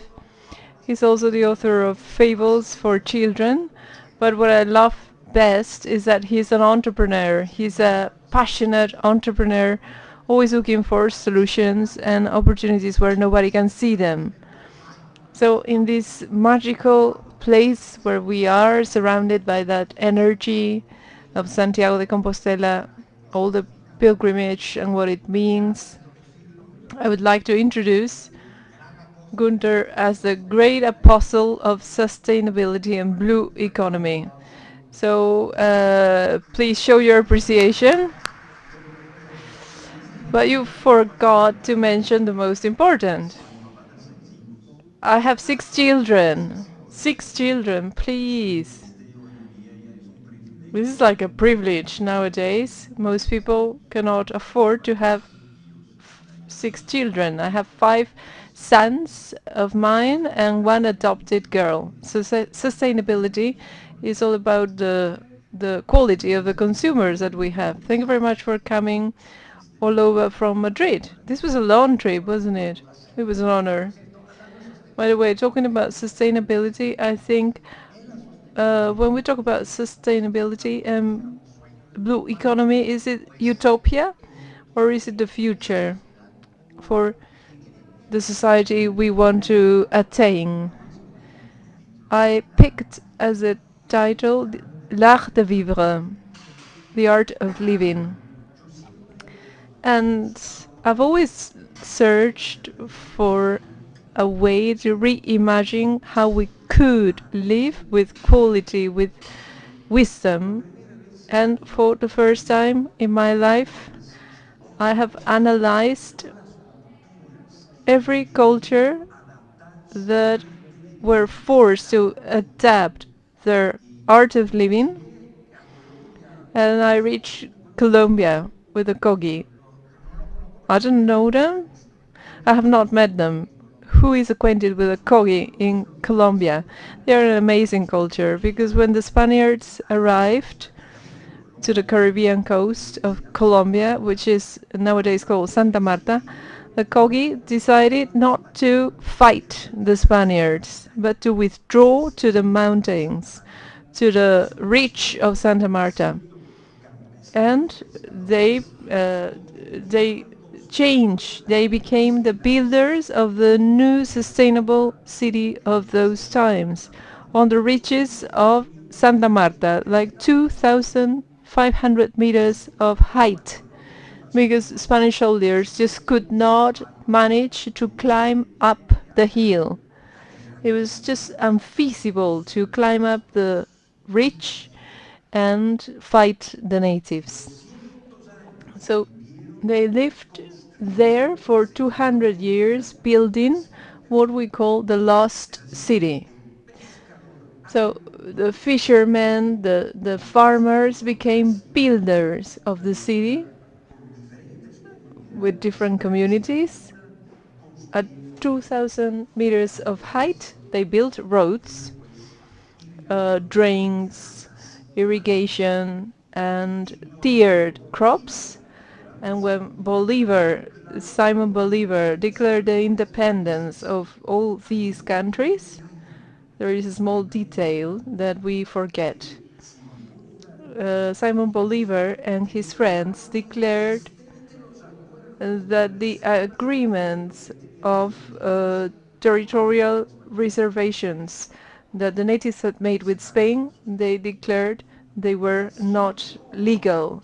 And so the Kogi, who had lived for 250 years, they had to climb up 1,000 meters higher so as to re-establish themselves. So it was the second time that they were forced to change their lifestyle. But they had still their knowledge. They didn't know how to build before. They were farmers and fishermen, but they learned how to build. So if we want to be sustainable, we need to empty our brains from the knowledge that led us to the crisis nowadays. So the Kogi, they managed to reach an altitude of 3,500 meters, and they had no teachers. And so who were the teachers then? Nature was the only teacher. So they learned by observing nature, they learned from nature, and they reconstructed their life, their lifestyle with self-sufficiency.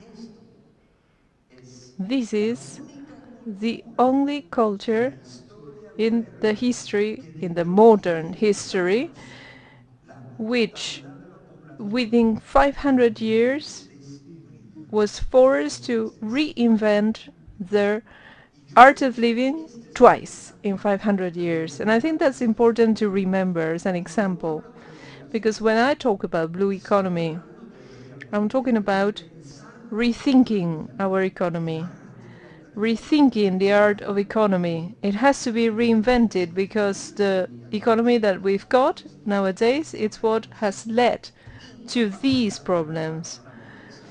The impossibility to finish poverty. The Kogi feel no hunger, they have no poverty. Nowadays in 2021 we have the biggest increase in the world history of famine. Famine is increasing in the world. Suicide rates are increasing. Suicide rates are increasing at unexpected levels. So we are doing things wrong. I don't want to analyze why. I don't want to analyze what we are doing, because usually, often, analysis leads to paralysis. So we need to make decisions. We need to rethink the economy, and we need to suggest a blue economy. That's it. We have to learn at last what we have not learned from history. Just like the Kogi have managed to make these sudden changes in a short period of time, this is what I'm suggesting in my book. It's amazing. Also from the philosophical standpoint, it would seem that what has led here is ignorance, at the same time entitlement. We thought we could master nature, and everything you say, it's let's not try to master nature. Let's learn from nature. Let's learn from the creation. But how many people can actually decide to do that? I know you, Gunther, I know you're not a preacher, but we have to make it massive. So how do we make it massive?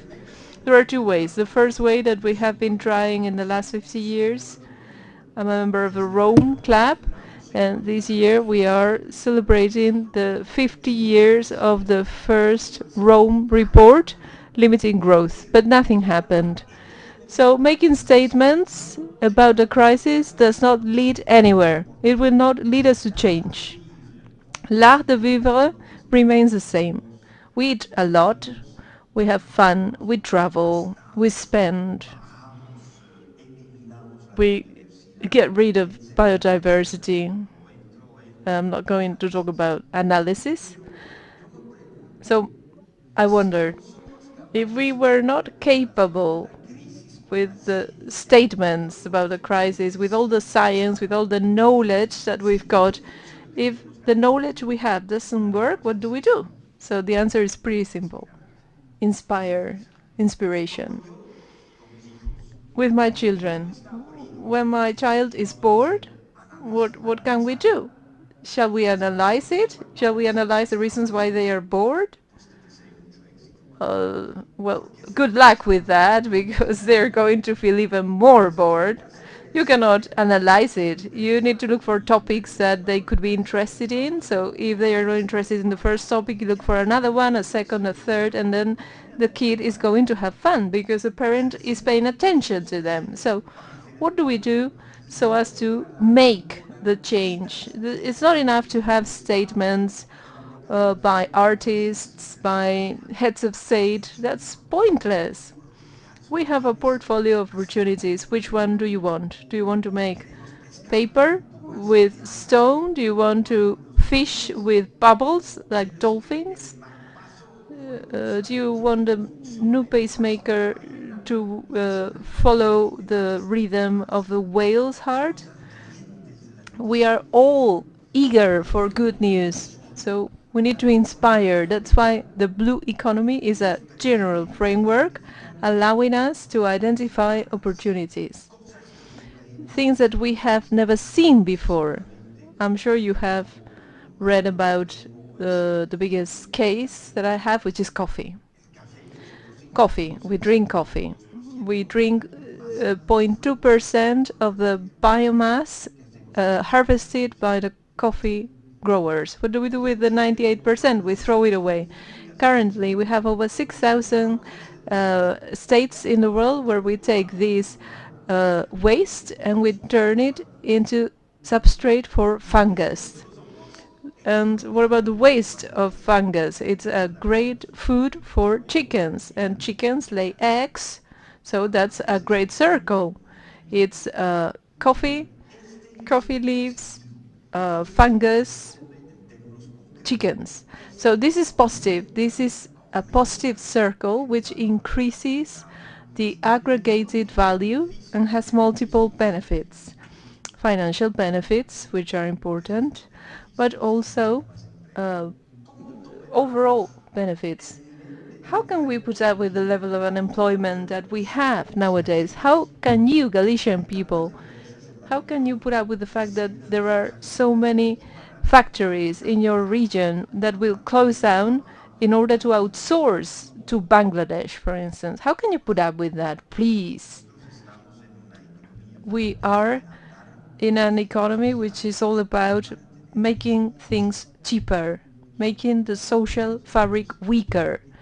There has to be an alternative model. We need business models which are valuable. Perfectly. You have always said from the micro we have to move to the macro, but scientists say that we have very short time, maybe a decade, so as to effect change before the ecosystem collapses.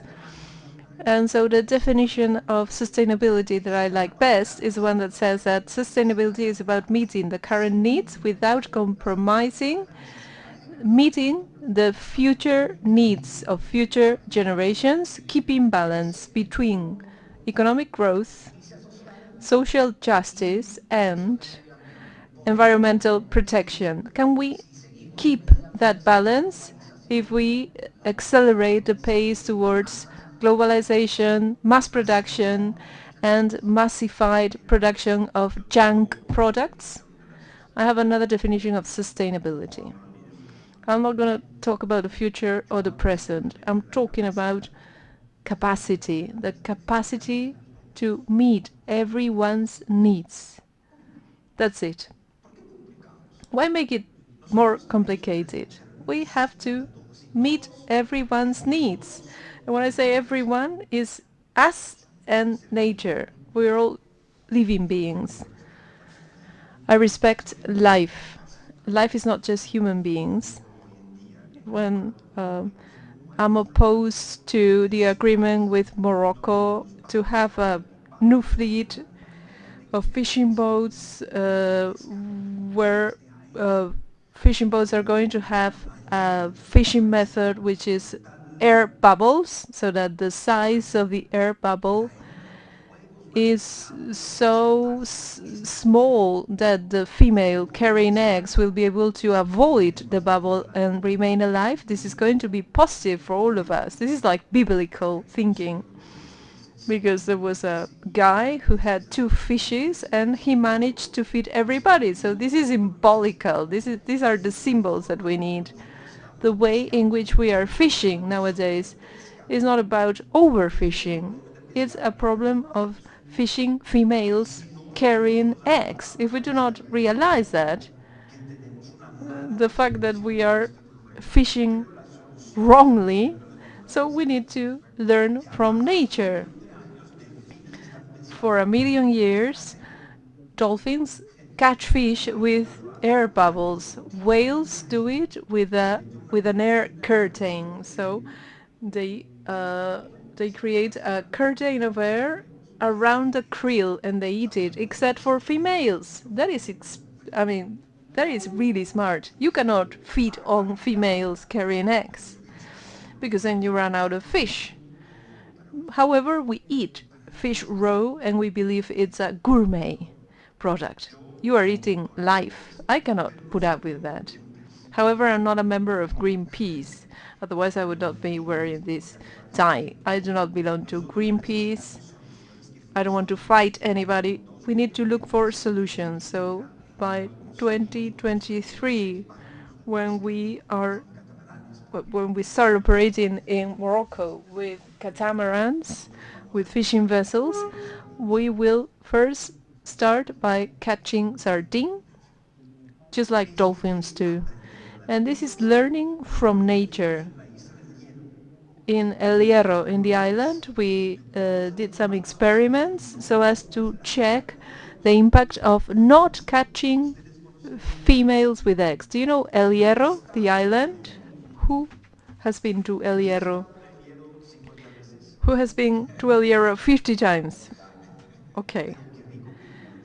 But it's so good that some of you have been to El Hierro. El Hierro is a beautiful place. It's a small reserve where the female fish can go to lay their eggs. After 1 year, the biosphere of El Hierro has yielded twice the amount of fish than before. So this month I'm traveling to El Hierro to spend 4 days with them so as to spend time with the project leaders. So El Hierro is an island with 5,600 inhabitants, which has nowadays 2,800. How many villages in Spain, small villages apart from Madrid, Barcelona, Valencia, where the population has doubled? Most rural villages in Spain are dying. Also in Italy, there are over 100 small towns that have lost all their inhabitants. So if we want to be sustainable, if we want to apply the philosophy we've got, we must meet basic needs with what we've got. We have to learn from nature. In Italy, we have a project for recovering 800,000 hectares of deserted land, fertile land, I mean, which has become desertified. The UN says that famine has increased in 2020, 2021, and just in Italy. For instance, in El Hierro, we have managed to change 8 economic sectors, but they are very small, because the island is very small. But this is just a project that I would like you to come across, because this is the change in progress. If Galicia could have 20 villages where suddenly you have 5,000 inhabitants and you turn the economy of the village into an economy of the future which can produce materials. Have you been to El Hierro? No, I haven't been. I intend to travel with you guys. Thank you. Fishermen, for instance. Do you know how much a fisherman makes in El Hierro? Fishing 4 hours a day? And this is a new generation. The average age of fishermen is 39, and they do not come from Senegal or Mauritania. They are local fishermen. When you look at the houses where they live, you think it's a tourist village for Germans, because they have such a quality of life. In El Hierro, with 50 goats, you can make 68,000 euros a year with 50 goats. How much do your shepherds make? And why? Because we changed the business model. We changed the model. In the past, you would milk the goat and send it to Tenerife, from Tenerife to Madrid. So who is winning? The European Union, with subsidies. The average price of milk nowadays is 2.60 euros per liter, which is 10 times more than what the European Union is paying. Because we are selling goat milk. In El Hierro we have organic crops of pineapple and banana, and so we mix it with goat's milk. We make smoothies, we make yogurt with pineapple and banana, organic yogurt. So this is not high technology, but you can sell it at the same price as Danone without the junk, without the plastic.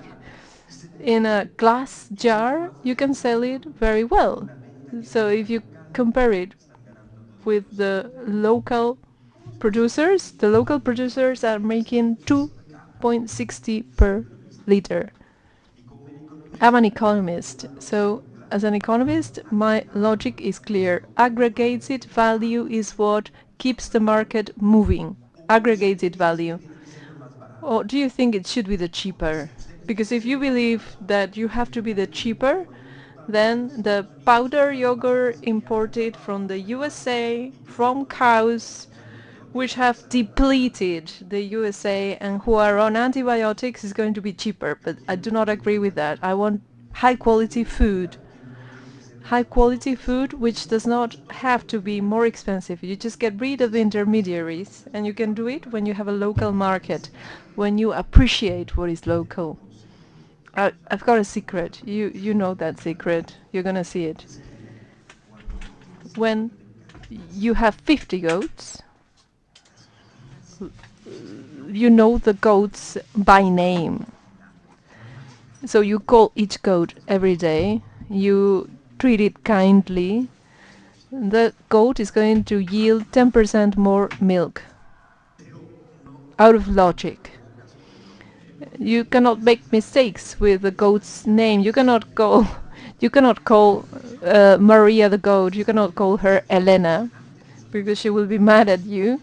So we have studies by the university who prove that if goats are treated with love, they will give you more milk. So who would not want to grow and to raise cattle like that? Or would you like to pump your goat with antibiotics, with powder liquids? That is why people want to go back to nature, to the countryside, because it's not just that you feel satisfied. What's more important, you can live very well in the countryside. You can feel happy, and you can live with a new knowledge which comes from the interaction with nature. When I hear you talk, particularly here in Santiago de Compostela, you always say, let's change the values. Somehow we need to change the values. So let's abandon the perception we used to have, for instance, education. The whole society focuses on developing the being, the individual, rather than the group. And secondly, being in Santiago, love, creation. You also appreciate that. Creating a new economy. How do we go about that? I think that's a key. I love all your examples, but I would like them to become massive, to reach as many people as possible, making them understand that everything comes from the origin. Well, you need to invest in a Spanish Netflix platform. You need more massification, but the type of massification that we need has nothing to do with massive media.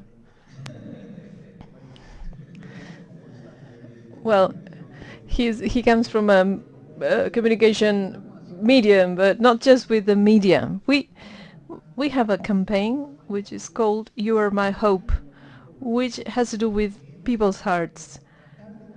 We try to make a chain of hope for change. Just like Gunther said, hope is what actually moves the world, because fear stops you. You don't go further. Fear is not enough. Hope is enough. It leads you to change. So "You Are My Hope" is about trying to convert people into being hopeful for others. So I think you combine both the economic and the scientific, and that is the final result. We are just the trigger, as if to say. As I told you at the beginning, declaring the end of the world does not work. Making people scared doesn't work either. Inspiration works. But I'm going to answer your question. Insisting, once again, education, children, is how you go massive. It's clear to me. If all of us here, and all those who are following online, if each and every one of us tells a positive tale to a child every day, we can change the culture. We can change this predator culture very quickly, but we do not spend the time to tell stories to children. What are children watching when they watch YouTube, for instance? TikTok. Bullshit. And when they are searching, the top 10 searches are the searches of those who paid for positioning themselves there. So this is a society that we live in. This is the information society. I don't have to talk about fake news. People pay for getting the top 10 positions. So I'm so sorry to say that. But when my first child was born, I decided to tell them a fable, a child's tale every day. Because as a kid, I loved it when my mom told me a tale every single night before falling asleep. I had no Netflix. I had my mom come into my bedside to tell me a bedtime story, and my granny and my auntie. We don't even have moms or grannies anymore. So when I was so lucky to have my first child, I said, me, every night you're going to have a story. I invented the stories, and it was very interesting because when I was with my friend Jean Elever, who was the mayor of Curitiba, he said, wow, you have some amazing tales. And he said, we will hire you. Our educational system in Curitiba is going to tell your stories. And I said, you're a dad. What we need is a teacher who is also a dad who loves their kids. So, you know, sometimes it's hard to know how things get done. But then a Chinese delegation came to Curitiba and they said, who is the pedagogue? Gunther Pauli. Gunther Pauli is not a pedagogue. But they saw that we had 120,000 children thinking about the positive things about the earth. The Chinese said, oh, we have to copy that. To make a long story short, nowadays I have written and published 288 tales distributed among 750,000 Chinese schools. Why did they adopt it? They decided to take my tales to China because they are positive, because they foster, they encourage what we call STEM, the sciences, technology, engineering, maths. Because when I ask you, for instance, how did the apple climb the tree? Tell me the 7 laws of physics that allow an apple to follow against the law of gravity and climb up the tree. I will give you some money for the person who tells me the 7 laws of physics. I have asked this for 20 years because it's not on Google. It's not on Google. You cannot Google it. So how, I mean, we all learn how the apple falls, but nobody has any idea how the apple climbs up the tree against the law of gravity. So if you cannot tell me how the apple climbs, what do you know about life? You know nothing about life. How can it be sustainable? And this is what is actually challenging the Chinese educational system, because when you discover the answers to the questions your parents do not know, what is your reaction as a child? This is called emotional intelligence. You feel good as a kid. And when this happens throughout 288 fables, for instance, most parents do not know that octopuses have 3 hearts, 8 arms. So what is the function of having 3 hearts in an octopus? No idea. How is it possible that a whale can pump 1,000 liters per heartbeat with 6 volts of continuous current? 80 years without maintenance. How can it do it? The child says, what? With 6 volts? This is what I need for my controller. So how can the whale do it with just food? So the chemists, what is the type of food that gives us energy for the brain? What is the type of food that gives you energy? We don't know anything. We're doing genetic handling of a species, but we even don't know how our brain works, and we call ourselves Homo sapiens. Do you know what I wrote? I call people Homo non sapiens. We don't know anything. We have no clue how life works. That's why we escape to Mars. To Mars, out of Earth. I think that we should be capable of inspiring children with questions for which we have no answers. And some children will say, if I guess how the apple climbed up the tree, I will make new renewable energy sources, because you know a tree, it weighs approximately 500 kilos, so you need a lot of strength for doing that. So this is the most important, having a new educational system. Do you know the greatest innovation that we've got in here is Steiner, Montessori, Freinet? All these people died like maybe a century ago. And are they the greatest innovators? They are all dead. And they can be the only ones to innovate education.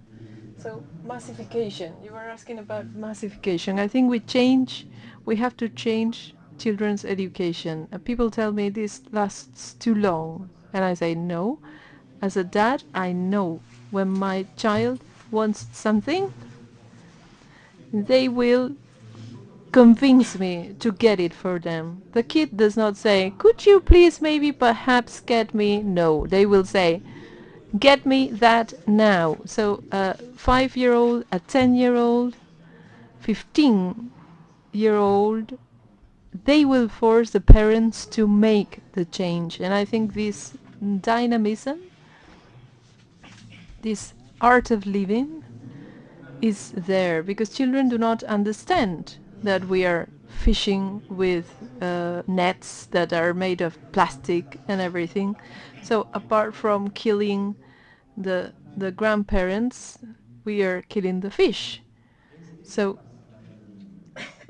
the child's capacity to apply the ethics to the core is important, the ethics. Nowadays, we cannot talk about ethics anymore. We have to be very pragmatic, very practical, but the ethics must be always at the core of every action. And children who are not contaminated by money, by power, by all that, children have natural ethics, universal ethics in the core of their brain when they discover life, and it lasts. It has to last. So we need to reform the educational system so as to instill different values which are contagious. I think I agree with you in the answer. I know that you don't like to talk about the climate summits, the COP, but I have not read in everything that comes from the COP26, I have not read that education should be one of the pillars for reform. Because everything comes from education. We come from the world of extraction, and we have destroyed almost everything. I'm surprised to read. Well, first of all, I'd like to ask you, when the COP began, the Prime Minister of the UK said that this was the beginning of the end of climate change. This is what he said, the beginning of the end of climate change. I was at COP1, COP2, and COP3. When we go to a meeting, well prepared, and after 2 weeks of meetings, for 3 years in a row, so the conclusion is, what do we do? So this was my decision. COP1, COP2, and COP3. I went to the 3 of them, and I was responsible for the preparation of the Kyoto COP, the Kyoto Protocol. I had 3 years to prepare the COP, the Kyoto Summit, with all the new ideas, the new concepts. None of them was even considered because the Americans and the Europeans agreed to make a cap and trades. So to exchange certificates between them. And all of the proposals that I put forward were disregarded. When I presented the conclusion of 3 years of work with 3,000 scientists, there were 4 people at the whole, including me and the other 3. And they were probably freezing because nobody else was interested in changing. This is the foundation of my book, Blue Economy. I found 100 innovations that will generate 100 million jobs in a decade. I have not reached 3 million jobs short currently, but we have over 300 proposals that change the reality of life. And even though we're very small and very unknown, I do not have to spend a penny on advertising. My priority is making. All of our teams, we make. Communication is digital. If you want to know about El Hierro, come with us to El Hierro. I do not need to advertise it. I'm not interested in advertising, because you will be much more convinced of the opportunity to change to a new business model if you have seen it. So I prefer that you do it, because that's how the church was built. That is how the church and many other things were built, because people had faith that it was a good option. They thought that it was better than what they had. So the Kogi people had to withdraw. They didn't want to fight. They didn't want to get into conflict. They wanted to live peacefully. And the peace is not the absence of war. Peace is a capacity to work with everyone. Peace is a capacity to challenge your wisdom, to build together a space. Peace is not doing anything.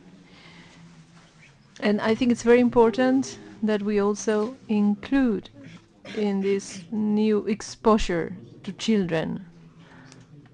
I don't know why I can do that in China but not in Europe, because in Europe they always clap, but then they do not take on my proposals. I'm very fed up with clapping. I'm sorry. Are there politicians in the audience? But it's important. Action is important. Practical actions is the only thing that will convince people, and that is why we have over 6,000 factories making mushrooms or fungus from coffee waste. But soon we will have 1 million centers because we can make it 1 million times. This is transition, but specific, practical. And I don't need benchmark capital. I don't need banking. I'm sorry if there are bankers in the audience. I'm sorry because I never work with bankers. Banking has lost its social function, economic, cultural function. Banking is about taking risks for people. The life that we are preparing for our children, grandchildren, is a life that must include challenges. We must be confident that we can tackle those challenges. Sometimes we will fail, but what's important is that there are challenges in life. So from the very beginning, how did the apple climb up the tree? How many solutions have you found? 3? Have you found the 3 laws, or 2 laws at least? Well, you keep on talking, and when I listen to you, I am more convinced about balance. The biggest commercial network in the world is nature. There's always an exchange in harmony. And according to your words, human beings have developed some balance in El Hierro. There are no animals, there are more predators than others that break up the chain. So how do we convey those values? How do we transfer those values to global economy? Well, there is a fantastic example, which is the fungus, the mycorrhiza fungi. They are the subterranean or underground fungi, and they are really fast. Their speed is more than 5G. They are the only ones that make the exchange with true social consideration. We know, according to the science, that the biggest fungi networks on Earth that have a size of around 200 square kilometers, and both with the same DNA. This is a network of exchange of carbon and sugar, in addition to other services. But the most important is that the fungi offer carbon that is biologically available for the plant, and this is paid with sugar. I am simplifying, but this is it. And when the tree is an old tree, the price that they pay in sugar is much lower. When it is a seed that unfortunately it is put by a bird in a train with less nutrition, the fungi give more carbon at a lower price. This is amazing. This is the wisdom we have under our feet, and we are destroying that with fungicides? I don't understand. If we knew how the fungi network works, how the fungi in Africa can warn the other trees. There is an elephant that is removing the branches, and immediately they help to produce acidity, and trees cannot do that, but fungi produce that, and they exchange that. Just like always, give me sugar and I will give you the antidote against elephants. This does work. So we are not in a world in which we think that trees talk to each other, and they are talking to each other all the time, but we are not listening. We don't have the ability. In 2019, I was in Mauritius. Do you know this island, Mauritius? And it has whales.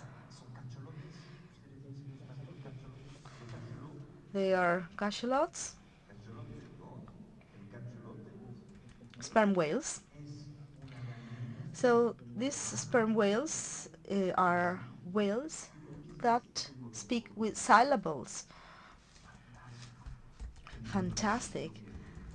And I said, well, I want to experience that. So I went there and I learned to dive, because once you make bubbles, sperm whales don't want to speak anymore. It's like switching on some music while there is a conference. No, please switch off that music. That is why we were in the water, and me and my friend were diving, and we just stood still listening to that language. And then scientists told me, do you know that the language that the sperm whales speak here in the Indian Ocean is different from the language they speak at the Pacific or the Caribbean? It is amazing. There are almost 40 languages registered. And I went to one of these encounters in China, and they said, please, teacher, help us with the children. They are thrilled with whales because the Japanese kill them to eat them. So, and when I got in the hall, I showed the pictures, my pictures, with the sperm whales. And I said they were talking. And now my question is, what language do they want to learn? English or the language of the sperm whales? And all the children said, the language of the sperm whales. And the problem is we don't have teachers for that. And they said, no problem, we are going to be the teachers. So picture this young man that feels so close to the whales and not so close to their American friends. This is a very strong message. And today in China, the research into the language of sperm whales has been launched because there were so many children. I have millions of my copy of my fable distributed about the language of the sperm whales, and every children wants to learn that. So children took the initiative there. We have to realize that surprise is very important in life. We know it. All birthdays have a surprise. If there is no surprise with presents and surprise in marriages and everywhere, we do need surprise, because psychologically we go into self-pilot, autopilot, and so surprise touches our heart and inspires us and changes us. That's why education, but with surprise. Education with things that inspire us. Knowledge, the language of the sperm whales. This is fantastic. And today, we have too many Chinese people that want to learn how to dive.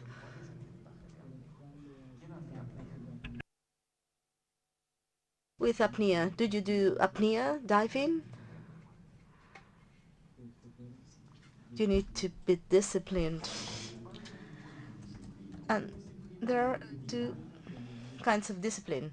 One kind of discipline is very military, and the other one is apnea. But it is interesting because children learn a lot of discipline because they are motivated with this chance. I'm going back to what I said to you at the beginning. Sustainability is meeting the needs of everyone with what we have.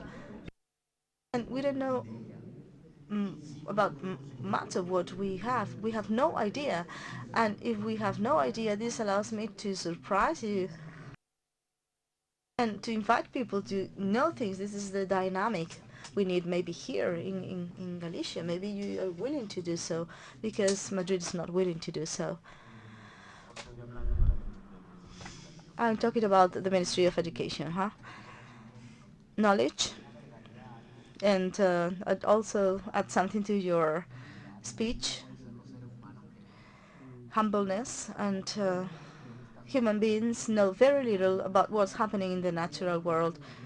The other day I was running in El Retiro, in this park in Madrid, and one of the trees was called Taxodium, and I stopped there to read the sign. It is the oldest tree, 2,000 to 6,000 years, and there are almost no original ones from Oaxaca, from Mexico, and the COP26 said that all the attendees, all the countries, decided to stop and to reverse the destruction of the forests. But when I read the resolution, there's no indication about how to do it, especially the problems of the Amazonia are not dealt with. And what is the meaning of that? And the seas too.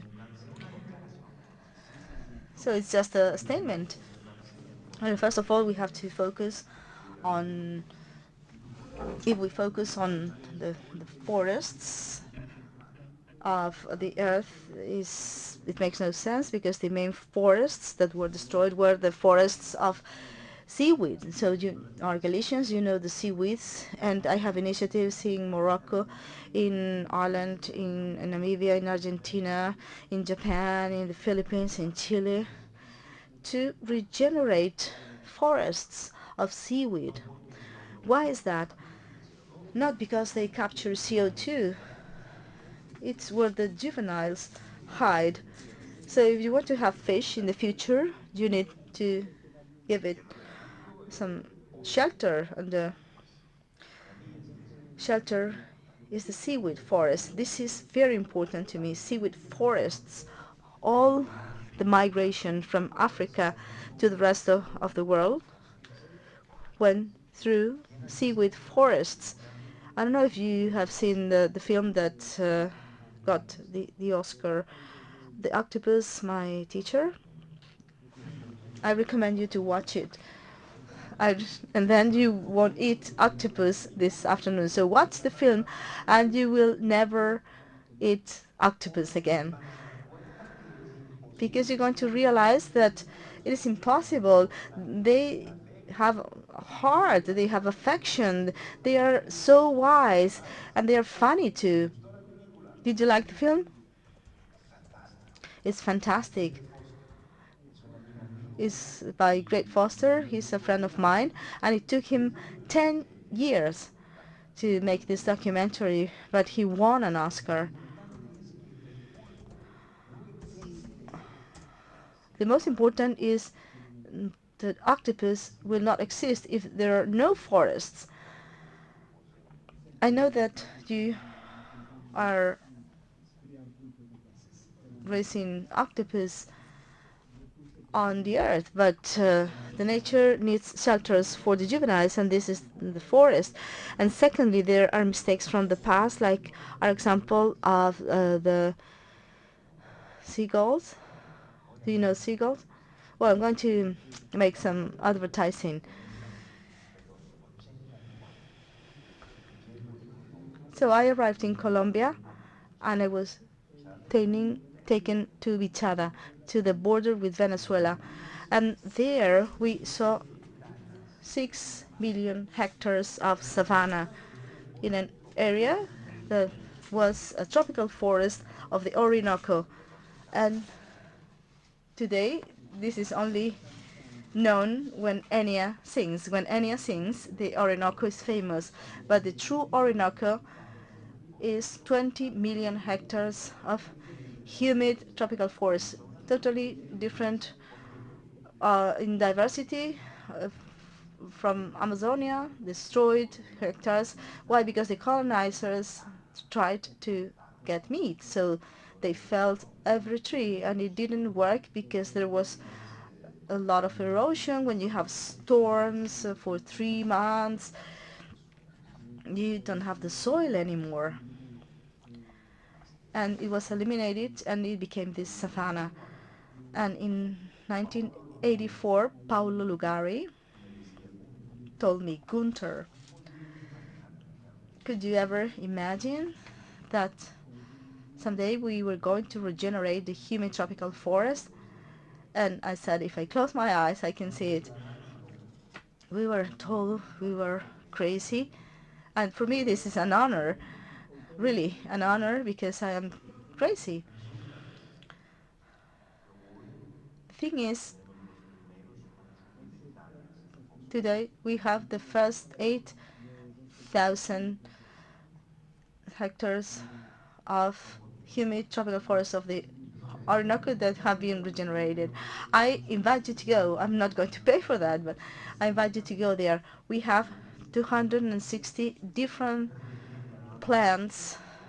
We regenerated the forest, and we regenerated the forest knowing not the biology but physics. And I'm going to explain this. When you have a savanna and there is sun, the temperature of the earth is like a frying pan with fire. So if rain falls and touches that, it will evaporate immediately. So when you have forest and you reverse the temperature difference, and then water percolates, and then you have water, and the water is filtered. The most important of this project, which really makes me proud, is that we did it 25 years ago. Paulo has been a genius, working all the time, and we decided something. Since now we have an abundance of water, we can give it for free to the local population, 3 liters per day, for free. And for children of 6, who are 6, we will give them a bicycle. And I have a question for you. What happens to a child that has 3 liters of water and that walks, that uses the bicycle at the age of 6? Well, in this area there's no diabetes, there's no obesity, 0. We had to close down the hospital because there were no patients. This is sustainable development, real sustainable development, because today in our system we estimate that our quality of life depends on the number of beds, of hospital beds. And I say the opposite. The quality of life depends on not needing all of these hospitals where we treat the diseases that we cause. I am very critical and I'm very straightforward, but since we have developed more than 200 cases for the past 40 years, and I am 65 now, we know it's possible to do l'art de vivre. We know it is possible to change it. And we didn't have to decide we had to live on the trees with the monkeys. We can live with quality and with modernity, but not with the predating capacity that we can see everywhere today, because we are predators. And that's why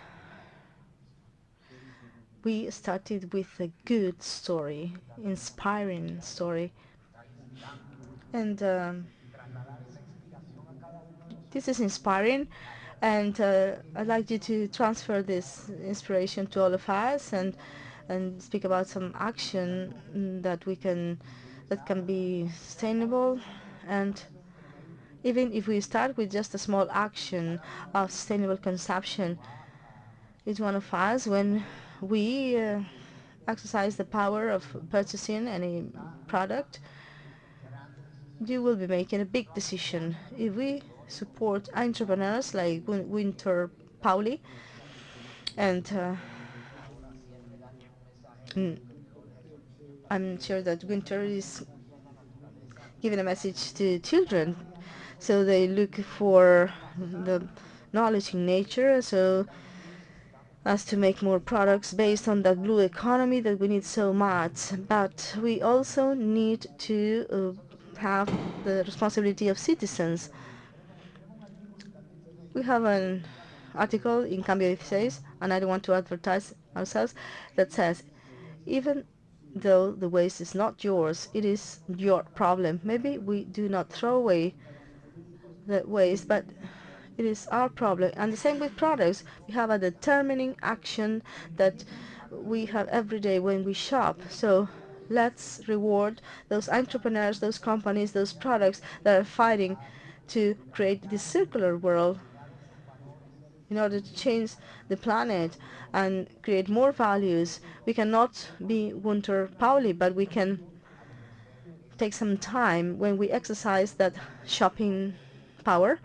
And Gunther, you're very inspiring.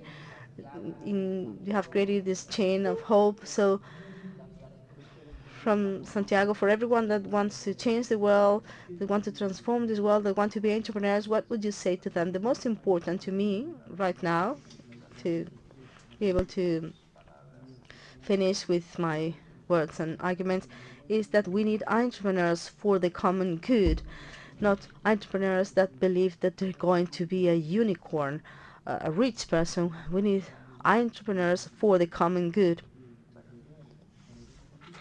And all of us could be that, not just somebody that can write a business plan. In my organization, it is forbidden to do a project starting with a business plan. We don't do business plan, and we do not accept Excel either. We believe that the most important is the heart. This is what speaks the most, and understanding how we can change reality, doing through learning. Always doing, learning. And if you think you need money to do it, you won't qualify, because this is one of the reasons why Santiago de Compostela is so important. It is not thinking that only those that have money can do the Camino, do the pilgrimage. It's part of the logic. You don't have money, but I think that the entrepreneurs for the common good will always start without having the money, and they always reach their goals because they didn't have the experience or the money. And that is how we started all of our initiatives. Thank you very much.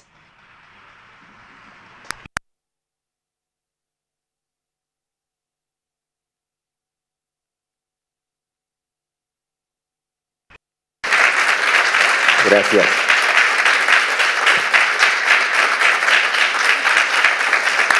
¿No hay preguntas?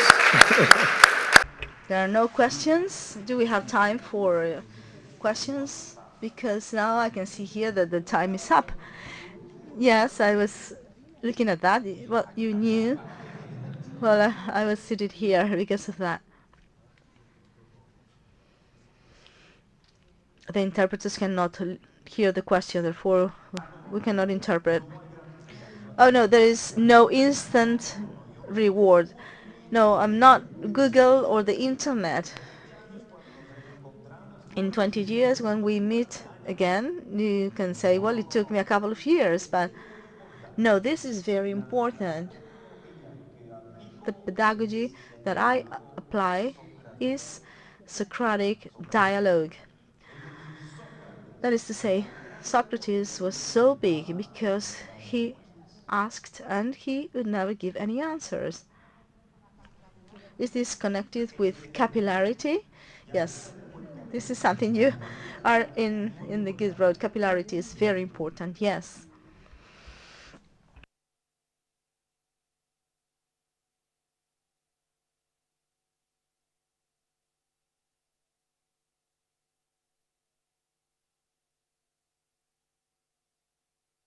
Please, other questions?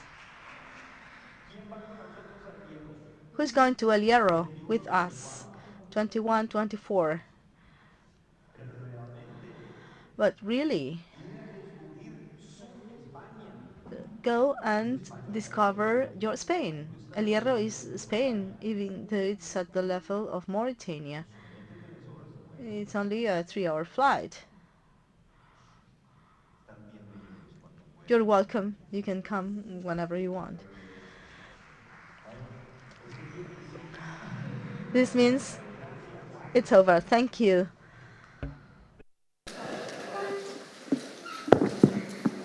Pero tiene que saber que es mucho calor aquí, con estas luces.